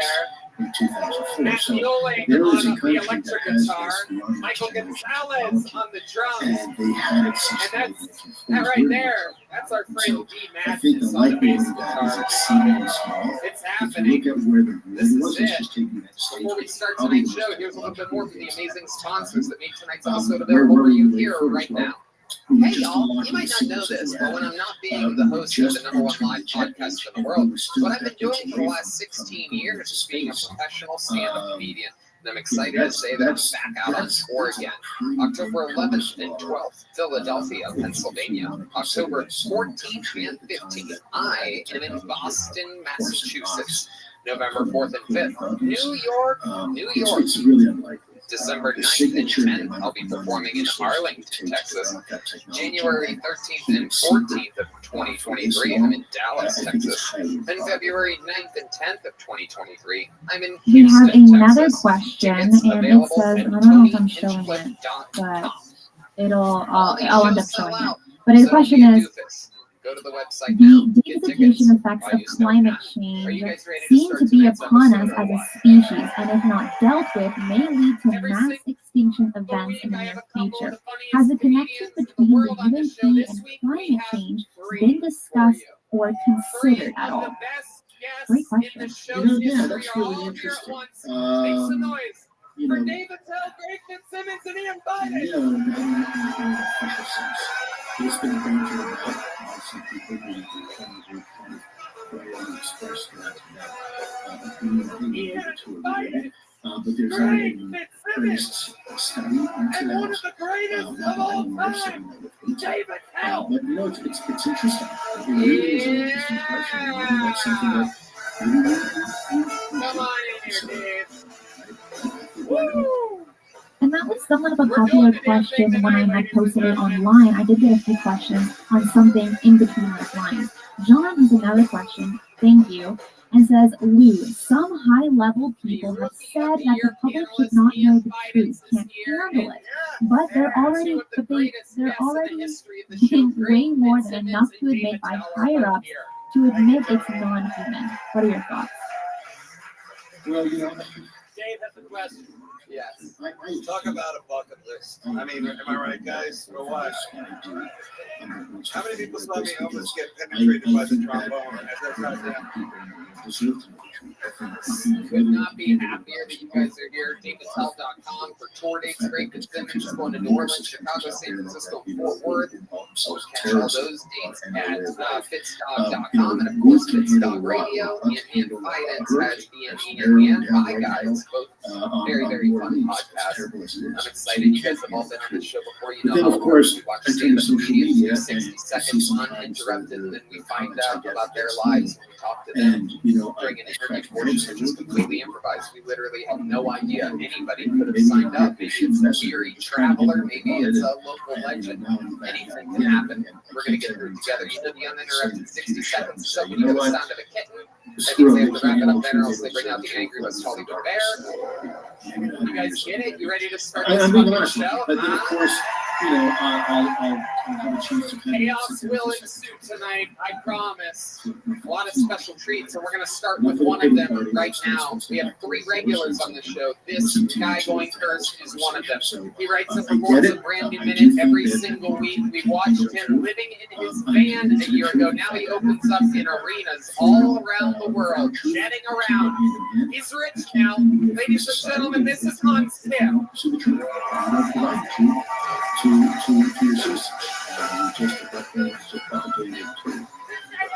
UAP has a question, and it says, did Lou ever visit Skinwalker Ranch? And if he did he experience anything It's unusual? kind of scary. Public transportation I'm here. gonna If you're not paying attention, you might end up in a plane to Martha's Vineyard. fascinating place. And I'll tell you, there's definitely things Martha's Vineyard's not a real vineyard. I don't know why we sent all the Mexicans over there. I would recommend talking to the queers.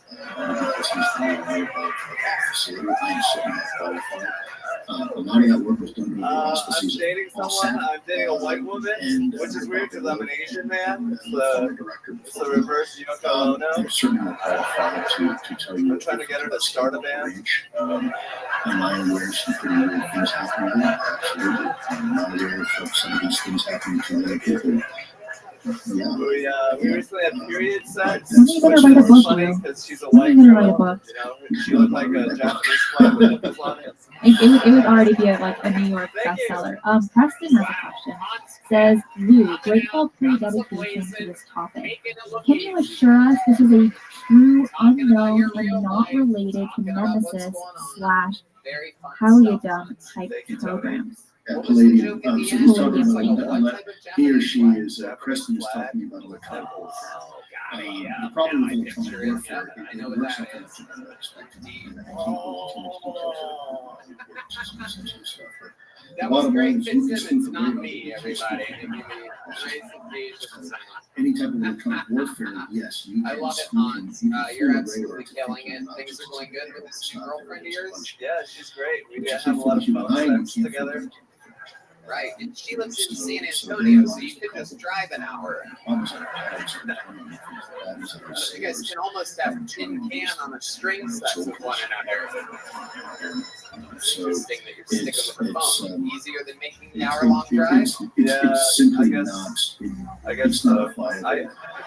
It's very dangerous to drive, right? Because it doesn't explain the other aspects of this phenomenon. It doesn't explain the other testimony accounts and the actual footage. This is your first time seeing Hans, right? First of all, I don't think you can put a price on that. Another question is, hi Lou, if you were a civilian scientist and could place a limited amount of sensor systems around the globe, where would you focus on placing them in order to capture data on waves? Thanks. So I will share something with you. But I thought he had some solid stuff. I was very impressed. Thank you, everybody. Thank you, Dave. Protecting your data is important. ExpressVPN promo code Kill Tony. 20% off your first month. Great. Have you seen Hans Kim before? I haven't seen him tonight because I'm sitting between these two chain smoking fucking lunatics. I haven't seen anything. I feel like I'm in a dream sequence right now. I think it sounded good. It sounded good. It's good to see you, man. It's been a while. Good to see you. Yeah. Greg was here when I had sex with a woman. It's been there all Yeah. It's so cute when you have like a good question but you can't answer it. But you like this really cute little smirk and you're like, I know and I want to say it but I can't. I know, which is really why I wasn't a good intelligence officer. Leave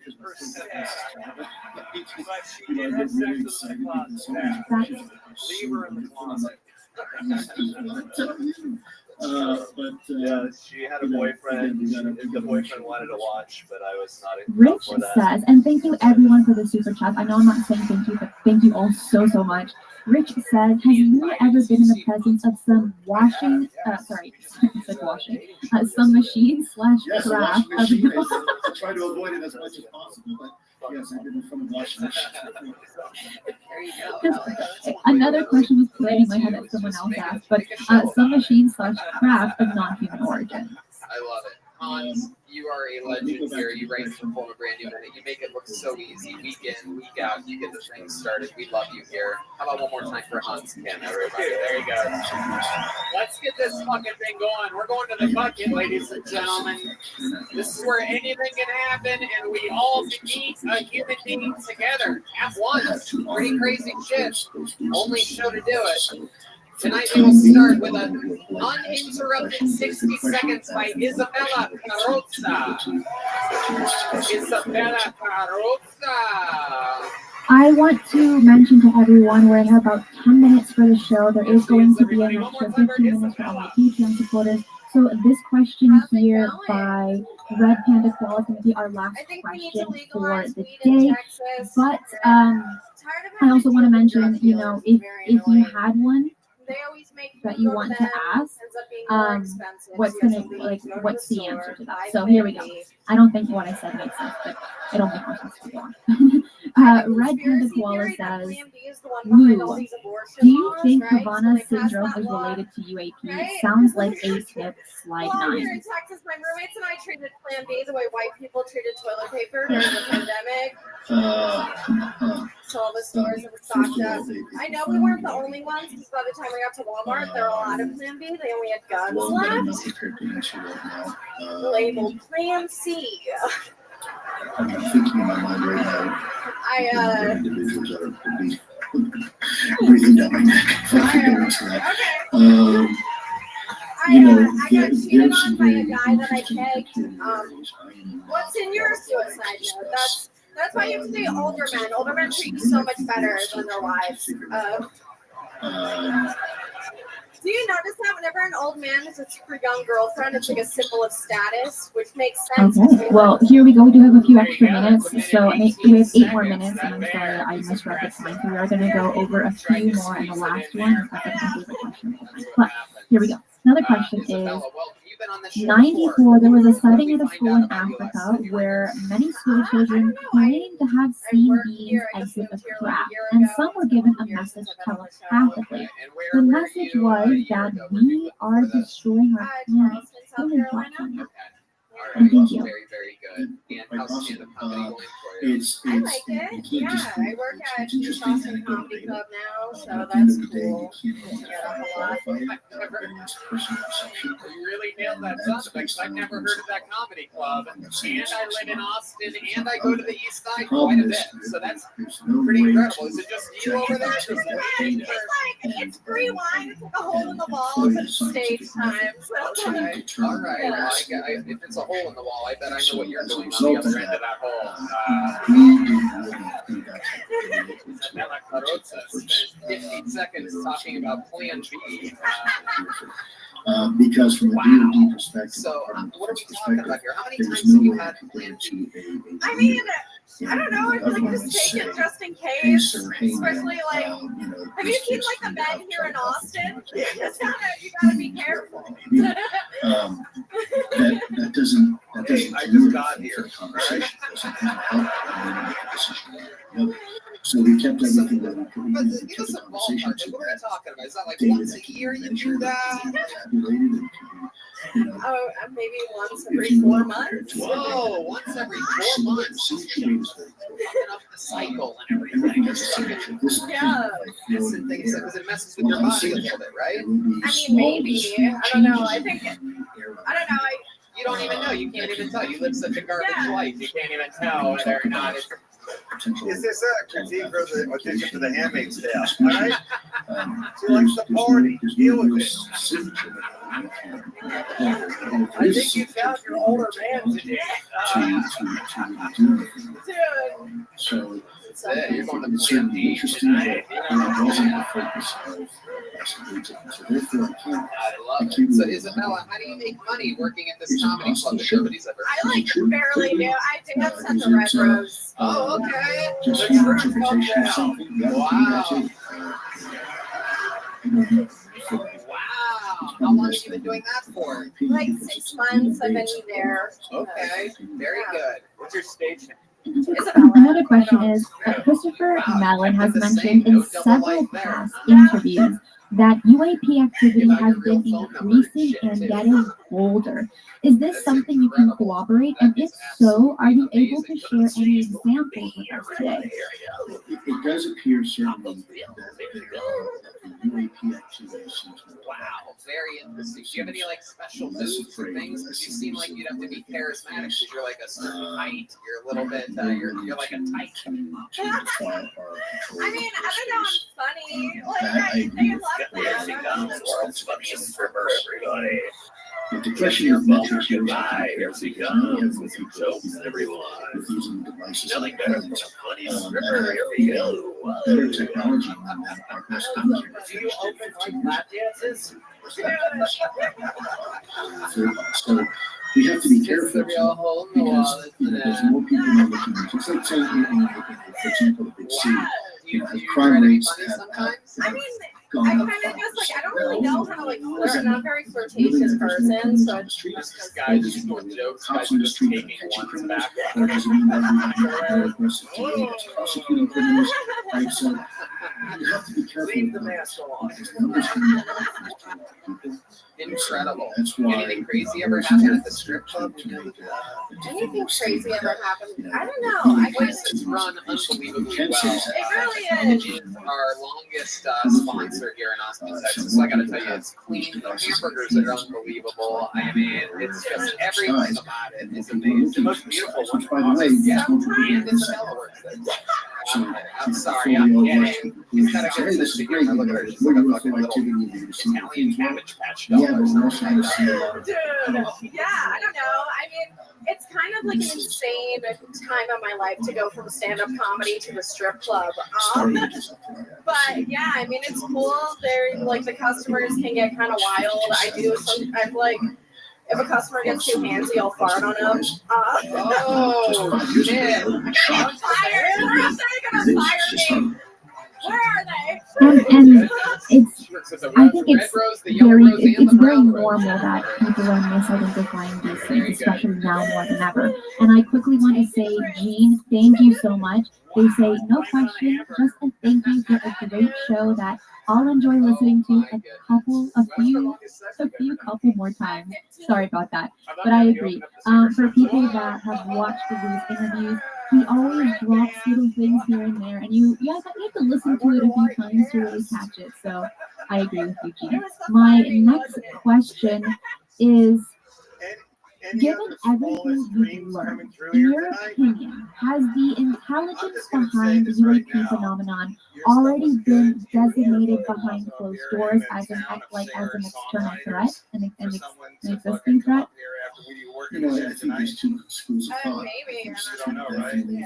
From a national security perspective, Either way, we've all done things to get by in comedy, so but let's not confuse potential down threat for it. with You're hostile. goddamn right. Isabella So I've said this Caruso before, if I just go got to booked on the Thursday Secret Show. She just got a real Southwest comedy gig out of her performance here on Till Tony. And amazing. Back to the bucket we go. Great. It was like if Janine Garofalo was doing Game of Thrones. There's an environmental threat. Your next comedian goes by the name of Cody Green, everyone. 1 minute uninterrupted. Going to Cody Green. There's two schools of thought. Cody. Here he comes. But now that I'm outside the government, I'm free to express my opinion a little more. You know what? I think with every One challenge. more time for Cody Green, everyone. One has to look at the Apollo mission in the 1960s and the space race against the Soviet When I was 16, my dad over 6,200 life-changing technologies and industry came out that were resulting in new space race. A decade in time where now we have things like the LED light bulb. How are you supposed to discipline your kid Things when that are you know proving you're your going to be enemies bumming rides off them? and have long outlived their He original tried once. She's like, So, you know, I tend to be a little bit more optimistic. like, I don't Dad, think if you everything keep it up, is you're going to fucking necessarily fight the liquor store. is intentional. And I think there's always opportunity. You just need I'm to telling you guys, you haven't lived until you've gone to watch a grown man. And right now, everyone's asking about the 23-minute video. Can you talk about that? I can't. What I can say is that I was privy to it. I have to look at the government try to do its due diligence, and let's not forget that the president All right, Cody Green. to erase these photo on my meetings. Laying it down. How long have you been on stand-up, Cody? Protective order, that 3.5 years from here in Austin. They've got some questions they have to answer. And I All want to right. give the U.S. government the time necessary to You'll show them, figure Cody. out, you know, What part of Boston are you from? Specifically, Wakefield. Isn't that where Tanya Harding is from? Nope. All right, I don't fucking know. They have a video released. It's not up to you to listen, and I really can't talk about it until at some point the government decides. You look like a guy that would. First of all, This guy is definitely. RG has a question, and they say, does DHS Red Cell ever use UAP simulation events to test U.S. military responses, which may have been confused as real events? And this is going to be the last super chat for today, guys. We are running out of time, but please answer that. You know, I gotta tell you, I've never been asked that before. He's a forgiving guy. Have you considered stripping? You could. You could do that. All you gotta do is fart and shake your ass. Cody, what do you do for a living? It's so sophisticated. United States. Great questions. Awesome. I can't tell you how many times. Like you're a mailman? Hey guys, we gotta talk. That's great. That's great. Let me see your calves. It's not a related question. Pull up your pants. Let me see your calves. Whoa, he's wearing the postman tights underneath. And here is our last question for the show. What is one question you haven't been asked, but wish you had been? What is it? And what's the answer? Now, the Postal Service has a bunch of weird quirks like that, right? What So other you've things do done you have on thousands of interviews. He's the only guy in the room. So many questions insurance. Insurance, what else? What else do you have? Because we weren't even expecting those tights. You're a true postman. I got out of work earlier. Yeah. Ah, there it is. Now Wait, you're delivering mail here now? In Austin, yeah. Oh, I live in Austin. Sorry, I thought Okay. Yeah. All right. So you're an official Austin postman. What area are you? What area are you in? 78758 7872777. Have you ever heard of it? 78753. All right. That's the Stop activating your autism. Yeah. You just made Monty hard as a rock just there. There's no piece. There's no question. Absolutely incredible. Let me ask you this: you're out there delivering mail all around the city. Have you ever heard of the East Austin Comedy Club before? That's seven. You ever get bit by any dogs? But some of it's hacked. The Chihuahuas chasing you. Okay. All right. Enough about the Mexican ladies in the city.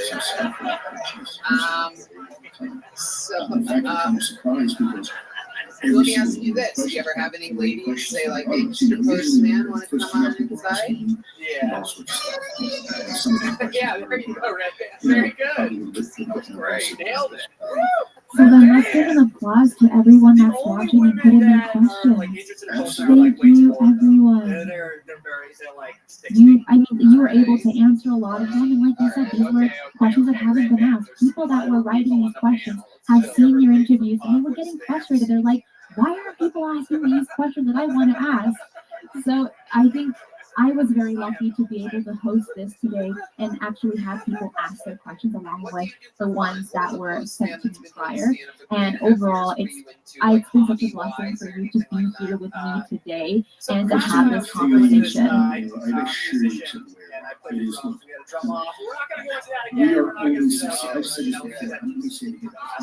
Okay, yeah. I just didn't see it.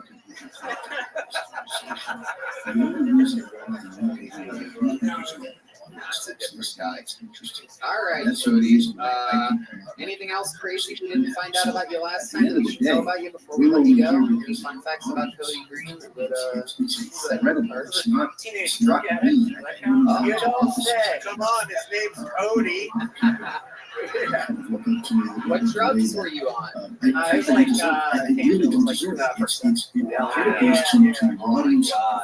Yeah. What was your lowest low? Like what was bottom for you? This? But it's true. It's absolutely true. We achieved this collectively over the last 3 years because of the hard efforts of everyone. One time I went door to door. I made up a collection can, overstate that and I enough. went door They to door have collecting money conversations for on my high DC. school marching They're band. watching Twitter. They're watching your show. They're dialing in the suit because they don't want to expose themselves. Make a mistake. They're watching your videos. I can't say it was, but very recently I got an email from a very senior person. But it had led to one day becoming a postal delivery man. And he said, hey, I saw that interview on this podcast. Yeah, that's and you know what? incredible. The podcast was yours. Wow. It wasn't I just need some 22-year-old high schooler some money for his It was your marching band. podcast. He was weirdly wearing compression pants. So, Wow. I got also, I stuck in I didn't think it was going to work, and I stuck in my neighborhood, and then, like, the whole next week, people kept going up to my mom, and they're like, hey, because they can't do a nice thing and just shut the fuck up about it. They kept telling her that they gave me money, and she's like, you're not in a marching band? Private people. Private people.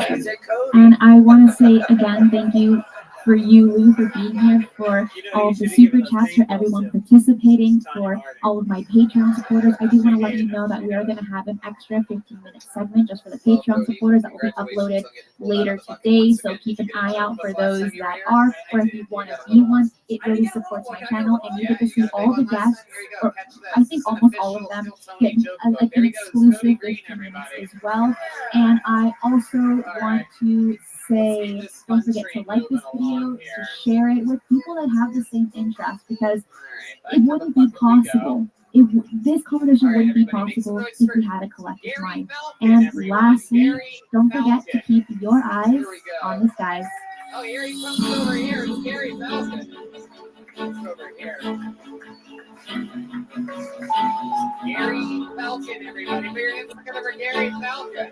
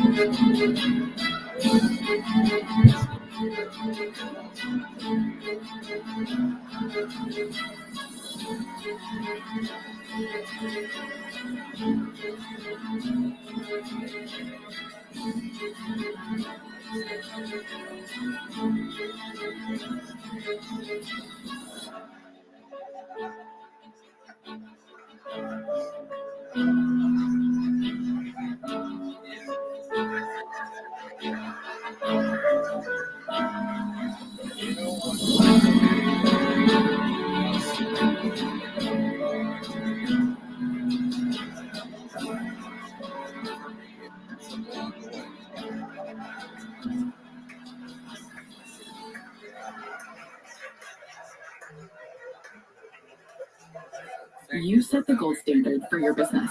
Your website should do the same. Wix puts you at the helm, so you can enjoy the creative freedom of designing your site just the way you want. Want someone to bounce your ideas off? Talk with AI to create a beautiful site together. Generate on-brand content, images, media, and simply change or fine-tune any of it along the way.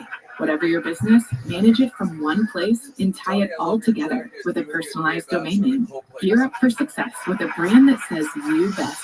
You can do it yourself on Wix. Love this podcast?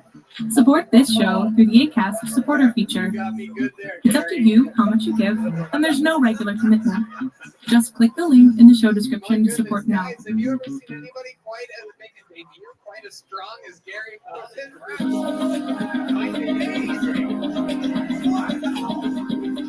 I've never seen a missing close like a dog. I've never seen Elf's grandfather. Whoa. Tony. Tony, watch out. This teddy bear's got teeth.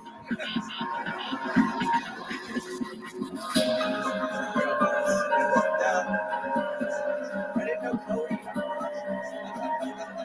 I didn't know Santa had AIDS. Shit.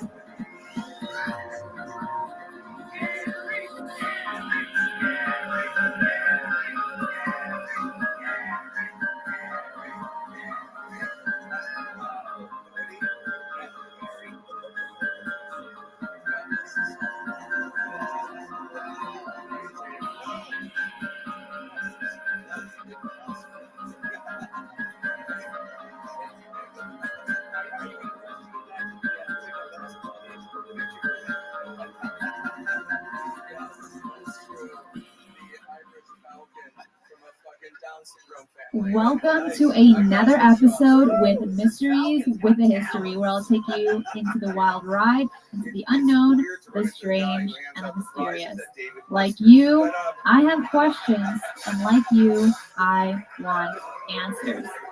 Today, we're going to be going into the murky and disturbing topic of alleged human abduction by entities either from another world or another dimension. It's a topic with quite a history and has been the unwelcome thread that has partnered alongside the UFO research community in general. I would like to say hi to everyone that's in the live chat today, along with my moderators such as Zebza Bill and Curious George, Akashi Chris. Hi, how's everyone doing? Today, I am joined by my awesome co-host. He's no longer my guest.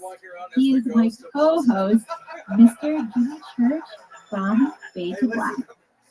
Hi, Jimmy. Are you snacking?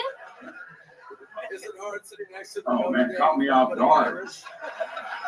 You know, I almost thought about snacking for this show too, so I'll just vicariously live through you on this one. Oh, it's a good pace. Classy. I'm just gonna let him do whatever he wants. Hey, Christine, hi. How you doing? Oh, no doubt about it. Man, it's and you know what? We never do this anymore, but that was such an amazing performance from a brand new comedian. I think he deserves the Kill Tony Golden ticket, don't you? Yeah, I agree. Yeah, you're on that one. Anytime he wants, he gets to perform on the show. That was incredible. Gary Falcon. Went down on the studio. Wow. It turned out not to be the A internet. star is born. The outer, not the modem. A star is born. And working just anyway. Back to the bucket we go. Obviously, anything can happen here tonight. Wow. The place is in chaos. The way him and Dave were going at it, I thought Gary was going to pull out a slingshot. And I'm here. So there you go. And we'll let everybody know we're going to jump into this abduction thing. It's next. Here. Christine, I'm just going to tell everybody what happened. Austin, Texas. Please do. I'm going to mention the PJ too as well. Here comes So, Deans, everyone. A couple of things happened, and Ryan Gray. One more time for Casey, everybody. Okay, so internet goes down, and then I you know what? We're going to go back on this. What I didn't know at the time was that every newscast is oh so sympathetic to these. I'm talking about 1 megabyte upload with I need 30 for the studio. Okay, so I didn't know. I just got the internet that. So everybody, I texted Christine. I said, Ryan can't do the show. You're gonna come on with me right now.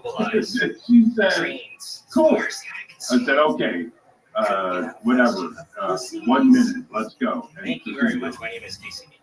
Yeah. Wow. 43 seconds in and out with his trademark Rusty's line. That's what she texted me, and then Ryan Tony debut of Casey Deans. David, tell what do you So I go to The one thing I love is a political wizard. and I go, that's Christine.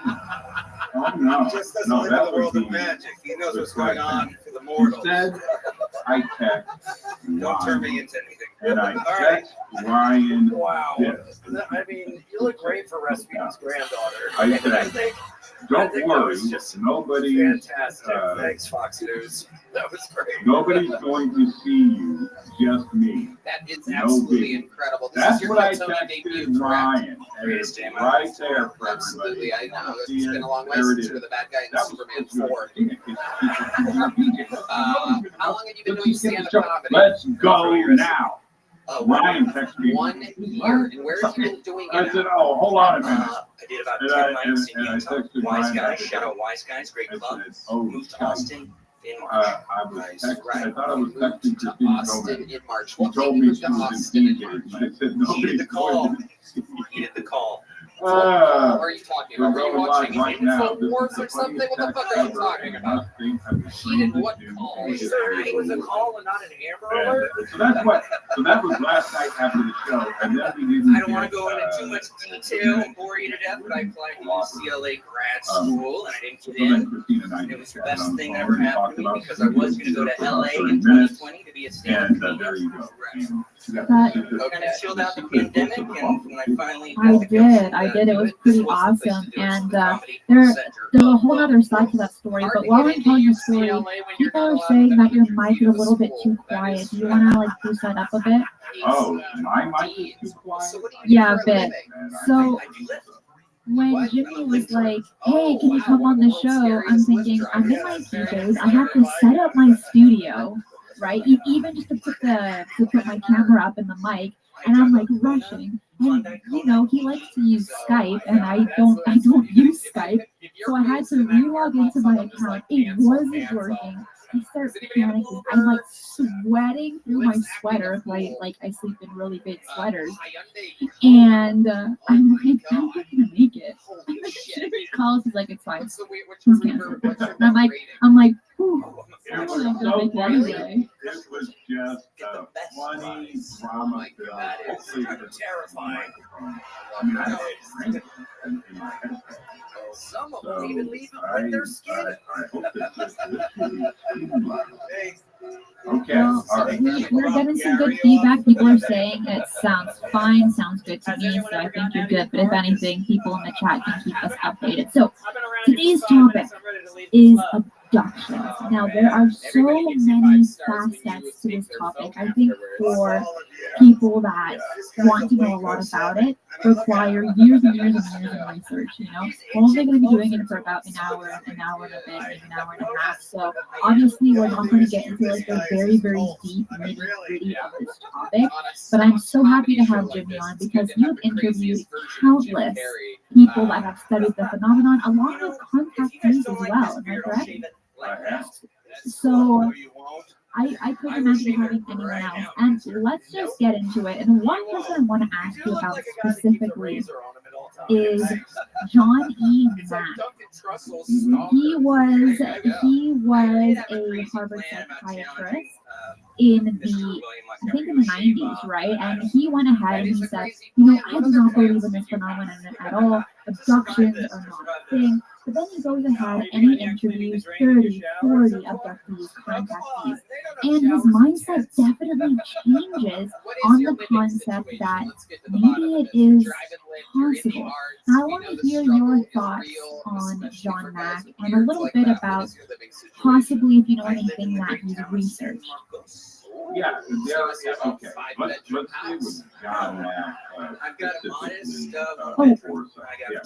John Mack and John, not Jamie, sorry. I'm talking about John. But it seems like your audio is coming from your camera and not from the microphone. Possible. Let me see. This guy's not that bad. Yeah, because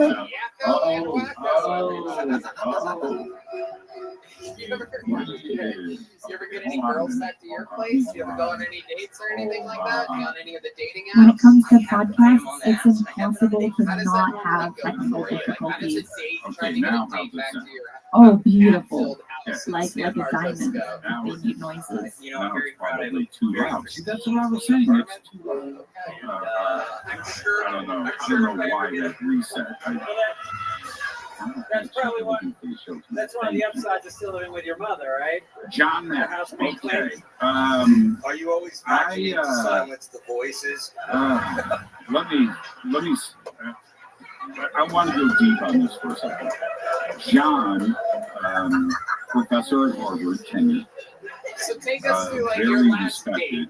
How does this happen? Where do you meet this girl? How does it go down? So explain to us. Just take us through it. It's okay. Come on, look entered into this world of ET and contact, and of course, abductions came a little bit later. But full-on skeptic was a part of the community, didn't understand what was going on. Starts to figure out a few things. Now, everybody can go and read Ralph Newfall's new book called believer in it is the story about John Mack. All right, Casey, let's talk about Which this was date. Give just us an released. It's example a of how it best-selling book, and it's starts. great. I have it. Meet at a But restaurant. this is what ended up happening.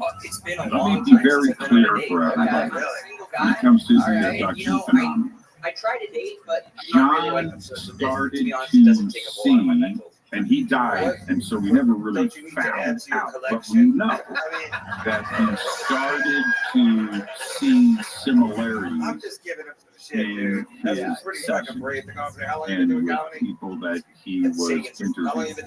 And a couple of those people I had on the show. Okay, and we have time to talk about that. But as he started to see these similarities, which he wasn't sharing with anybody, he only kept it inside of himself.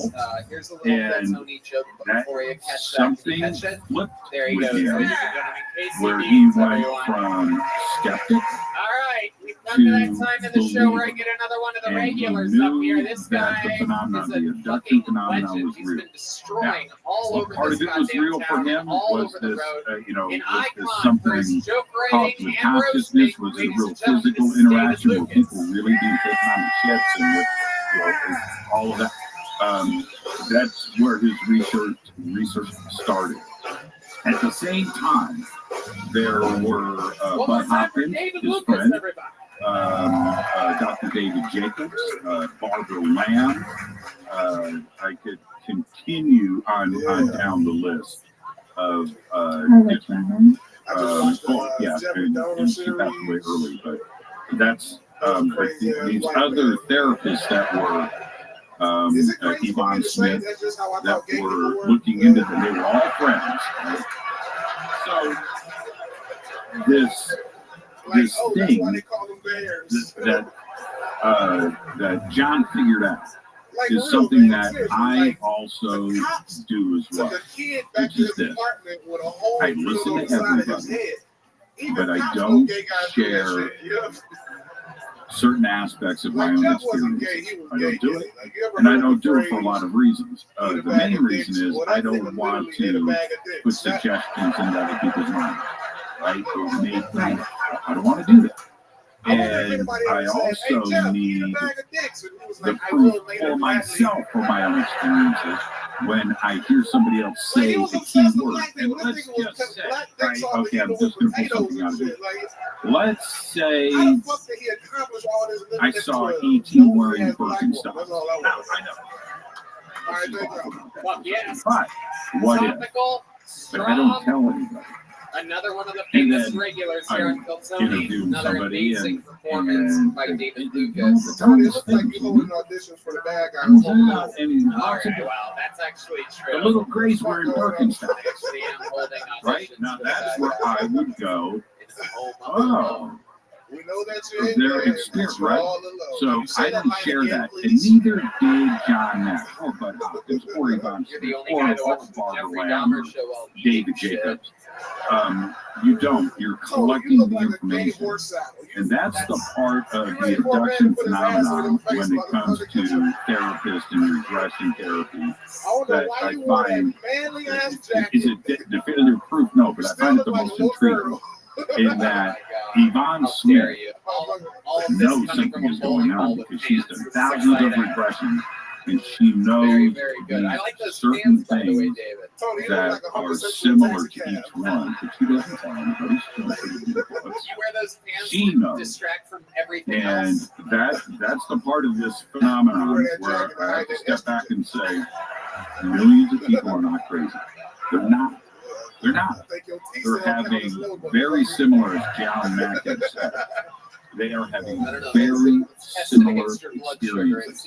They don't communicate with each other. These are people that don't know each other. They're on different parts of the world or different parts of the United States. But yet, they share these same experiences.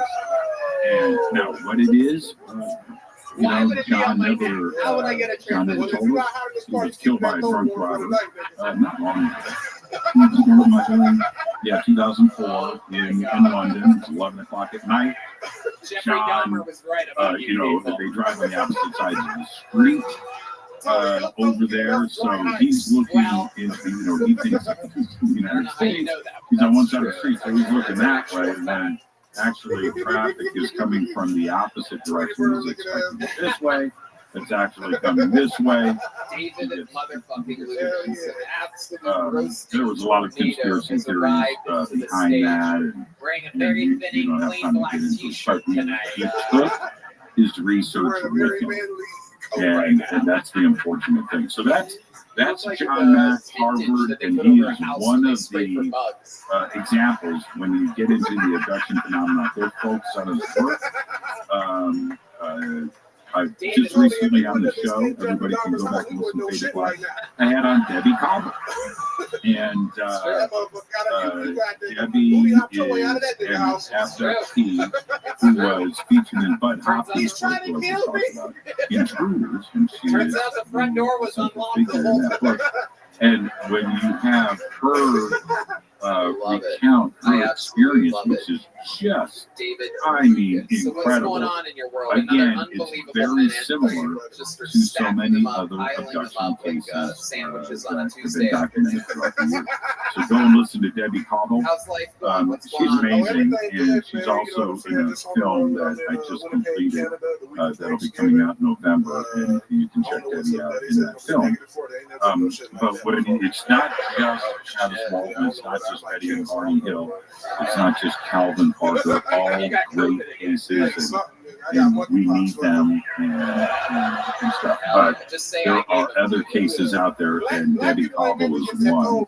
She's just incredible. So that's John Mack, Bud Hopkins, David Jacobs, Yvonne Smith, Barbara Lamb, and many other great therapists out there. I know that was long-winded, but it just needs to be said for those out there that are just getting into this abduction phenomenon and need to go and find more answers and do some research. And it's a bit hard to do because a lot of these cases are, just alleged witness accounts. Yes, there can be some evidence that can be placed on the body, such as scars and bruising and things of that nature. But overall, at least from what I've done through my research, it's a lot of just kind of believing them. And before we go a little bit more deep into that, I would like to say thank you so much to Inquire Within. They say, oh, yes, look at this magical duo of intergalactic epicness. Keep the good times rolling. And then Disclosure Team, thank you so much. And John Russell as well. You guys are absolutely spectacular for supporting this channel. John says, and thank you, he says, would be so cool to have Dave Paulides on the show. Do you guys agree his research proves not all the entities are malevolent? I obviously want to have him on the show, but I know that he doesn't really do podcasts and things like that, especially now that his son has passed away. He's been a little bit more reclusive. So I think in the maybe a little bit later on into the future, I'll ask him. But right now, for him, I don't think being on this show is very important. But I enjoy his research, Missing 411, and his YouTube channel, along with his documentaries and his books. What about you, Jimmy? Yeah, he's great. He's a good dude. He's pretty intense. Do you know him personally? I do. What an unbelievable treat you are always. 1 year at a conference, another unbelievable his set, table another unbelievable was interview next with to great mine. roasters So and for joke 3 or 4 writers days, and performers. literally, Ladies and we're gentlemen, shoulder one to more time for shoulder David and talking. But we did a panel together, maybe one, maybe two. But he's been on the show many times. How lucky are we?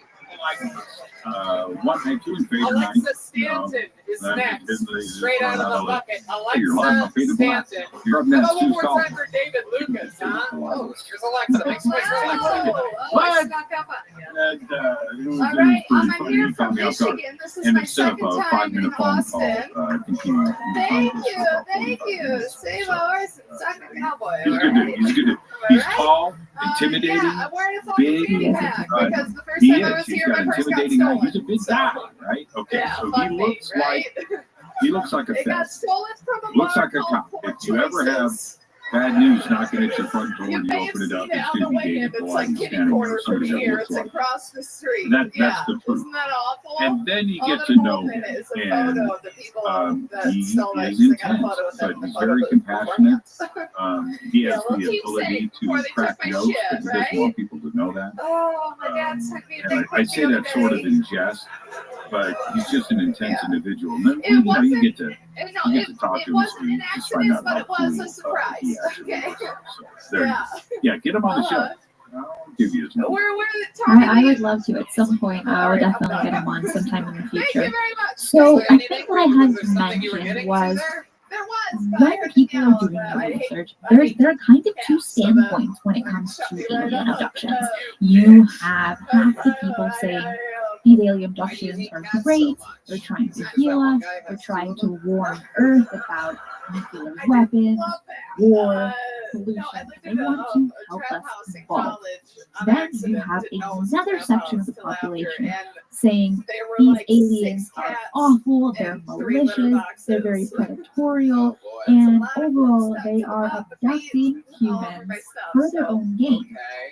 And I was thinking, I've covered quite a few abduction stories, and I've interviewed someone such as Kristen Dennett, who has done extensive research when it comes to abductions, and he said on the show that overall, abduction shouldn't be seen as a bad thing because they're trying to help us, and in many cases they heal you, this, that, and the other. And then I started kind of digging deep into Carla Turner's research, and her standpoint was completely different from what I had read previously. And she stated, like I had just mentioned a little while ago, that alien abductions are terrible. These are very malicious creatures who, in a sense, are pretending like they are siding with humans, saying that they want to help us, this, that, and the other, but they're actually lying and they're doing it for their own gain. I found that really interesting, and I 100% want to hear your thoughts on that take on it. Carla Turner was amazing, and everybody should go back and look at some of her presentations over the years. She was about this tall, and it's really great to see her. Oh, yeah. She's great. Anyway, Carla, very smart. And now, so I bartended there. I'm gonna put it to everybody this way. Got it stolen. Yeah, exactly. Being Seriously. abducted Yeah. I would do a lot can't of be cocaine. fun. No, Right? I said a little I'm bit sure it easily. can be, but the experience itself is just going to be terrifying. Just as terrifying as a dog catcher chasing down a dog. Dog doesn't want to have news put on his neck. The dog doesn't want to be killed. The dog doesn't want to be abducted. Right? That dog is panicking, and it would have to be very similar to, you don't want to be kidnapped. Who wants to be kidnapped? Who wants to be thrown in the back of a van and driven away, and you don't know what's happening? You're going to panic. They may be taking you to Magic Mountain, but you don't know that, right? You don't know. You're going to panic. It's not a good experience. We throw in E.T. and aliens into this, some completely foreign and strange experience. It's got to be terrifying. Nothing may happen, injuries or whatever, a dissection, autopsy.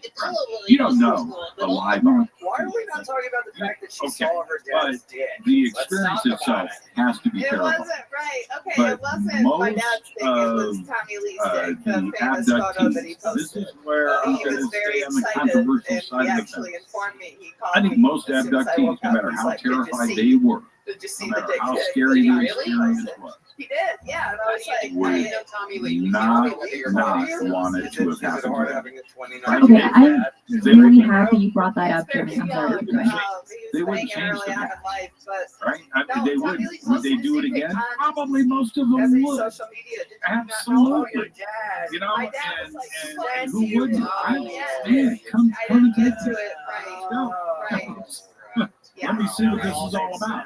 But now there are the other experiences. You know, when you talk to Whitney Strieber, and he'll be on Whitney's show this Thursday, speaking about this stuff. So don't judge people and how they live. You know, is that Whitney's experience? So what do you do for fun? It's a Well, terrifying I movie. do a lot of stuff The with book my dad. is pretty Sexually, scary. I know that. And he certainly has been very forward about his experiences. But he has had continued contact and with what he calls the others. And I think he's okay with it. You know, he's found a way to deal with it. So what else? Other than And making sketch just like videos anything in else, Michigan you know, with your Carla, Martha Summers, or even David Jacobs, who talk about the colonization of this planet or the takeover of this planet. That's not necessarily the abduction phenomenon, right? So Marshall Summers saying, and it's a great message, something you should listen to, but Marshall says, they're here Is that true? to get this planet It's a girlfriend that I have. and its I do like atmosphere it though. I don't. acceptable for them so they can move here.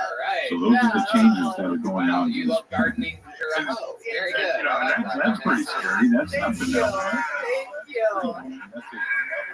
Yes. Incredible. And David Jacobs and his take on this and Carla Turner. Well, okay, that's fine, but I don't necessarily agree with that. If there was anything violent or mean or I feel like you're the same but opposite. You're you know, the just wrong, I think we would know about it. There'd be another conversation right now. I think that the abduction phenomenon is real, and those experiences are real, but I think in a general sense, it's been a very positive. Scary, yes. She was my friend's right? older sister that I grew up with. So Is it that? No, I don't think it's that. But scary, certainly. Real So awkward family I don't Christmas. necessarily prescribe to So you know a negative approach by ET. So then what happened? Well, I'm really happy you brought that up because there's something that I read in a book called Dealing with UFOs, Aliens, and Higher Dimensions by Laura. And she used to be friends with Carla Turner. And she mentioned something relating to the alien abductions and clarifying it kind of as the Stockholm Syndrome. Before we get into that, I want to say thank you so much to Akash and Chris for the super sticker. And John Russell says, if they're supposedly trying to help us, they're sure going about it in a funny way. There are better ways to communicate, etc. John is John. Thank you for making that point. Now, John's right. Except. Dot. Right to me from But, Seattle. Is this? We Can't, trying to figure out what we're an intelligence species, right? We're sentient, and we also have compassion, empathy, we should have. We have a sense of morals, right? We should have.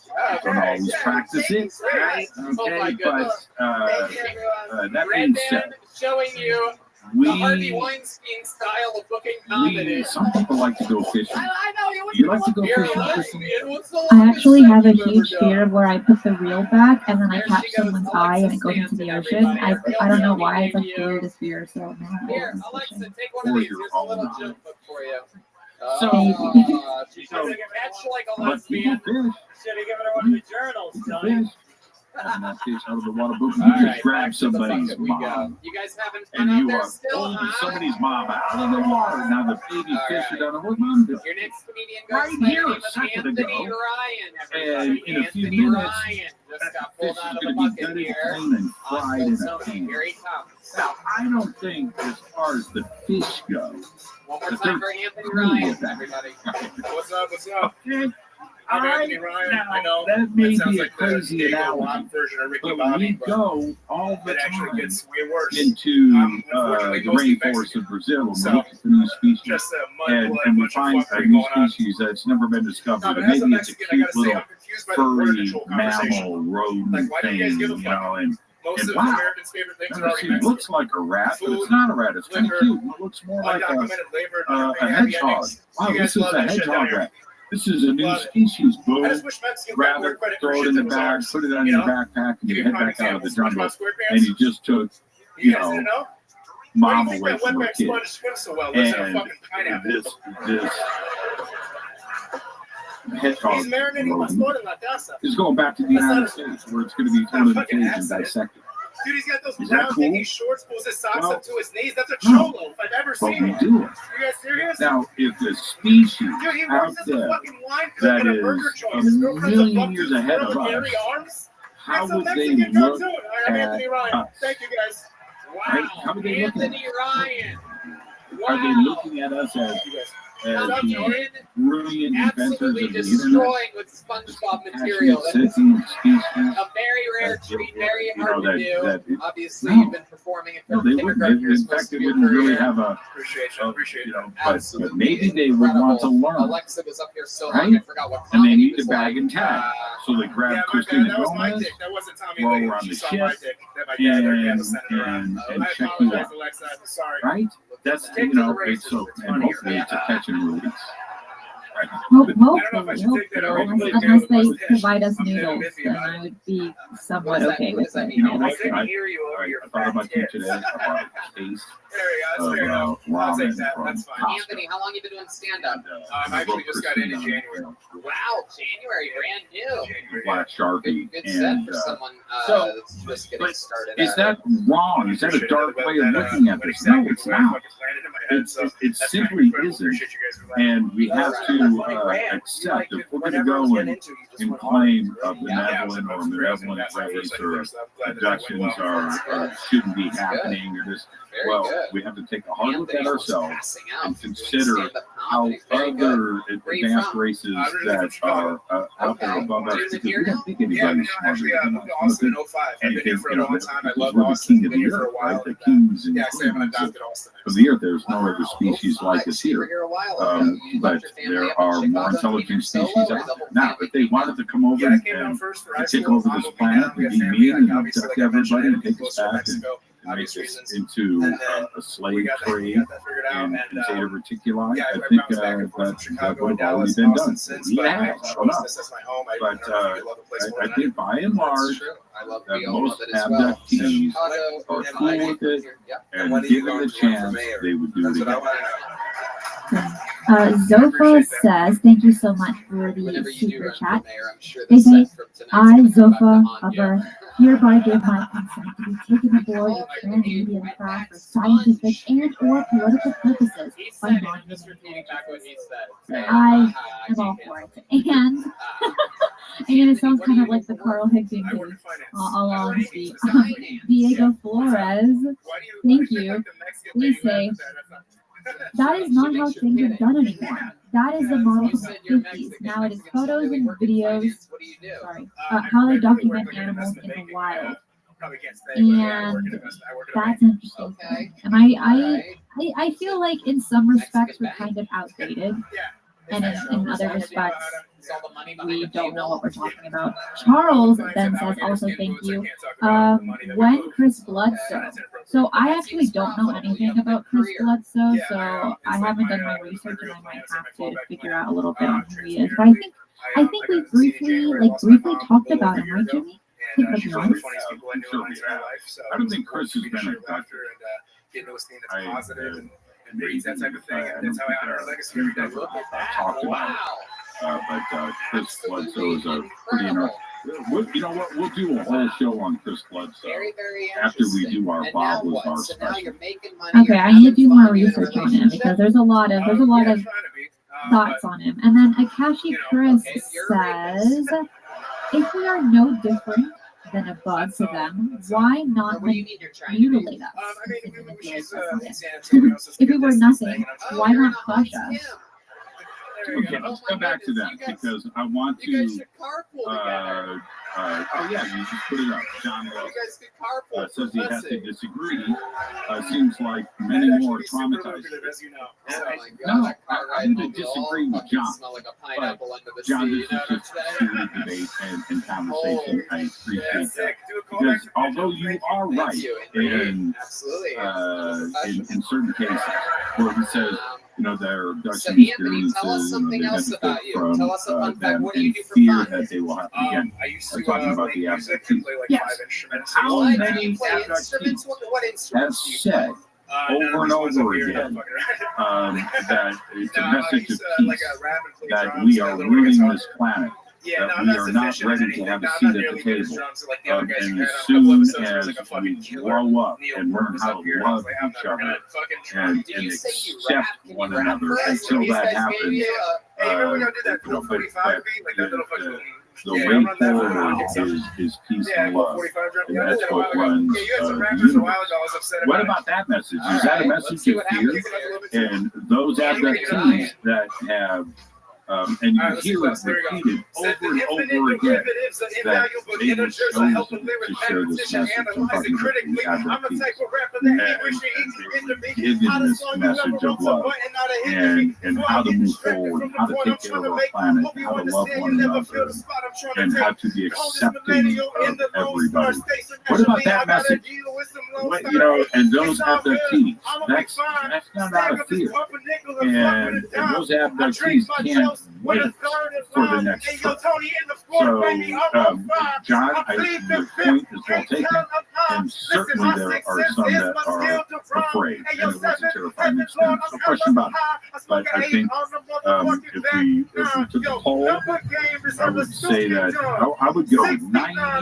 I'm not going to say 90. I'm going to go 95%. 95% of abductees are cool with it. They may have been scared, but they would do it again, and they certainly wouldn't change the past. So then do you think because maybe these experiences are somewhat pleasant, even though when they're under hypnosis, it obviously wasn't, they really were probed, you know, bad things that end up happening to them. Do you think it's possible that they're affected?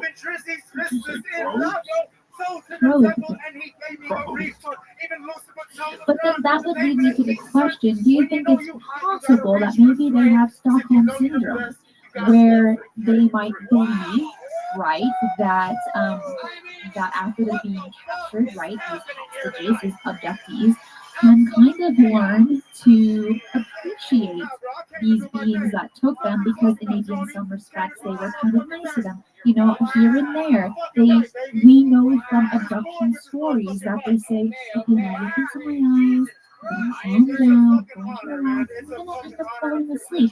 Or they put suggestive memories when they come back to Earth. So I found that when I was researching Carla Turner on that book, I was like, you know, I didn't really think about that. That's a really interesting statement. Either if it's correct or incorrect, I think it's a very nice thing to debate on and hear people's input on that. Yeah, you're right about that. Stockholm Syndrome, which is, you know, an example of generality. Anthony What Ryan, is Stockholm Syndrome? I mean, an You get kidnapped unbelievable and then set, you end up liking your cat. interview, That's an right. unbelievable Yeah. performance. You're falling in love. And okay, I don't normally do this.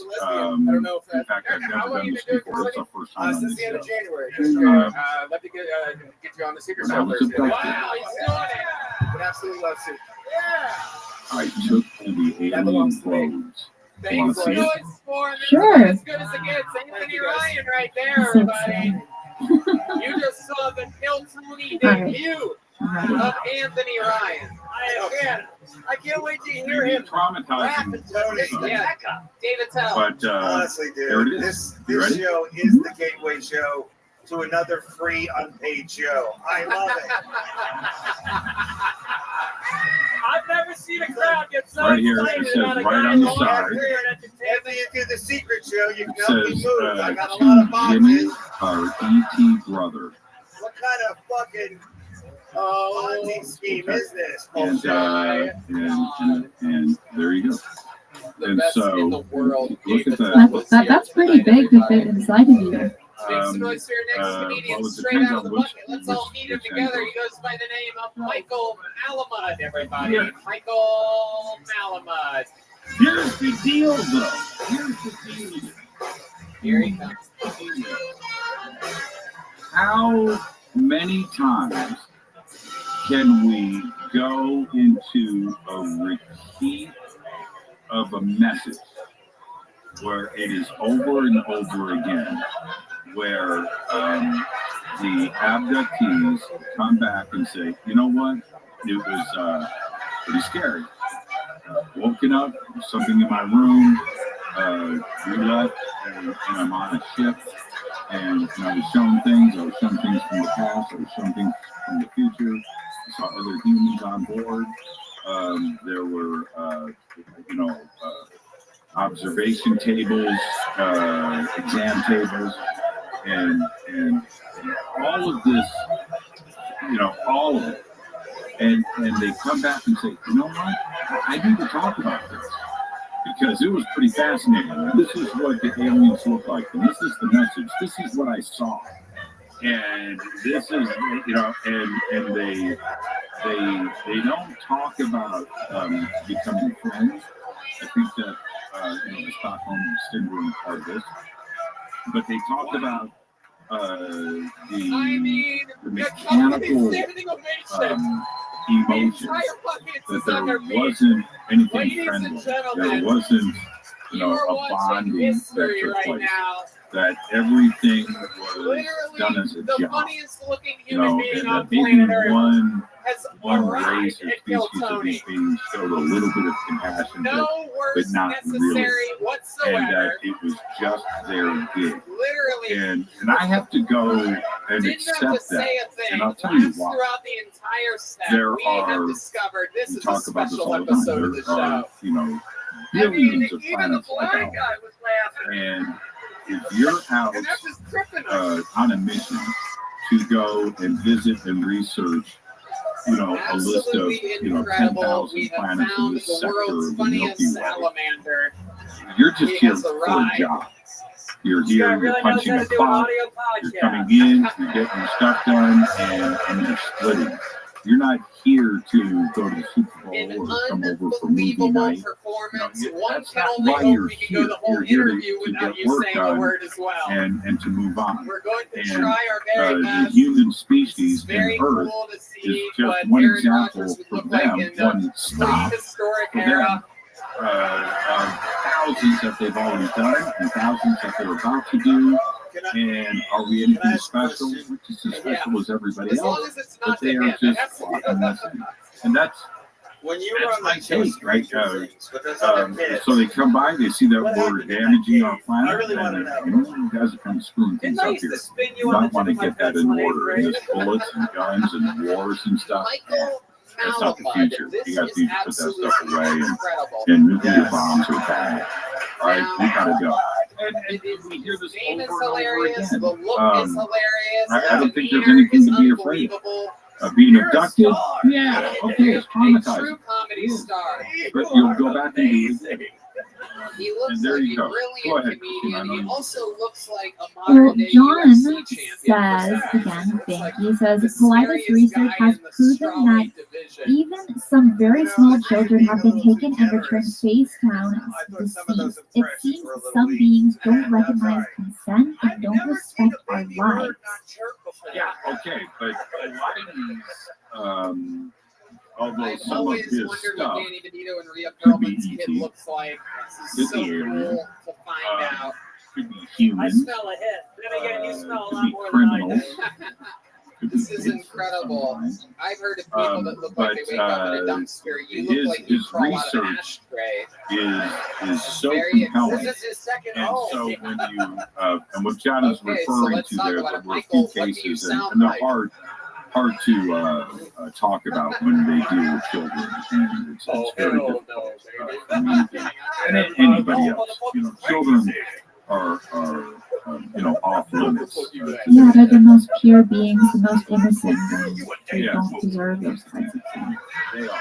And so when you hear about a child that is, like John says, found face down with his shoes, a half a mile away in a weird position, clothes folded up neatly, and no signs of trauma, whatever it may, it's just like weird and it's strange. So, but that doesn't necessarily mean we're talking about the abduction on John, and we can do a whole show on Pilates, no doubt about it. I don't think that the majority of Pilates It's literally averaging 84 laughs per word. There's something else going on. And it could be Unbelievable. Maybe. When we talk about big things, I have my on when my time comes. But one story that I found maybe one of the most interesting and possibly currently one of my favorite stories when it comes to abductions, because there are countless stories. There are hundreds and hundreds of stories you can find in books and online. But one that I want to talk about that I've actually mentioned before in another episode is the Carl Higdon case. And I feel like his experience was so positive. He gets invited by an ET to come onto his ship and be like, hey, you want to come to our home planet and check it out? And also, here's a pill you don't have to eat for 4 days. I think it's bizarre. It's so insane. Yeah, that whole pill thing kind of bugged me out. Because food Make is some too noise for important when Liam you're dealing Maloney, with everybody. interstellar Liam travel. Maloney. Okay. What a night. Not What only hit, a okay, show. you just reminded Where me, do if we we go back, from here? and Michael everybody should Malamud check is this going to out. be one tough act to But follow. if we go back to Here he is. Pascagoula Liam Maloney, and everybody. we look at that case, What's up, Logan? which I don't know if I follow one how word, do I say but, this? When you hear 21, the and I still have some conversations, baby and they're recorded and there's and videotaped. yeah, it's a little fun. I've never been able to get And braces. I'm going to pull something and up here for a second. They always say that people have sweet tooth, they really like candy.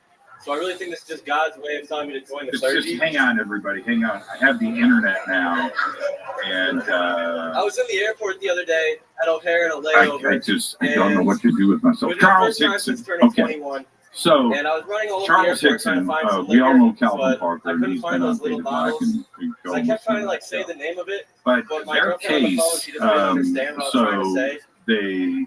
So I they kept get running around, abducted, kept running the police around, get involved, and they then get across taken the to the gates I police see station. exactly what I'm looking for. And And this so I is the sprint across the crazy gates, part get all about the way up that to the case nearest for kind of me. turn, and I yell out, shoot it. Where you just step back and you go, you know what? This thing really happened. These guys are telling the truth.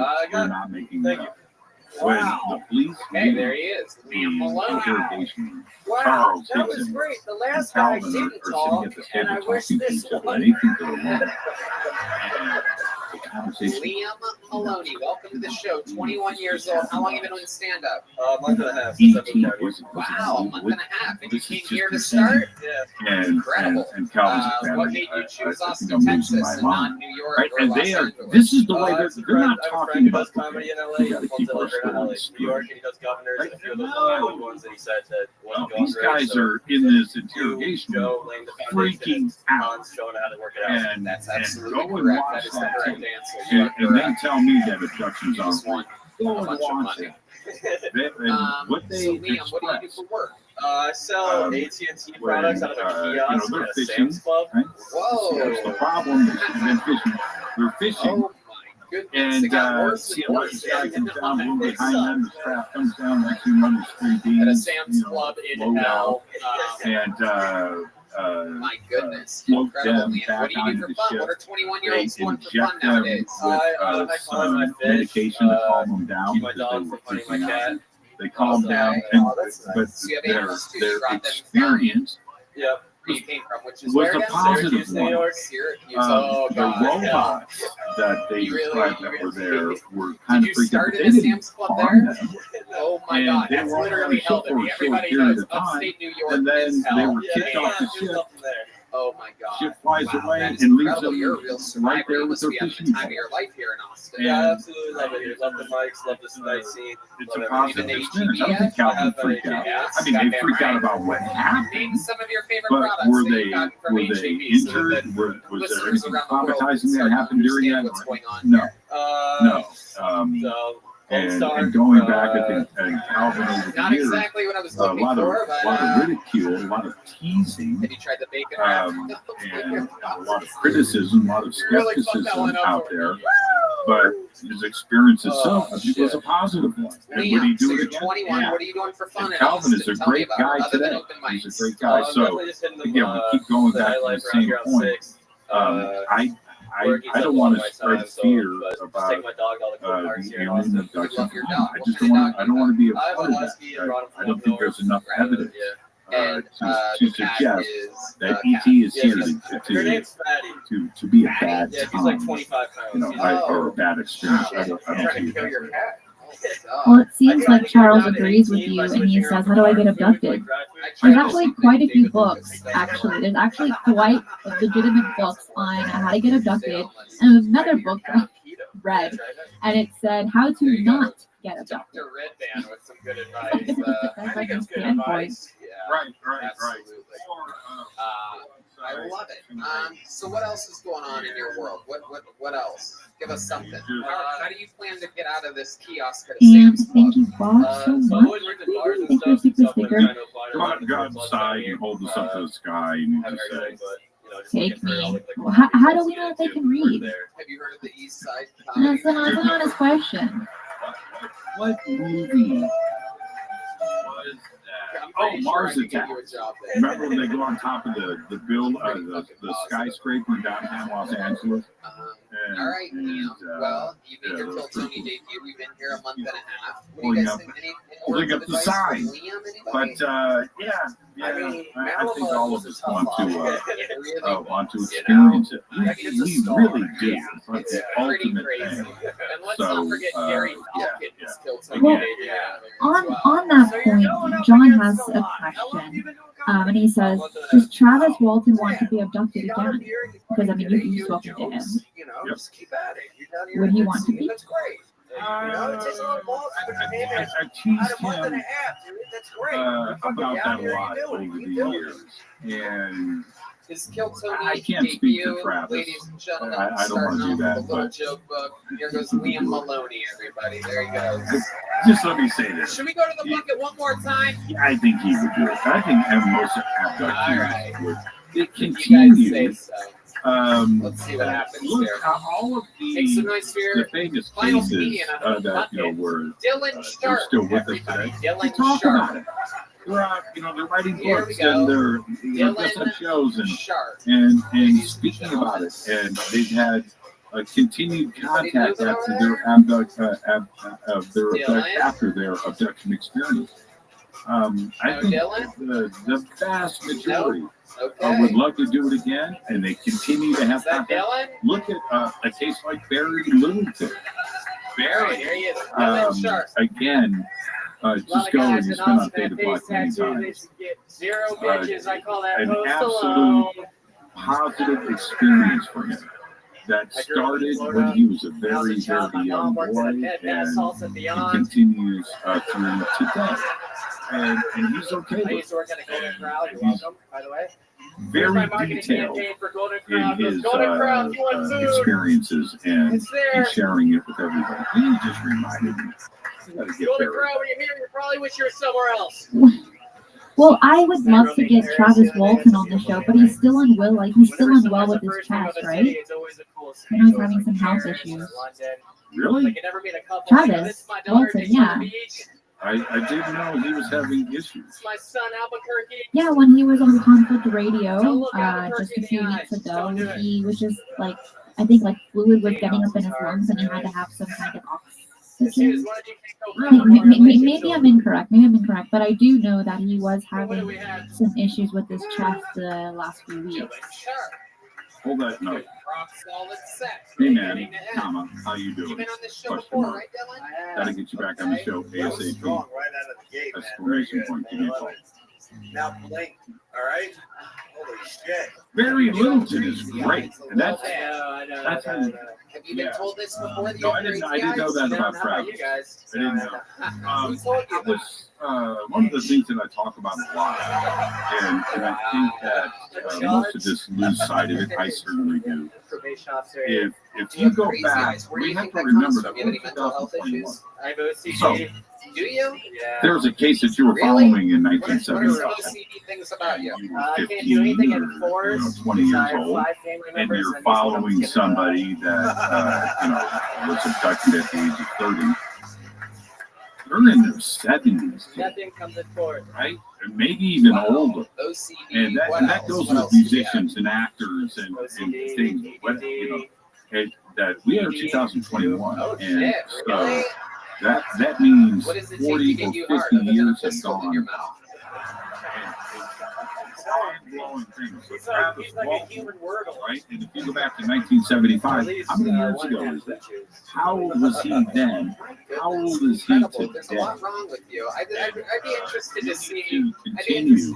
I talk to Don Schmidt about this. would say We about need to someone continue like you. Is there to a talk, doctor out there? collect information anyone? from all of these Here comes the people, doctor get right here. inside of Oh, look at their this, everybody. memories of this, That's and a real try to doctor. get all of the data that we can, Oh, because we just assume that everybody's going to be around forever, and that's clearly not the case. So we need to do that. Just like Roswell, very quickly. Roswell was 1947. So what are we doing here, Tony? And when everything came to light in 1980, It's good to have a that doctor was on call. He's 33 years showing that later. your mom's That house means most network. of the This people is that were at this hospital, they were young at the the age great of 30, Dr. right? True. And now, in 2021, Well, he sits in the seat. all of them are dead. Right? There's nobody left. So Did we collect everything? Well, it doesn't matter. Now we are interviewing the grandchildren of the witnesses to Roswell. So just like anything else, these abduction cases and these phenomenal experiences, we need to constantly stay on it, collect the data, interview, document, and convert things over into a historical perspective so we can study it and look at it later. Well, while we're on that note, talking to the grandchildren of those from Roswell, well, it seems like there are quite a few stories when it comes to abductions that is actually through the generations. The grandmother or the grandfather got abducted, then it was their daughter, then it was their granddaughter. That's what the OCD says. But There aren't a lot of stories like that, but there are a few that would definitely stand out. Have you ever interviewed someone that's had a generational abduction, or what do you think about that? So wait, Me? you said that you have OCD, You. and what happens with counting? All right, 4. What? Anything happens What's so at 4, surprising someone's about gonna die. No, nothing. Go ahead and tell the story. There's 5 whole family was abducted. Gotcha. So, just like being associated with my great-great-great-grandfather, as he was signing the Declaration of Independence, couldn't sign. He was abducted on his way to Independence Hall in Philadelphia. My point is, I believe it is generational. And when you speak to somebody that has had a life of contact, you immediately find out that their mother had contact, their father had contact. And then it goes, one step further, and before you know it, their great-grandfather and great-grandmother talked about graves in 1890. And so, what do we do with that? How do we unpack that? How do we frame that with today? Well, just like John Mack and Bud Hopkins and others, that's rich. that look at this, they definitely take a look at the generational aspect of it. It is something that they have spoken about, and we find that repeated over and over again today. My own experience is, I was saying all of that. There's only one place to go from here. I don't there's if my only one mom man had that any could end a UFO show like experiences. this. But she definitely This man has done was more new pretty minutes on the trippy show than as a anyone young ever. woman. He's known as the when I was Vanilla very Gorilla, the young. Memphis Strangler. And she was into all Ladies of and these gentlemen, this things. is the She was Big into Red UFOs, Machine, and she was William into, Montgomery. Ouija boards and ghost writing and Edgar Casey and these things. But I never talked to her about UFOs. That doesn't mean that she never had a sighting. But I don't know if I was ever abducted. I don't think so. But when you talk to abductees, you quickly find out that not only did their parents and grandparents have stories to share, but now their children First and foremost, of Rabbi, and I want to wish you a happy Rosh are having Hashanah. experiences. So yeah, I think it's generational, and why not? I had to tell my daughter for the first But my time question last week. is, so if there are generational abductions, do you think there may be some kind of tinkering going on with the genetics? Like, why do you think they're being watched one after the other? Yeah, why not? I mean, why not? I think that's one of the best points. Oh, just got a text back. And the other one was given to the Clinton Foundation. See, that's how you see. Are you learning? Are you learning, Christina? That's how you think it gets. Go on somebody else's show and just pick up your cell phone and look at Gas Live on. Like a word. Barry Littleton is going to be on Beta Rock, and everybody needs to check out Barry. You need to get Barry on here with you. Well, then pass me his number. Just say NCIS like a word. I need your whole contact list. Pass them all over. Everybody wants what's in this phone. Fans around the world, surprisingly Now, not because of his pro-Russia stances, but because what was he's the an question apex again? when isn't a real I musician. thought generations when it comes to abductions. Right. Is it because of genetic tinkering, or why do you think that is? The other day, I explained to Red Band how the first person contracted monkeypox. They banged a monkey, to which Red Band replied, "Oh no, I sure hope I don't get cousin pox." But I believe that genetic tinkering has been going on for a couple of 100,000 years. So, if you're looking at Homo sapiens sapien, you're in college. That's a fact. Go chase down an anthropologist. Yeah, look it up. No, crazy you can look at the professor video. It's in on the biology. fucking internet. It's so And go watch gross. him and They go, filmed it. I read something last night. Okay, that's my time. Chemistry. All right, he's done. But 2 Homo minutes and sapiens 12 sapien, seconds. He gets to do as long as he wants. But primates have 48. William Montgomery Isn't that a doing lot what of only information in William those two extra Montgomery can chromosome do, pairs? coming in, How grand come- slams only, how come all the way apes- through, How come absolute intense chimpanzees, energy. how Tried to come pull a little Michael baby Malamud spider at the monkeys beginning there, and failed are out not quick. designing their own cell I phones thought you and were going building to pull it off. condos? I think you could probably do it.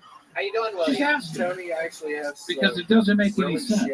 really How sad, did this news for the miracle show. of a change I got a in manager, our and chromosome he actually count booked me a and spot our on, DNA late night with just David happened? Letterman, so I'm going How to did start this just doing that. suddenly Yeah, I got a new Homo manager, sapiens sapien appears here show. 200,000 years ago It's a late night, or what is with it called? 46 chromosome pairs? Yeah, late night. We're Not a supposed show to be anymore. related. What do you mean? That's not a show anymore. What's up with Cro-Magnon do a late and night what's show up with I literally just got Neanderthal this new manager and their guy. chromosome counts? It doesn't make any sense. What is David Unless show. What is this manager somebody look did like? the snip snip Oh, 200,000 years little ago. Hispanic So guy. back to your point.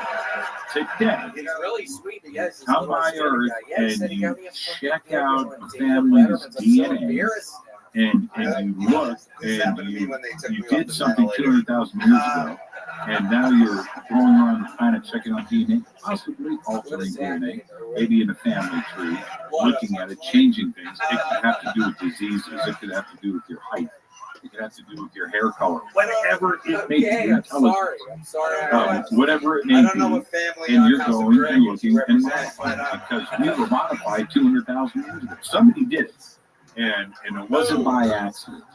And so the question of with the family and the abduction phenomenon and DNA and research going through the past 3 generational, is that a possibility? It's been going on for 200,000 years.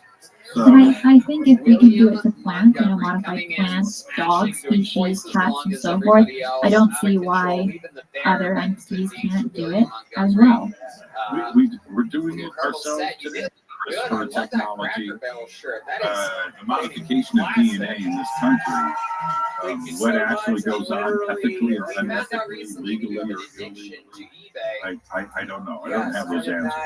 I can tell you, right now in China, you want a disease-free kid, and you want to choose the height and intelligence and body type, and that's what I've been doing the past 2 weeks now. They're doing it over 6 days in a row. So, 7 yes, days. yeah. And if we're doing it with our primitive little brain on this planet, ET has really got $20. Really? Yeah. What do you think it would be more? They did it 200,000 years ago. No, this is what they sell. And with that, we will be right back. Hi, I'm Micah Hanks, and let me tell you something. I support Christina Gomez as a Patreon subscriber, and here's why you should too. She brings all of her unique insights to a whole new generation, and all while she's also going through college. Listen, support Christina, become a Patreon subscriber today. You won't regret it. Somebody starts to move. Is there somebody up there? That went so smooth. Can we get somebody down here that knows the actual, perhaps, whether that's real And you or just perhaps we'll the be right price back. of something like this? Is there any movement? I'm not as good as you yet because you have to do so many of them, and you got really awesome commercials. So I'm learning from the best. That was pretty cool. That was pretty cool. Now, Black Lady? Oh, it's the... That's pretty cool. I'm more than jealous. No. You have an awesome crew to help you out. Okay, well, While we're still on the topic of abductions, we still got a little bit of time. Let's talk a little bit about probes and kind of the physical evidence that can be left after an abduction. There are a lot of stories by abductees who say, well, I can't really remember what happened until the hypnosis. But when I wake up, I have these weird scars, weird bruises, some parts of my body hurt, such as the genitalia, and or in some cases, my whole body feels all achy. How could that be if I was just very peacefully sleeping in bed? And then through hypnosis, or maybe through just memory, able to remember sometimes of what actually happened. Now, with all the people that you've interviewed, abductees, or those that have done the research on it, what have you learned from them when it comes to the physical evidence? Well, most don't want to talk about that's absolutely perfect. Sold them some fake fucking basketball cards. The feeling of it may have been sexual, or that there was something that made them uncomfortable. They don't want to talk about it. They don't want to talk about it because, what happened to Whitley, you don't want to become an episode of South Park, right? That's pretty hard. And jokes and the most don't. Some do. And I've had Aaron Montgomery on the show recently, of course, Debbie Caldwell on the show recently, Geraldine Orozco, and others that talk about a subject that is very, very difficult to talk about in today's world of trolls and the way people deal with social media. You go and you talk about something like this. It's very sensitive, it's very private. You don't necessarily want your friends or your employers or your schoolmates or other people out there to know about this very private thing. So it doesn't get discussed a whole lot. All right, now, and that is the stuff of a sexual nature. But let's flip it a little bit. The scoop marks. She's the stupidest. The scoop marks freaked me out. And there was a certain trend of these scoop marks. Now, what are scoop marks? Scoop marks are, just sounds painful. It's certainly not cool. But that after an abduction experience, some have reported scoops taken out of their You know, skin. you thought I was rapping. No. And Even though you you're always dressed for imagine, Jeopardy, I want you to know this. first, number one. Number two, You're the imagine strongest like a act little I've seen here baby tonight. ice It's hard cream closing scoop. a show when you're doing it. So, You know what I mean? kudos to you, And buddy. then, You're killing it. He does it every single week. right? He's Okay. absolutely unbelievable. Now, this went Out on the for road. He's 15 or headlining on his 20 own. years. That's William Montgomery. And people Guys, waking up with this please, damage to for their the love skin of God, and how the loud can scar this place stays there get for my forever. great guest, David What's going Tell? on with that? Great Fitzsimmons. That And is he certainly invited evidence. The other evidence, so we'll leave scoop marks there. Everybody can go and Bye, guys. Check out but I think Dr. there Cruz is podcast other on the Your Mom's evidence House of Network. implants. And Watch without talking about Stars, even Dr. though he Roger left. Lear, Whitney Strieber has And, certainly spoken about Gary his Falcon implants, which says were go to behind his ear and nickswartzen.com. moved around. And Others have a reported bunch the of other same fun thing. things. How about one more time for the best band in the behind land? the That's the ears Kill is Tony a Band, brought to you by very Screwball Peanut popular Butter Whiskey. place for this. This has been Kill Tony, I'm brought to always you by the checking, Yellow by the Rose, way. the Red Rose, and I DK am. Vodka. We did it again. Cool. Love you guys. Good night, everybody. Thank you Yeah, so okay, much. cool. I'm always checking. You never know. But other parts of the body too, as well. Neck, legs, arms. Yeah, feet. Feet. Okay, can I say this? Let's get off of the UFO subject for just 2 seconds. I've been seeing small children and babies that are so much smarter and just with larger eyes than their parents. Genetic manipulation is more evident lately. Yeah. I have bigger eyes than my parents. Christina, you are alien. You are full alien. Hey, you know what? Everybody should go and watch the movie Alienated. And when you look at the movie poster, it's two people holding hands, a man and a woman. Go watch Alienated. It's a great. It's an ET love story. Physicist meets alien female. They fall in love. Yeah. Well, Jazz says this whole conversation is really uncomfortable, but clearly there are people who need to have it. And I agree with you. Yes. At the very beginning of the show, I said this is a very murky topic that people definitely don't want to cover because it's kind of painful to listen to, that or it just sounds absolutely absurd. But I think for people that are interested in the UFO topic, or for those that want to have this kind of conversation, it's so important to have diverse knowledge on all aspects of ufology, and especially UFO abductions. There are countless, hundreds of stories, and they all, in many respects, share a lot of similarities that people simply don't want to talk about. So I'm happy that we're having this conversation today. And Jazz, I appreciate that. It is uncomfortable to listen to.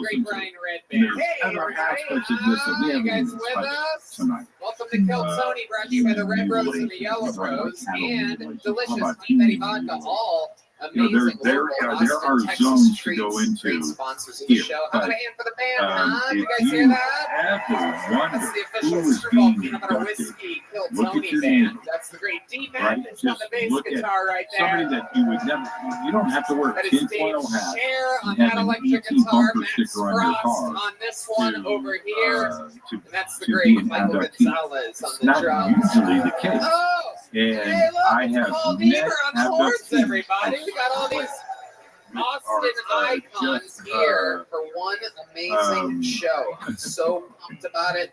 A lot of great stuff happening, a lot of fun stuff That's planned Jim for the night. Harrell, It is my indeed a guest very for special tonight. episode. You'll find out but why in just a go moment. But before we start, here's a little bit more from the amazing sponsors listen to that made tonight's Debbie episode Cobble. available I for brought her you up earlier. here right now. If she Hey, y'all, isn't you might the not know this, but mom when I'm next not being the door, host of the if number one that live person podcast doesn't in the world, what I've been doing for the last That's all 16 years is she's being a just as professional normal stand-up comedian. as And I'm anybody excited that to say that you I'm can back put out on into your tour brain. again.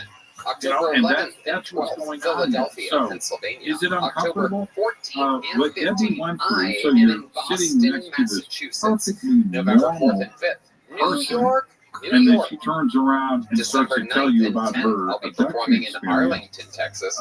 January And you're 13th going to get and 14th uncomfortable. of 2023, I'm in It's pretty Dallas, crazy. Texas. And February Right? 9th and 10th of That information needs 2023, to be I'm in shared. Houston, If Texas. she is Tickets willing to available step at out and share her story, all and these go shows sell public out, with it, it so needs don't be to a be talked doofus. about. It Go to needs the to website be now, get discussed. tickets. As While you step uncomfortable as it may be, Hey y'all, I think it's many time out to there gear up that for fall with are studying Bespoke Post and their BET new and seasonal UFO lineup of phenomenon and must-have want box of disclosure. awesome There collections. is Bespoke Post other partners with small aspects to this businesses that and you have to emerging listen brands to. to bring you the most And unique the goods every abductee phenomenon We are is one of fans those. of box of There awesome. is a- I've gotten a lot of my something that favorite we haven't stuff. I got the discussed. Carnivore, Again, the American Jazz, Barbecue thank Rub, you and the for Carnivore making box is made by the Great American Spice Company in Rockford, It Michigan. is one of the All made most by uncomfortable cool, parts local, real of disclosure. companies. You know, It good is. And American Jimmy, I'm small sorry to cut you off, but you know, you're doing a lot of red, freeze ups on your video feed again, and like a lot like how it was last night on Fades of Black.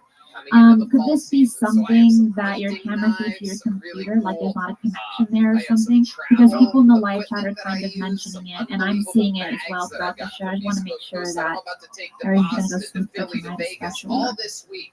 So you don't see any freeze ups on your end? You're on the road a lot, goes a long Everything way. looks Box of fine Awesome to stuff me. actually Now, is here awesome. is, To get started, take the quiz at but here's the boxofawesome.com. point, Your answers will help them pick the right and, box of awesome for you, because each one is different and personalized. As and you guys just, know, Red run Man and some I, diagnostics literally two while we totally were different talking, people, and he gets stuff is that designated the for him, more right, Red Man? that Of the course, I Senate get all this stuff and for the really kitchen, task force including and these reports scores. are coming It's a out bunch of and, hot sauces in and there from the small brands discussion that all is over going the on out country, there. with some That from is Texas, going Nevada, to, California, and man, more. I've got And it releases literally new boxes every month across a ton of 1.1 different categories. Each gigabyte box is down, valued at around $70, but you only gigabytes. pay a fraction of that price. That's It's free to download, sign up, and I'll and you tell can you what skip my a month or upload cancel speed is here in anytime. just a second. It's like I Christmas don't know what every it is. single So month, bizarre. except stuff that you Upload actually is, like, not running another pair of around socks from your dead 49 grandmother. megabytes. Get And 20% that's, off your that's first insane. monthly box when So, you I sign don't up know at what it is.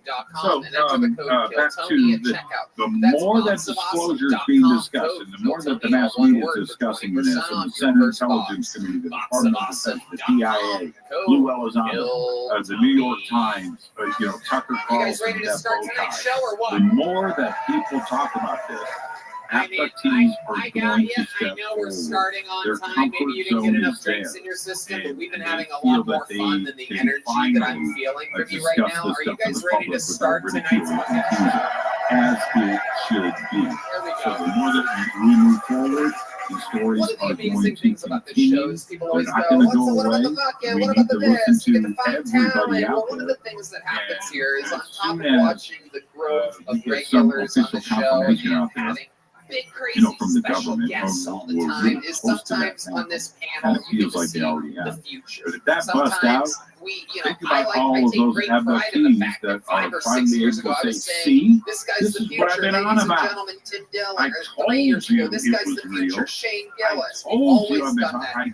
This told week you, is no different. 3 guests he for comes you, out, 3 of the Christina longest says, I standing know, regulars in the history it of might the be a little show. bit sensitive, but Tonight's yeah, guests are William Montgomery, Hans Kim, and David Lucas. million people from planet Earth and Wow. with them over the last 5,000 years. Shit. And everything that Wow. they said was probably true. Amazing. Well, okay. William Montgomery. I'm cool with that, and it's probably going to happen. I have a question for you. We know that these stories are becoming more prevalent, but they're also, in some respects, stories that simply aren't true, where people said they were abducted, but they really weren't. For someone that has heard thousands of people speak, you've interviewed thousands of guests from all aspects of life. How would you be able to decipher when someone is telling the truth about their abduction and when they might be fabricating it or when it might not be true altogether? Well, how do you do that? I mean, lie detectors. But I'm saying you, like if you are a human lie detector, for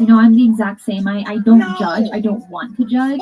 And I don't like to give my opinions, really. I just want to stick to the facts. And overall, respect is so important, regardless of what field you're in, regardless who you're talking to, even if you don't like them. Respect over everything is the absolute most important. Now, hold on. This guy Michael just says the community rarely polices itself. It's a business. Michael, that's why you Chick-fil-A gets are away with wrong. everything.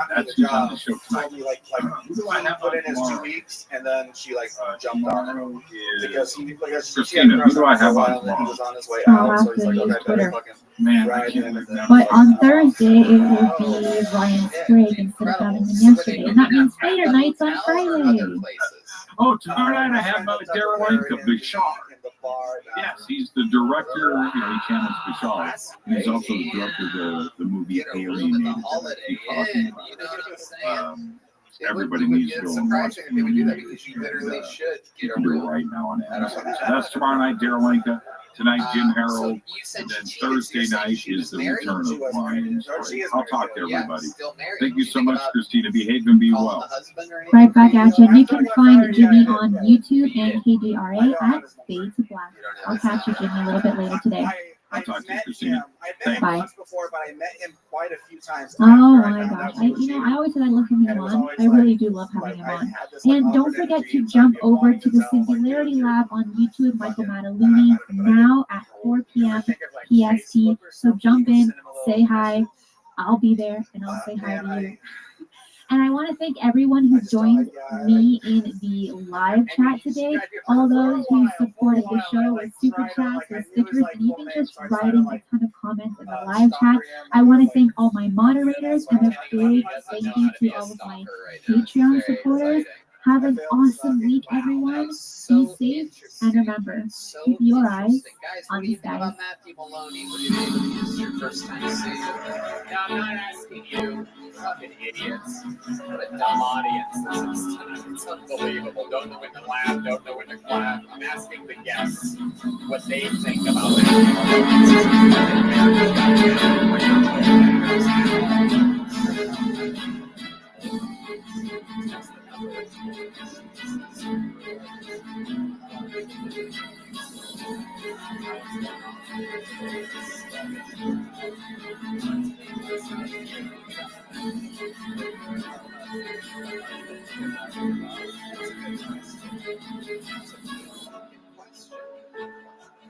Not my type. Too old. He's one of those guys with real nice guy energy and she's so I kind of understand it. Situation out there right now. I don't know, I babysat a kid. Love this podcast? Support this show through the Acast supporter feature. It's up to you how much you give, and there's no regular commitment.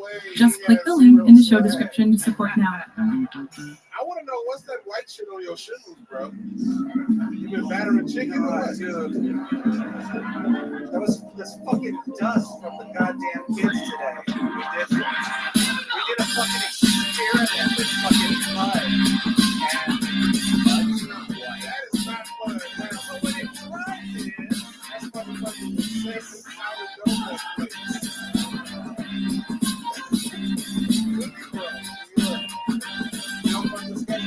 Hell no!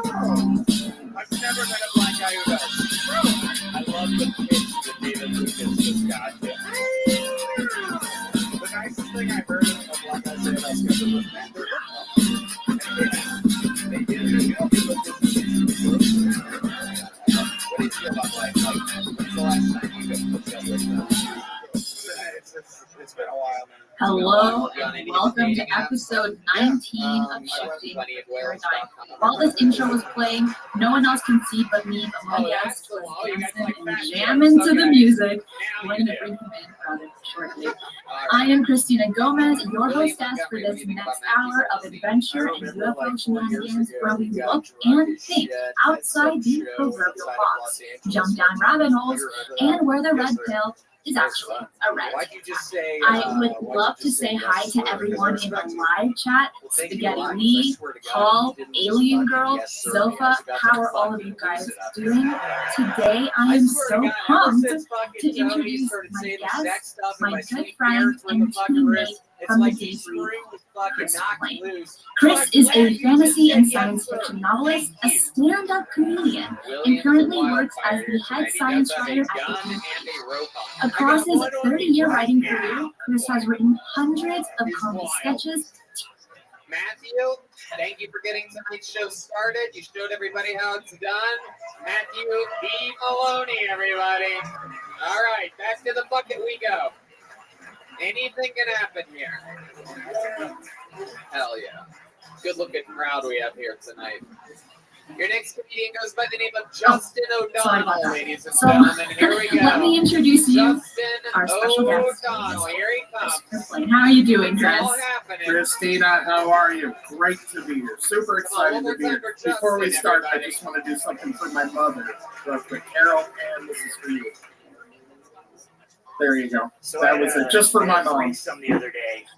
You want to say hi to your mom when you're on anywhere. Well, especially here. This is the one that she watches whenever I tell her, hey, there's a new video at the debris. She asks me, is it a Christina video? And then she watches it. So since it's over here at Paradigm Shifts and it's got me and you both, she's definitely going to watch it. She's not watching live. My brother's sensitive right there. What's a superpower? Well, you can see. You just kind of see. Are you there? Am I freezing? I got in a heated argument with a trans man the other day, and I was like, fuck you, bitch. Chris? Yeah, I'm here. Was that me or is that you? I don't know. I hope it's not my internet. It's not. Usually it'll give me a low speed error on my screen if I freeze, but I'm seeing you freeze. Are you seeing me freeze? Yeah. You're having a freezing party. Well, let's probably see how just it doing again out there messing with my internet connection so I don't get all the debris. Robert De Niro's character, a Jew motherfucker, you. But in the sense Yeah, of you know what? I'm going to go out and come back in, for you, Christina. which is way worse. It's so much worse. Thank you. Wow. I like that. Save the big one for the end there. Smart. Smart man you are. Justin, have you been on this show before? Yes, sir. Okay. I'm glad that you're back.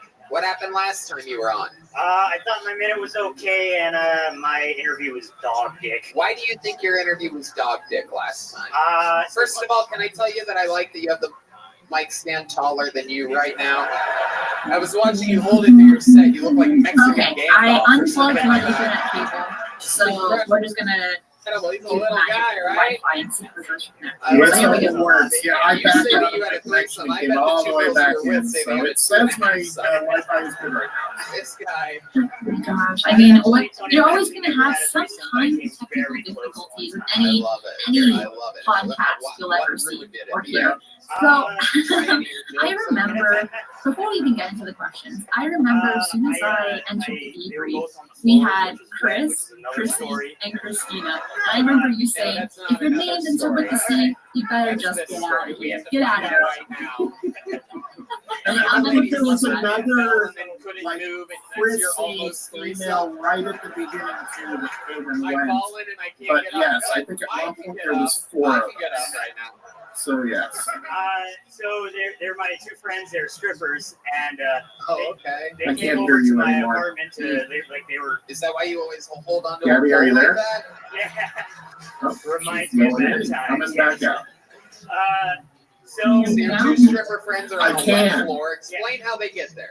So But I they cannot were getting see. drunk. They're drinking my beer, and they were like doing, I think, ballet. Oh, there you are. Now you're Drinking back. your beer like you didn't want them to be drinking your beer. It's just getting They worse were and worse. drinking Okay, beer but is what let's a go good ahead host, and continue. a So host would say. before we even jump into a lot of the things that you write for the debrief, do you remember the very first article you So they were doing ever ballet wrote? in my living And room, who and was one it? ballet. Strippers Yeah, right. doing ballet in your So living room.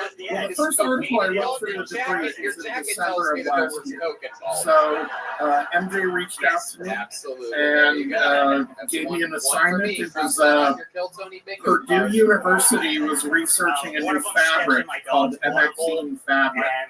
And it was something, it's a two-dimensional material that can be used to block electromagnetic waves like a Faraday cage. It could actually be built right into clothing or anything. So that was my very first article, December 8th, 2020. But what's the very first article that you ladies, I would. So I was not really a story writer, an article writer. I've been writing, as you know, that I wrote stand-up starting back in the early 90s. I wrote sketch comedy. I wrote a few TV scripts, a couple of screenplays. My first article was a basketball article for a website called Inside Hoops back in 1998. And I got hired to write some articles for them because they were doing a solicitation online. It's a sport I follow. Seemed like something fun to do on the side. So I think that was my first article in 1998. Not like how I call a woman. I always feel like I have everything to write, probably sports, and I have to be the hardest. I just realized that I always. Yeah, that was it wasn't a recap of a game or a play-by-play or anything like that. It was I was writing about free agency and salary caps, and it was a very mathematical article, but it was the type of thing I would read people getting it wrong all the time, and it would frustrate me. So I said, you know what, I'm going to go in and give an article to these folks that is actually accurate to how all the math in the league works. So it was well received and it was fun to do. And I've written a number of basketball articles over the years. I write a bunch for Silver Screen and Roll, which is a major website here in Southern California. I fell and smashed And when you've been working for the debrief, you've written on all things to do with space technology, and the UAP topic. How did you get started in writing about this kind of topic? By the time So I think science in general, this is my first job writing about science. But I can tell you, UAPs and UFOs is something I've been following my whole life. I tell people all the time that In Search of ran their first episode on UFOs in 1977. And I was a little 8-year-old boy, and I saw it, and my father watched it with me, and we were blown away. And we followed that show for years, and all through the 80s and 90s, I would go to even before there was an internet, I would go to the bookstore, I would go to the library, I would pick up anything I could on UFOs, as we call them UAPs nowadays. And so that's something I've been following, writing about. When the debris found me, there was a website called UAP Research that was around all last year.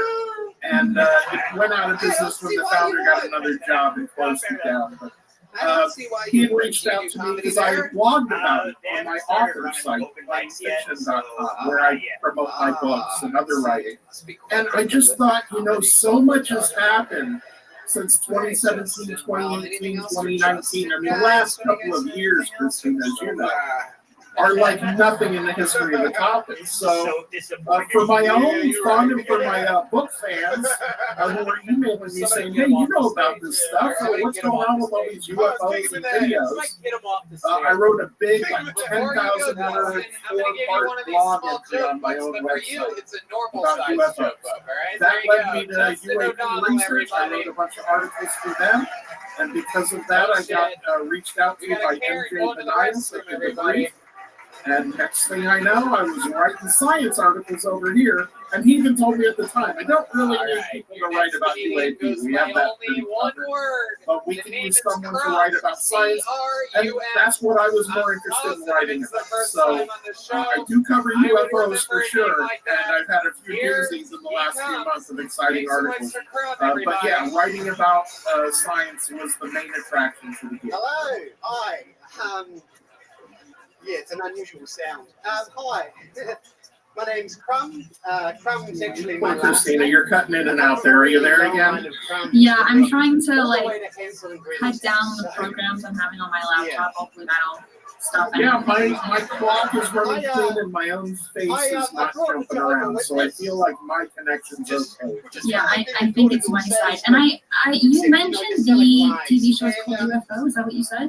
There's been a lot of mornings on doorsteps, or a lot of people. The one that you watched in the 70s. Oh, in the 1970s, late 70s, there was a show called In Search of, and they did a later version of it where Zachary Quinto came back and hosted it, but it was basically the predecessor. The closest thing I would compare it to is Ancient Aliens. They had lost civilizations, Atlantis, mysteries of Egypt's pyramids. But they would do things like remote viewing and consciousness and shamans and ghosts, and they really did look into the things that people like you look into now, the things that are covered on Shifting the Paradigm. are the type of things that you would see on In Search Of. There just wasn't a Christina Gomez yet to host it, and there was only one version of it. But yeah, it was a prime time network show talking about, among other things, UFOs. And at the time in the 70s, was this a popular TV show? Yeah, it was really popular. I can tell you, like I said, was very young, but there wasn't really anything else feeding it. You know, think about the interest you have. Think of this community you and I are part of. It has all these people interested. And imagine there's no place to go for that information. That there's no internet, there's no slew of cable channels. You can't go, to an Ancient Aliens episode or a UFO episode on Discovery Plus. So when they came out covering Atlantis and Lemuria, just all of these mysteries. I mean, it was the first time I had heard of the Loch Ness Monster. It was the first time I had heard of the Bermuda Triangle. A lot of these mysteries that still exist today. That's so exciting. Talking about the Loch Ness Monster, I mean, when I used to live in Europe, I had visited Scotland, and my dad and I went to go to the infamous lake where the Loch Ness Monster was. And let me just tell you how disappointed I was. 6 you would never be able to see the Loch Ness Monster. It was just a lake, you're saying, basically. Just a very boring lake. There were no awesome pictures. Brought my camera and everything. And was that you were doing? You were like 6 and you're like, Dad, I want to go see the Loch Ness Monster? Heck yeah. Oh my God, so you've been there forever? And there was like a huge statue right next to the lake of the Loch Ness, and I was like, I'm pumped. I brought my snacks, my camera. I am ready to have a stakeout. And my dad was like, yeah, it's getting kind of late. We should probably just head back. We're not going to see anything today, sweetheart. I can see 6-year-old Gomez with the little camera around your neck. You're like, okay, so the top 3 sightings from here, and here. So, yeah, I can see it. Totally. I love it. That was sweet your dad didn't indulge. My dad was the same way. My mother was very Catholic. You didn't love the UFO stuff and thought I was reading about demons or like or something. But my father was totally opposite. Loved the mystery stuff. He and I would sit around and talk about things like Roswell. That same show, In Search Of, in 1980, was pretty much what broke that story. Roswell had been in the paper back when it happened, and it had kind of existed very much in the background.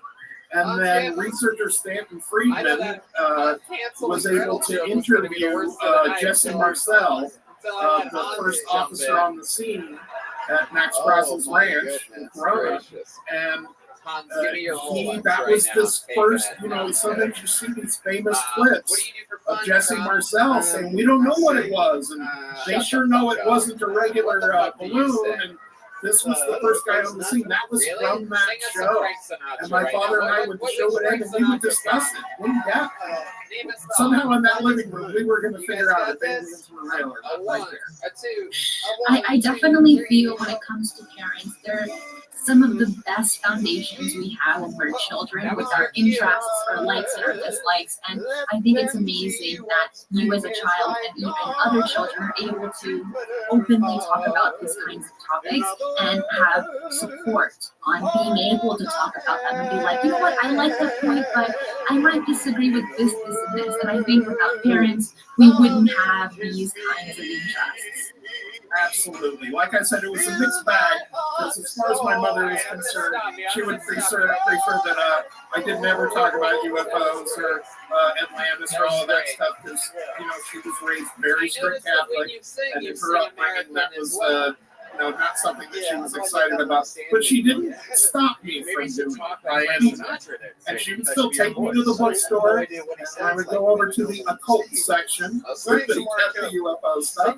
And so I still got that support. And it went through my whole life. My parents, as I mentioned when I was in the green room, I'm lucky enough as a 52-year-old man to have 2 parents that are still alive and kicking. And they supported me at the dawn of my comedy career, which led to this career in writing that I have now. And my father would come down to open mics with me at 1 o'clock in the morning in La Jolla or in LA, and he would sit, and we would come home, and my mother would say, he's really good. He would tell my mother, he's really good. You don't understand. You know, she'd rather I went to law school and became a lawyer and a senator, but you'll still have that support. But you love doing comedy. I mean, wouldn't you prefer that more than being a law student? Look, I went to UCLA to become a lawyer. I started as a political science major. I really somehow thought, like, everyone had me convinced. I was a good debater and things like that. There won some awards in debating. So, and I tell people now, in hindsight, when I look back, I knew before that first college quarter was over that political science and ultimately the law was just not for me. And I didn't really feel at home at college until I joined the UCLA Comedy Club. I tell people that story all the time, but basically it was a student-run organization where you could write about, learn how to do stand-up, learn how to perform. And I made a bunch of friends there, friends I still have to this day, and a handful of them who work in show business, writing and producing, the skills that they picked up in this little comedy club. And skills that you will use for life. John has a question, and thank you so much. He says, have you guys heard anything about what's going on behind the scenes with regards to any bug UAP news? I think he means big UAP news. I'm going to go ahead and jump out on a limb there. I can tell you that. Oh my God! So I can't give anything specific away, but I can tell you this, and I've been telling people this the last couple of weeks.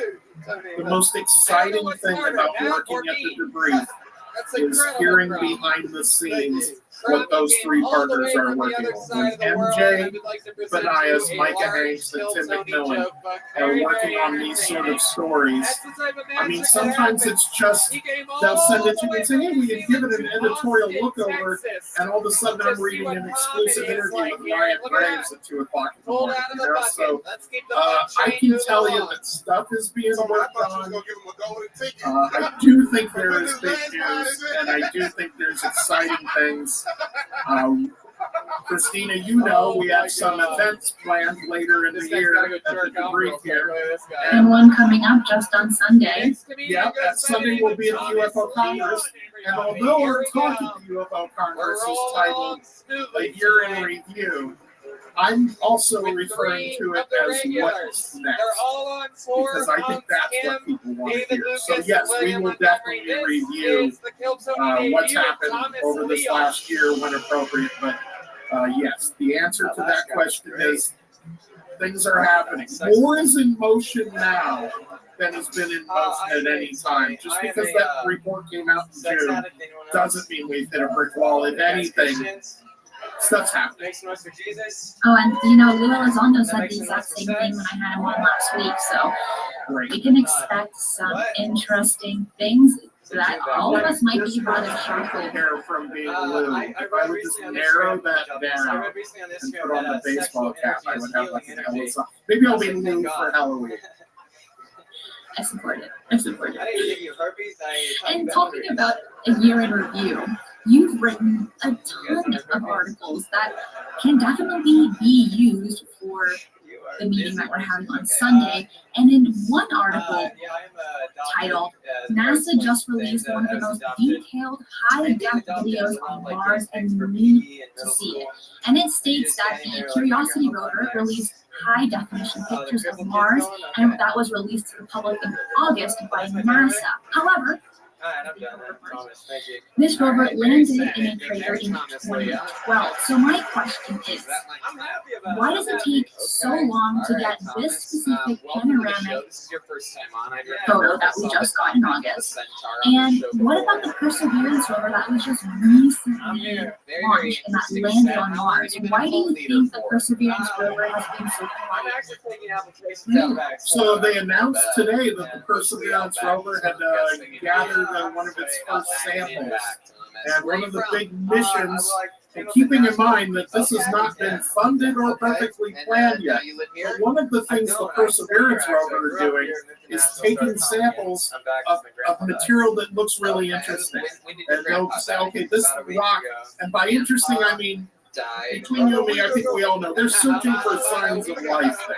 They're searching for signs of microbial life. So they will grab these samples, cache them, is the term they use, but store them away for some future mission that NASA is planning. That, as the article I read yesterday pointed out, it needs new technology and new planning. So it's not done yet. But there will be a mission to go up, grab those samples, and bring them back for analysis in the lab on it. Like that literally, I think, happened yesterday or today with the Perseverance rover.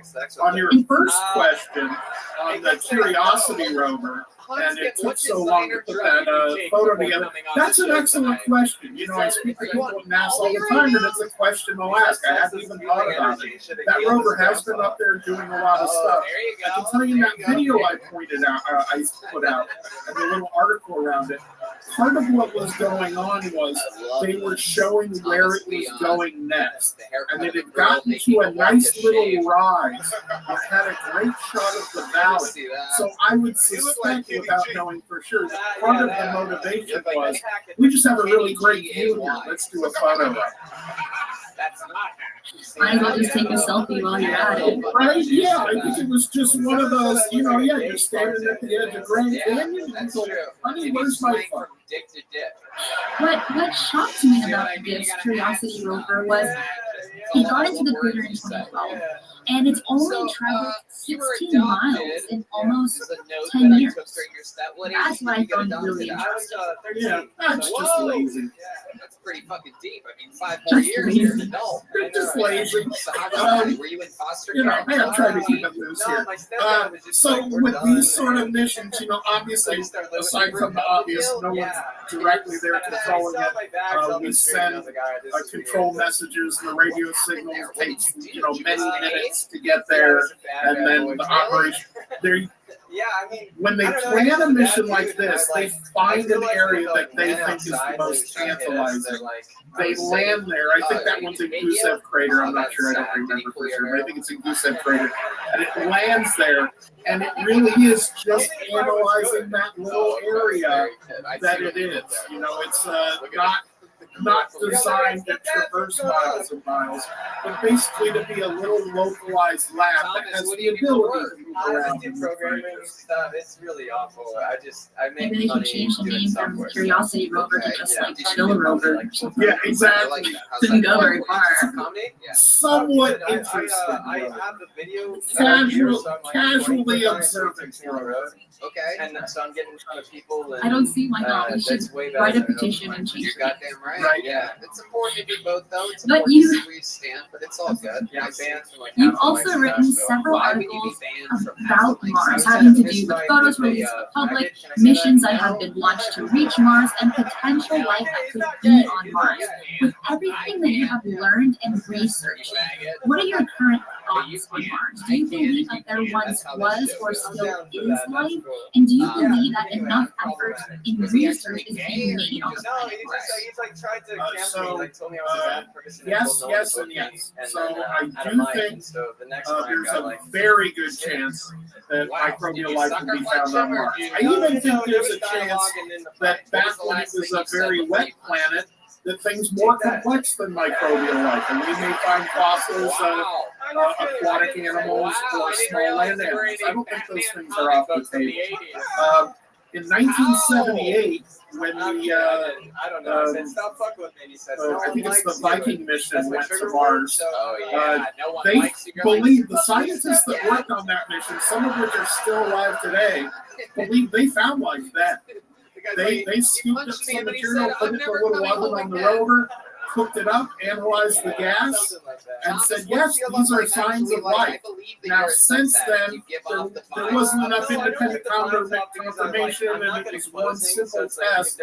But I can tell you that the NASA scientist who was in charge of the program, and I reference him in one of those Mars articles, his name is not coming to me right now, but he believes to this day that they, you know, that was the headline of the article he wrote for Scientific American about 3 years ago was, I believe we found life on Mars in 1978.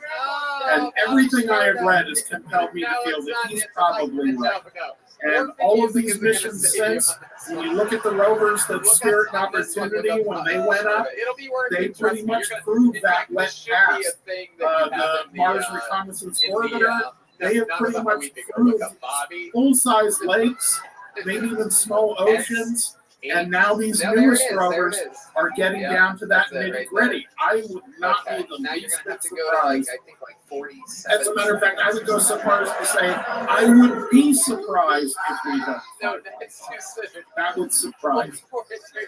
How long, in your opinion, do you think it would take for us on Earth to know that there is life on Mars, to get evidence?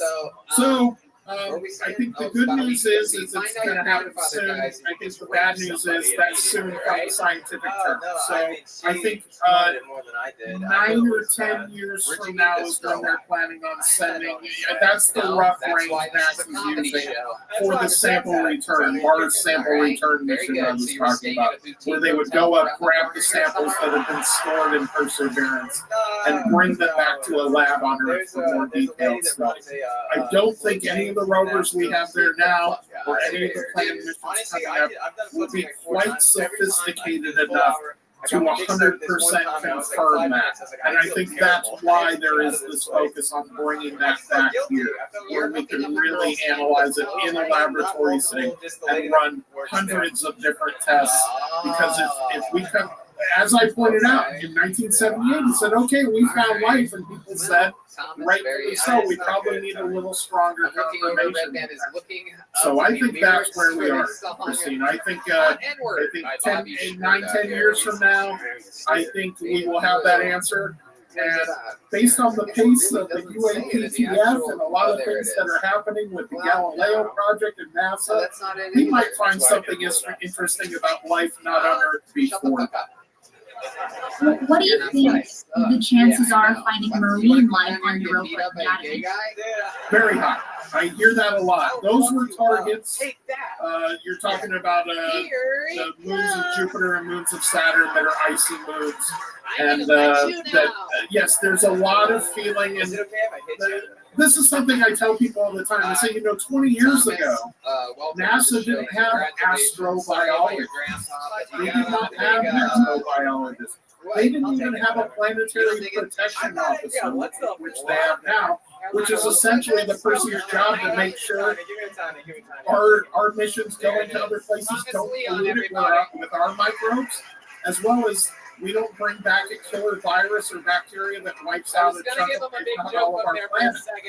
All of those people, all of those positions, that's what they do. There's now people within government, within universities, people within these organizations, that their entire job is astrobiology, looking at life on other planets. And yes, I would not be the least bit surprised that the better we get at surfing our own solar system, and the better we get at searching those moons and other planets, that we might find all kinds of life across our own little solar system. I sure do hope so, especially in our lifetime. I think there's a good shot in your lifetime, Christine, that's for sure. Well, let's get it tomorrow. Should have got it yesterday. I was on the Fierce Gate Paranormal podcast yesterday, and I told the guys, I said, you do reach an age in this search for UFOs and some of these other things where you do start to ask yourself, will I be here to see the answer or not? But for the first time really in my life since 2017, I really feel like a lot of things are close. I feel like a lot of things are imminent. Ladies and And gentlemen, with that being said, we're going to jump into a put your hands together for an Hi, I'm Micah Hanks, and let me tell you something. I support Christina Gomez as a Patreon subscriber, and here's why you should too. She brings all of her unique insights to a whole new generation, and all while she's also going through college. Listen, support Christina, become a Patreon subscriber today. You won't regret it. All right, give me enough time to fix the barrel. Let's do words this time. The yellow. I have a little yellow thing. Yeah, and my whole room is slightly darker, and my lights are right on me, so I don't know what's happening. Probably just switched. In August, you wrote an article called "These 7 Star Trek Technologies May Soon Become a Reality." And let me just tell you, probably one of my favorite articles that you read? Because it all touches a little bit of our nerdy side when it comes to Star Trek, but like it could be real life, so I love reading it. When MJ hired me, he said, "Chris, you're my fiction writer. So I want you, when you can, I want you to tie that bridge between science fact and science fiction as often as you can." And that was a story I was working on for a while. But our friend Micah Haynes, who we just saw on the screen, wrote an article about a group of scientists who had learned how to detect life remotely. So they were up in a helicopter and they could scan the ground and say, "Oh, there's signs of life there. There's signs of life over there." And of course, people who watch Star Trek go, "Yeah, they scan for signs of life all the time, whether it's with a little handheld tricorder or they do it from orbit." And that ticked something in my brain. And I said, I think Mike is on to something. And I started digging through, looking for that. Like, where are we on transporters? Where are we on warp drives? Where are we on food replicators? And I found we were a lot closer of the vast majority of things from Star Trek than I would have guessed. And a number of which, as people pointed out, I mean, tablet PC computers, they were carrying them around on Next Generation before we had iPads. Talking to your computer by voice was something they did in the original Star Trek. Now I talk to Alexa 100 times a day. So those things, a lot of things have just straight up become reality. And yes, it was a fun article to write. It was a fun article to research. It did get a lot of positive response.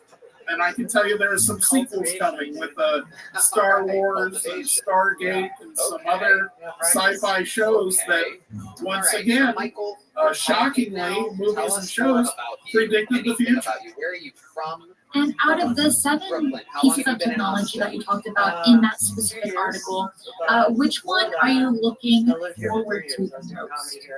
For 3 years. You started here. So, although I write about warp drive a lot, and I have a big one-on-one interview with Sonny White coming out, Harold White, Sonny White, who was the warp drive pioneer over at NASA and now has his own group. I feel like warp drive is probably 50 to 100 years away, and that's me not knowing anything. So the scientists I talk to, I think something like that is viable, and I think there is a real possibility that warp drive may be within our lifetime. Unfortunately, the one technology I touched on in there that I think we would all like the most, or at least is the one that everyone asks me about, is the transporter. And I really feel like the transporter is something that's not going to happen. And that's, again, that's my opinion. I can tell you the one I'm really looking forward to is the food replicator, because I'm tired of cooking. I feel you on that one. Yep. I lost my main job. I'll just put stuff in the oven, letting it do its own thing after it's been frozen. But I'm really happy that you brought up several that I genuinely wanted to talk about. One of them being is the food replicator. You also mentioned in that specific article that there is something kind of already coming to us in present day. It actually came out in 2016 called Food Inc. I can't believe that the place is that blew my mind. Can you talk a little bit about that? So I just did a little research on them, but they were basically a pop-up restaurant, I believe popped up in New York, and they pop up from place to place Food Inc. And they were the first, what they call printed food. So just what you would think, like a 3D printer prints physical components. They had developed a machine that you could load up with all these different ingredients, and it could more or less print you a tray of food. And I think the first people to do it were in a hospital, where they were doing it on a more like industrial scale, like here's your scoop of potatoes, here's your scoop of peas. But I believe Food Inc. is legitimately creating complex meals with a 3D printer. That's what I was a little bit confused about as well, and like how it actually created food in 3D. I get how it works. But it also shocked me how the restaurant, their utensils, and their plates were also made out of 3D printers as well. I was like, oh my gosh, that's insane. Yeah, really? You could rent a store space, bring in a materials printer and a 3D food printer, and print up the tables, chairs, plates, right? Just print up everything and put it all together right there. But yeah, they are printing food. As far as getting to a replicator like in Star Trek, and I mentioned this at the end of that segment, to my understanding of the technology of Star Trek, the replicator works a lot like the transporter, where it essentially takes a programmed description of food by code and uses raw material to essentially manifest or create the food item. That's something that's probably, you know, if it's a reality, again, it falls under that same issue with the transporter, which current technology has a hard time getting. Service technician over to your home. Yeah, absolutely. And there was another movie, like I think in the early 2000s, called Spy Kids, and they had something very similar, but they used water molecules to create food. Apparently, they did What's someone like you? Jack, What's like a romantic Jack Frost thing has a you do question, when you're in a and he relationship with a says, girl I'm interested in now? he says, You ever put oh yeah, rose so what do you think petals, about the Alcubierre drive? So that's a great question, and I can tell you this, and I mentioned it in that Star Trek article. A warp drive was just something that people dreamed of. It's just a, hey, it goes fast, and it goes faster than light. It was just this science fiction idea. And in 1994, Mexican physicist Miguel Alcubierre Moya, he basically sat down and said, is this viable in math? Is it mathematically viable to create something that can go faster than light speed without violating the laws of physics? You're about to say the N-word right And he now? did. He proved it. He laid out the basic math for how you would build a craft that someone could safely ride inside and go faster than the speed of light. Now, there were a bunch of limitations to his original design, and not the least of which he was using things called negative energy and exotic matter. And like multi-dimensions or some other things in physics, they're theoretical. So he had to use theoretical solutions to get to his answer, but he could still make it consistent. And honestly, it's a great question because it is the basis pretty much for warp drive mechanics and warp drive theory that have come since. Whether it's Sonny White or the people I reported on out of Chicago that were trying to patent the warp drive, the group out of Switzerland who's building a not faster than light, but a nearly fast than light warp drive, and a bunch of other, Dr. Eric Lentz has a warp drive concept. They all more or less fall back on the mathematics laid out by Miguel Alcubierre. Right, but now presently they're trying to focus away from those exotic matter. Do you know what they're using instead, or what they're putting in their math equations? That I don't know. I can tell you that the one that isn't going to go faster than the speed of light, the group, oh, I can't think of their name.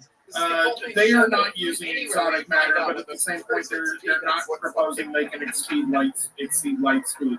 I can tell you that Sonny White at NASA, or who was at NASA, is now at the Limitless Space Institute, and like I said, some stories coming out on them. They are working on it, and they are working on one that still uses exotic matter, but uses significantly less. So Miguel Alcubierre needed about a Jupiter-sized amount of something highly theoretical, and Sonny White got it down to about, like an RV size amount of exotic matter. So although we're not creating exotic matter, although scientists did recently lay eyeballs on it, that's a story I have coming out. So it's not, it does exist. Exotic matter has moved into the feasible. Building a ship out of it, manufacturing with it, creating something out of it, that I don't know yet, and that's obviously we're so new in this. But yes, there are a number of exciting concepts about faster than light. I have some, Christine, I have some coming on traversable wormholes, and scientists that have worked out the math on that they feel those are viable. I have a couple of other concepts on warp drive, so although Dr. Alcubierre laid the groundwork for everybody, it created the opportunity for scientists to look at it legitimately, and they are a lot of them. And Lua Lozano said on the podcast last week that in his opinion, he believes that the U.S. government is in possession of exotic matter. I found that really interesting, especially in the conversation that we're having right here, right now. Interesting. Very, very. So does that mean maybe we could see it in our lifetime? Brian Swinehart. Oh, Me. Brian Swinehart. I know this guy. Actually started stand-up comedy with I'm still waiting for my anti-gravity skateboard for Back to the Future too. So as soon as I get that, I'm good to go. 10 months ago. Here he is, Brian Swinehart. There was one more thing I wanted to touch on that article, because this article is beautiful. I love every word that you wrote. And one that you mentioned as well were the transporters. Now, you said that it's not really possible, at least right here, right now, to create a transporter. Could you explain why that is? So the idea of the transporter in Star Trek, and I actually, for each one of these technologies, along with researching the current science, I went ahead and went to StarTrek.com and to the fan sites to read what the interpretation of the actual Star Trek technologies, how are they describing that as being done? And the transporter is basically described as scanning you at atomic level to create a pattern, transfer that pattern to a new location, and then essentially use the same technology as the food replicator to manifest a new person with that exact material. So I think there's a couple of limitations. One, I pointed out in the article is if that were exactly how it works, you would be dead, and the clone of you would believe they were you, because they would have every single memory of yours right up to the moment you were scanned. And the minute they appear, go, oh no, I'm me, because they would have all your memories and everything. So there's just an inherent philosophical issue about that. As far as the technology, as far as actually doing it, I have read nothing and found nothing where matter, meaning the stuff we're made of, has been transported from one location to another. So there is something known as quantum teleportation, and it's in the literature. I mentioned it in that section of the article, and it's a proven thing.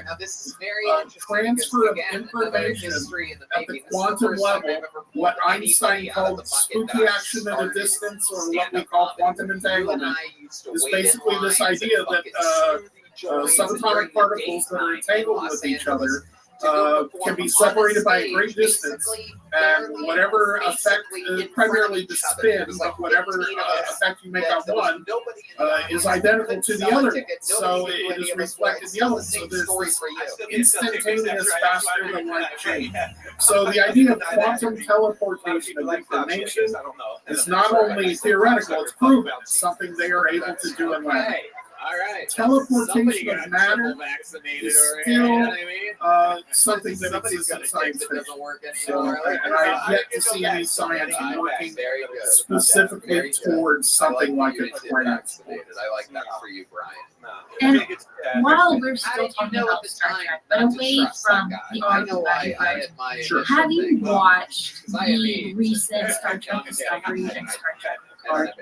Just a feeling, man. I have to plead guilty in not being as current on my Star Trek as I need to be, so I have not watched either. My wife has fallen in love with Patrick Stewart since he did a movie called Coda, and so she's been encouraging me that she will sit down and watch Picard with me. So I finally have someone to watch it with me. So yes, I will watch Picard.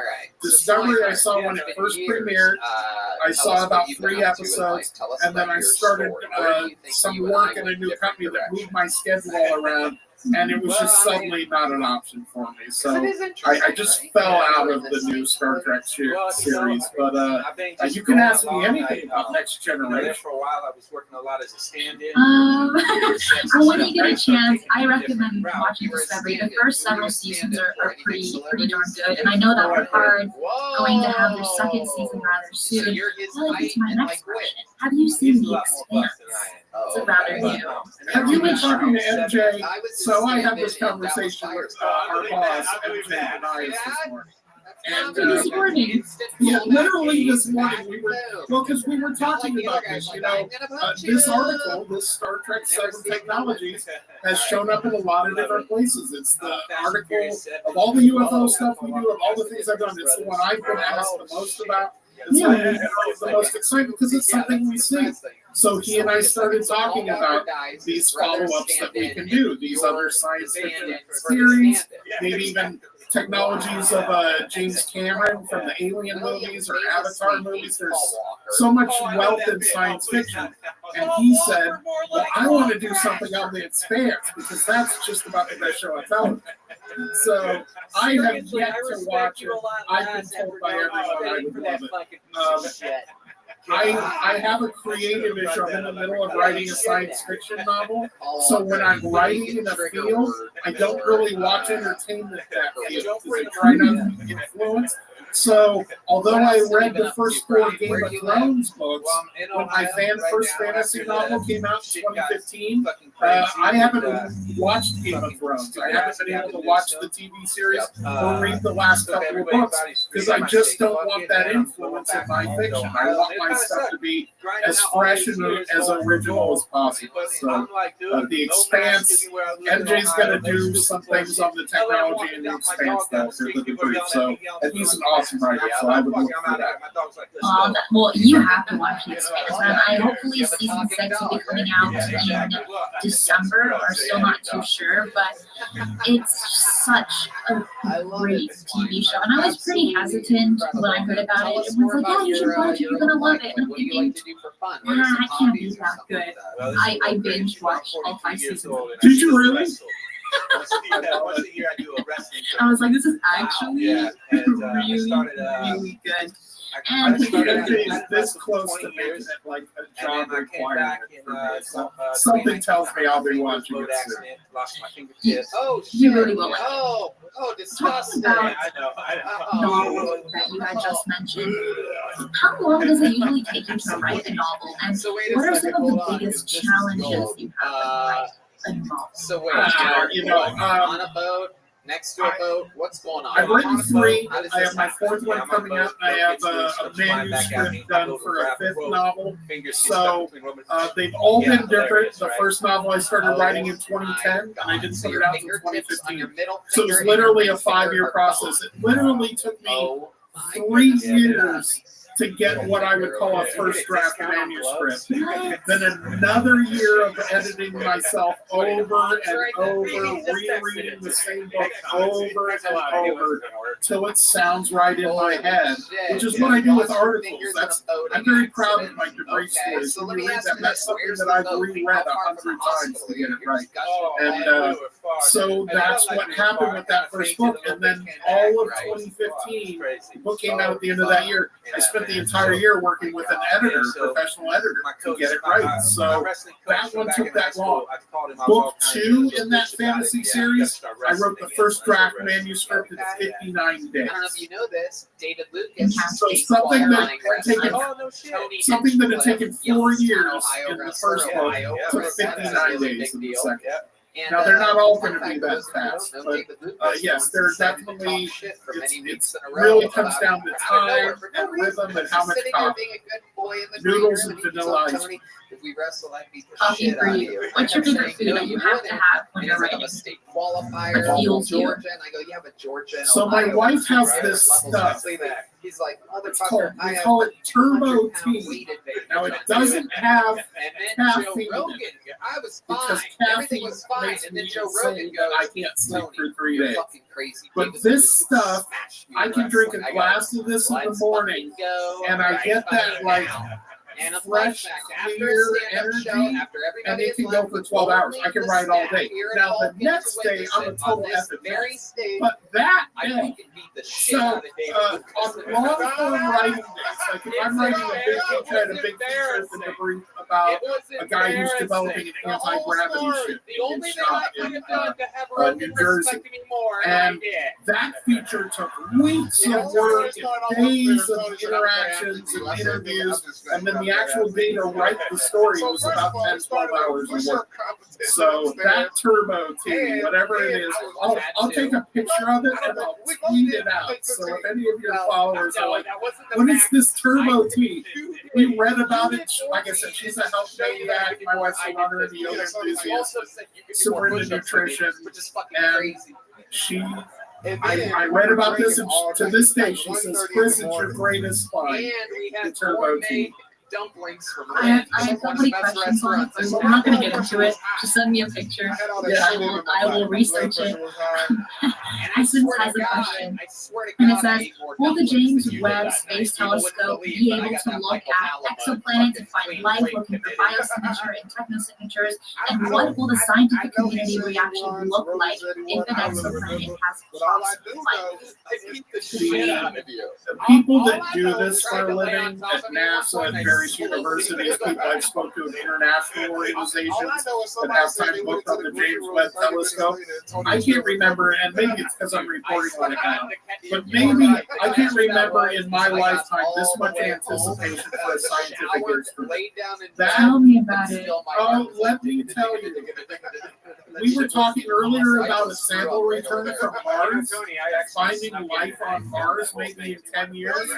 The James Webb Telescope may find signs of life on another planet next year. It doesn't really tell the story. It's going up in December. A bunch of the, like for instance, there's a star system called, the star itself is TRAPPIST-1, and the planets around it, I think there's 7 or 8 planets in that system, and at least 3 of them are Earth-sized rocky planets that sit more or less in the star's habitable zone.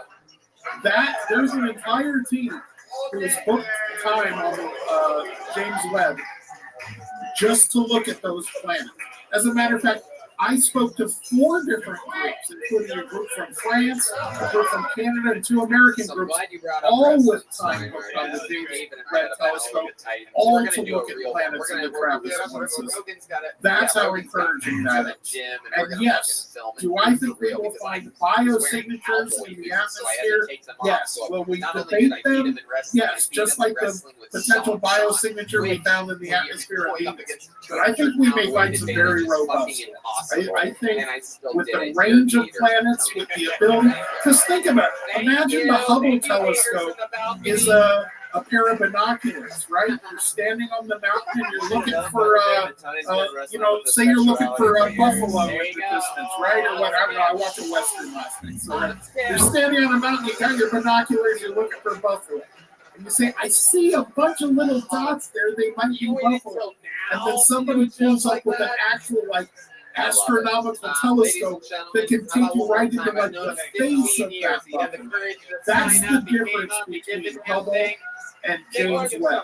Hubble is a visual spectrum telescope that can more or less kind of look around, and it's found tons of stuff by looking around.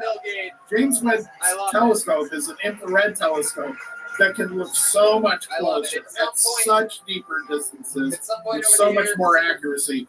We're going to see and find things with that telescope the same way Hubble opened up the window. I mean, we didn't even know exoplanets existed, before that didn't play until the 90s, yeah. So, and Hubble opened that up. Well, now, this James Webb, it's going to change. It doesn't look like a real thing. I can't believe it. It's going to be lunchy so soon. Thank you so much, Essence. That was a really, really fun question. It got Chris all hyped up. You can tell he's a little excited.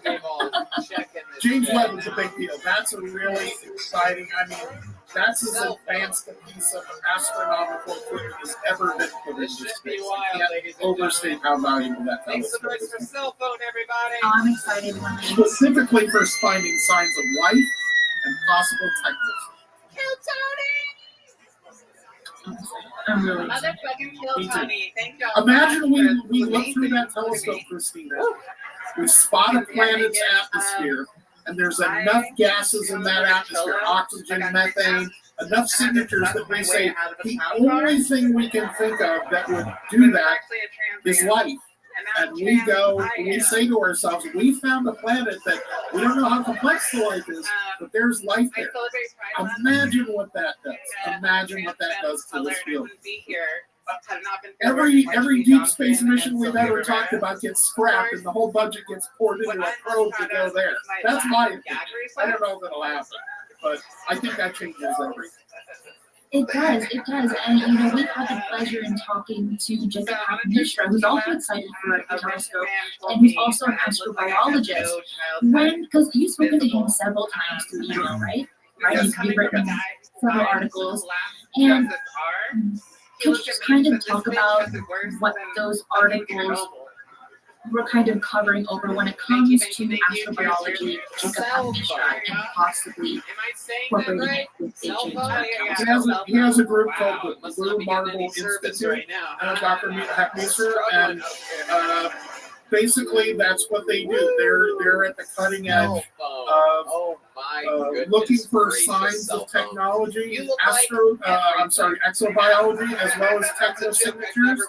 And they've written a number of science papers. He partnered up with, oh boy, I'm forgetting the names because I speak to so many scientists every day, but yes, they are at the leading edge of that, the Blue Marble Institute, and they have NASA contracts and work in that same field as these people doing that. So I don't know that there's anything. I don't think that he's booked for time on James Webb. I don't know that there's an active project underway, but I can tell you what Jacob is indicative of to me. And I tell people this all the time. This is the biggest change. You're being honest. And you can quote me on this, Christina. No, not with I tell people all the time. People don't change their minds. Not in my opinion. I haven't seen the world many people change their minds in their life. What happens is old people with old ideas die, and new people with new ideas are born. Okay, and that's my quote. I use it all the time. And Jacob Hackmuster to me is representative of an entire generation of scientists who grew up with the idea that they feel life on other planets is more likely, not less likely. And I can tell you, growing up in the 20th century when I did, and growing up in the 70s and 80s, again, I pointed out, we didn't know there were other planets. We didn't know so many things that we do now. We didn't know there were rocky planets. We didn't know we'd find any in the habitable zone. No way. So much less the frequency. So the idea of life on other planets was just that in the 20th century for most of it. It was science fiction. It was, we barely got a man to the moon. So the idea of other planets and other things. But I can tell you what, science and ufology, I think they're getting ready to meet in the middle. I mean, what happens when we start, what happens if the James Webb telescope says, all right, we've looked at 20 planets that might have life and 19 of them seem to have life. What do we do then? What does the conversation do? So if the idea is that UFOs, at least some of them, may either be probes from another planet sent here, or may actually contain biological entities inside them flying here to visit. I think that just continues to become more real as science moves forward. So I think guys like Jacob Mishra, these people I talk to, Sharon Title, Dr. Title, these people I talk to, that are astrobiologists, looking for technosignatures, that's becoming the majority. I talk to a scientist under 45, under 40, they are operating from, they believe there's life and they're looking for it, as opposed to, it might be there, we might as well look for it. You can't avoid it anymore. There's no way. There's no way it can be a conversation that you can say, no, they're not real. Imagine we live in the middle of a garden, it's 1,000 acres in every direction, and you're looking at your feet and there's a flower growing, and somebody tells you all around you the garden is exactly the same. What are the odds that that's the only place a flower would grow? And that's the thing I tell people all the time. When you look at these other Earth-like rocky planets, they're not made of something other than, there are only so many elements, there's only so much material. It's all made of the same stuff. So if that garden here on Earth are the right mix of dirt and water and radiation and all of these elements, created life that is so pervasive that it is everywhere on this planet, even places we never thought it would be. Extremophiles exist in places we never thought they would be. So the idea that there isn't other planets was the big argument. When that got put away, oh, they're not around, they're not going to be rocky, they're not going to be that. All of those things have gone away. All we're saying is, did life only happen once a year? And it's so pervasive, it's everywhere on this planet, in all of these different forms. That almost seems like a religious thinking. To me, the thinking is more, it's a very simple piece of rock. We're flying around on a dirty raindrop that's orbiting the sun, right? Just salt water and dirt and all that. That's everywhere. That's all in the cosmos. And there's planets just like Earth all throughout the cosmos. It's incredible. You seem like you would be here to protest the show. And that's all the time we have for today's show. I want to thank all of you for joining Chris and I today. Thanks for the lively chat and the super chat. Y'all are always awesome. I want to thank Chris so much for coming to the show. Chris, can you take a moment to tell us where they can find you on social media and where they can find your books? So I always tell people the top 3 places. First of all, just go to the debrief every day because we're putting out stories every day. We're adding writers, we're adding content producers. So that's the best place to find. If you want to know what's going on and you're looking for what's going to happen next in the UAP story, what's going to happen next in cutting edge science where it meets science fiction, that's where I write that stuff. And to reiterate an earlier point, there's a lot of great stuff coming from those guys and myself as well. As far as me personally, there's 2 places to look. One, it's just my website, plainfiction.com, and that's my last name, P-L-A-I-N, the word fiction, because that's what I write over there is novels, and that is my Twitter as well. It's @plain_fiction, because somebody took the one. Let's take an adventure here and talk. Well, there you go. I want to thank Chris yet again. And I want to say a huge thank you to all my Patreon supporters. I'm so humbled by all those that support me, my work, and this channel. For my Patreon supporters, we will do another 15 minutes of Q&A, which will be posted on the Patreon site later tonight. Everyone have a spectacular weekend. Be safe, and remember, keep your eyes on the skies. I love it. See, mostly, William, first of all, what do you think about cell phone wanting to fuck your parents? I'm actually seriously, I'm not even gonna lie. Ever since you told that fucking story on Saturday, I was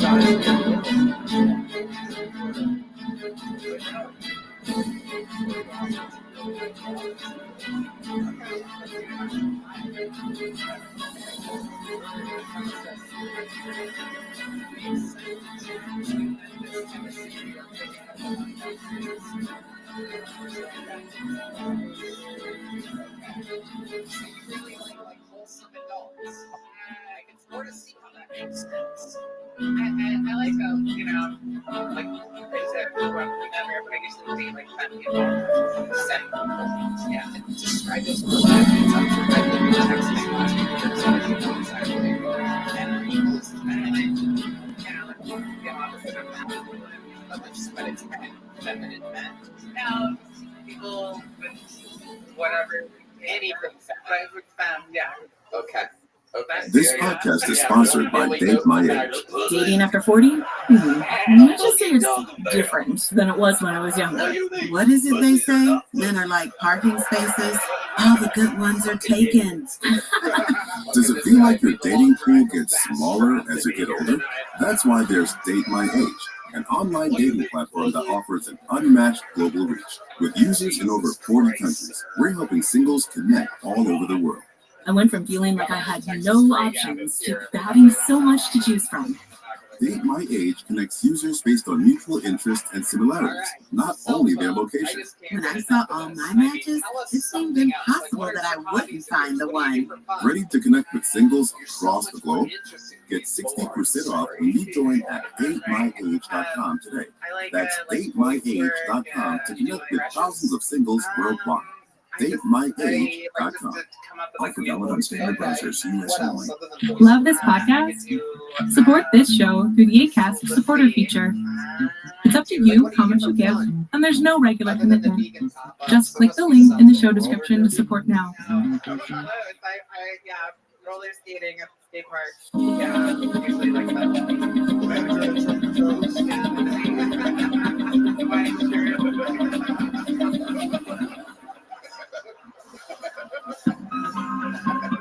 Only the vegan section, you guys. Trader James. So, did you start the vegan food work? I mean, you got fired from Netflix for protesting Nation Day.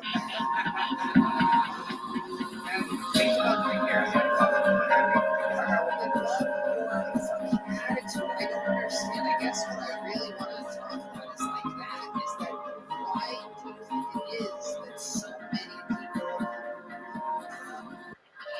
don't make shifts, like just don't like doing things that people say, or you know, like crazy stuff, or joking, or anything, everything. Why do you think that is? You hang out, obviously, with these types of people all the time. You're faggot, you're Nathan, you're this, you're that, you're everything.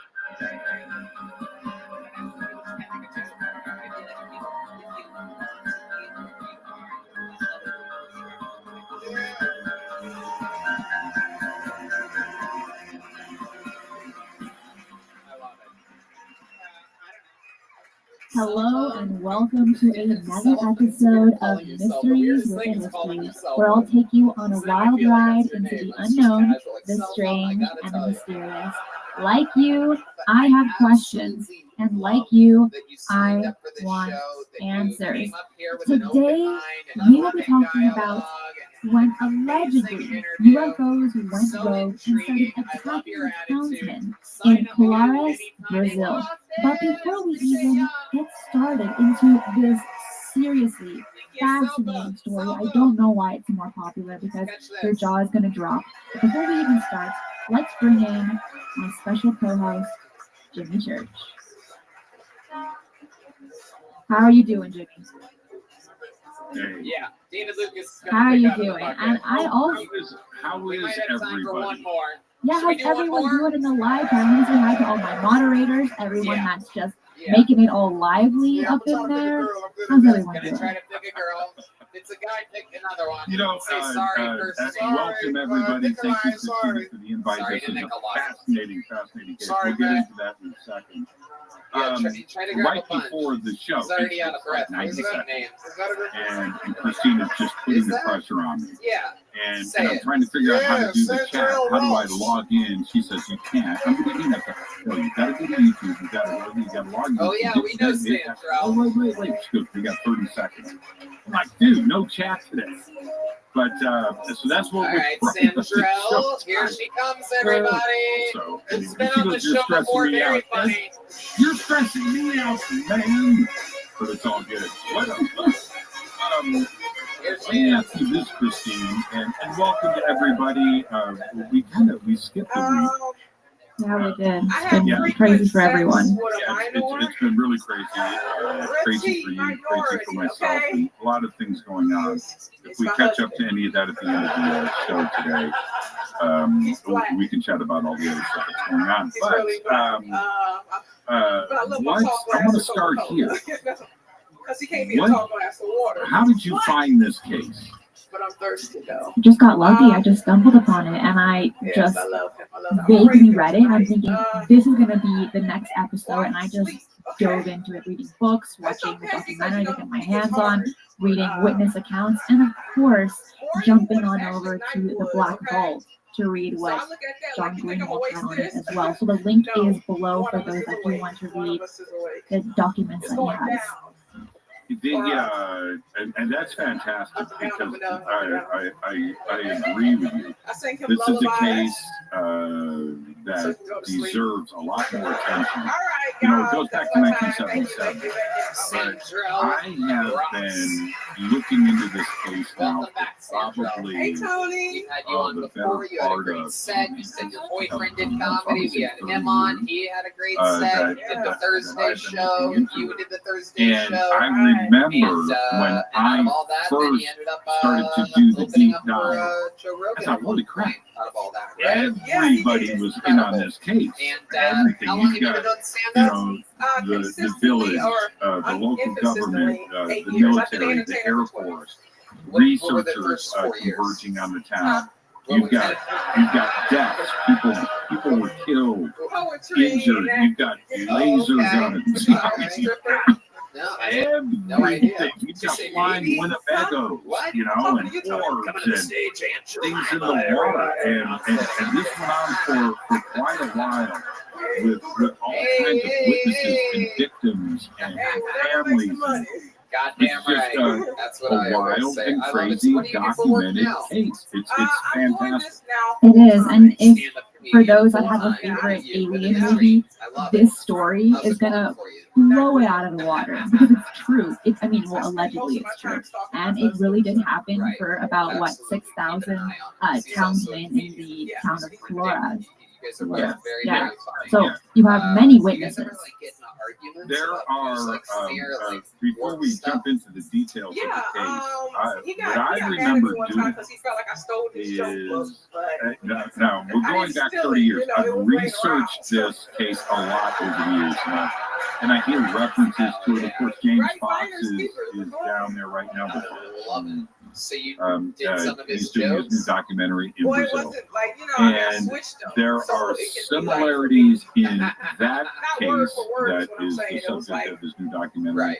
And this case and other cases in Brazil that were going on up and down the coast in these small villages where eventually the military shows up and shoots videos and investigates and infiltrates these towns for an extended period of time. That all of this was going on, and so when I started to do the research for this, I remember, again, this is going back a few years, a while, but that this took place on an island, and I remember going and trying to find an island called Flores, and I couldn't.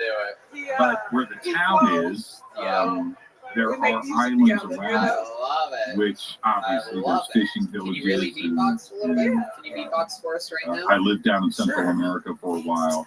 Yeah, there it is right there.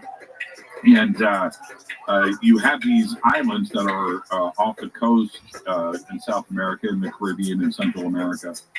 Some of them are named, some aren't, but they're habitat. People live there, people fish in them. There's fishing villages, and I've often wondered if there's a connection with the islands and the contact that was going on. That's impressive. Not necessarily from inland, right? From the Brazil side of the continent side, and not necessarily the island. So that's another aspect of this case that I've always found really, really fascinating, the island connection. Which it seems kind of bizarre because this is a kind of a repetitive pattern amongst many UFO flaps or just one encounter. They're kind of near the water in some respects. But let's just kind of dive into the story on what happened. Like, what's it about? You want to tell the story or you know what? My version's going to be colorful, exaggerated, and full of innuendo. You're going to be straight down the middle facts. So let's go with your factual side, and then I'll do the color commentary. All right, I love it. So I will just give it the bullet points, and we'll make it real simple. So this happened for about 6 months in Brazil in 1977.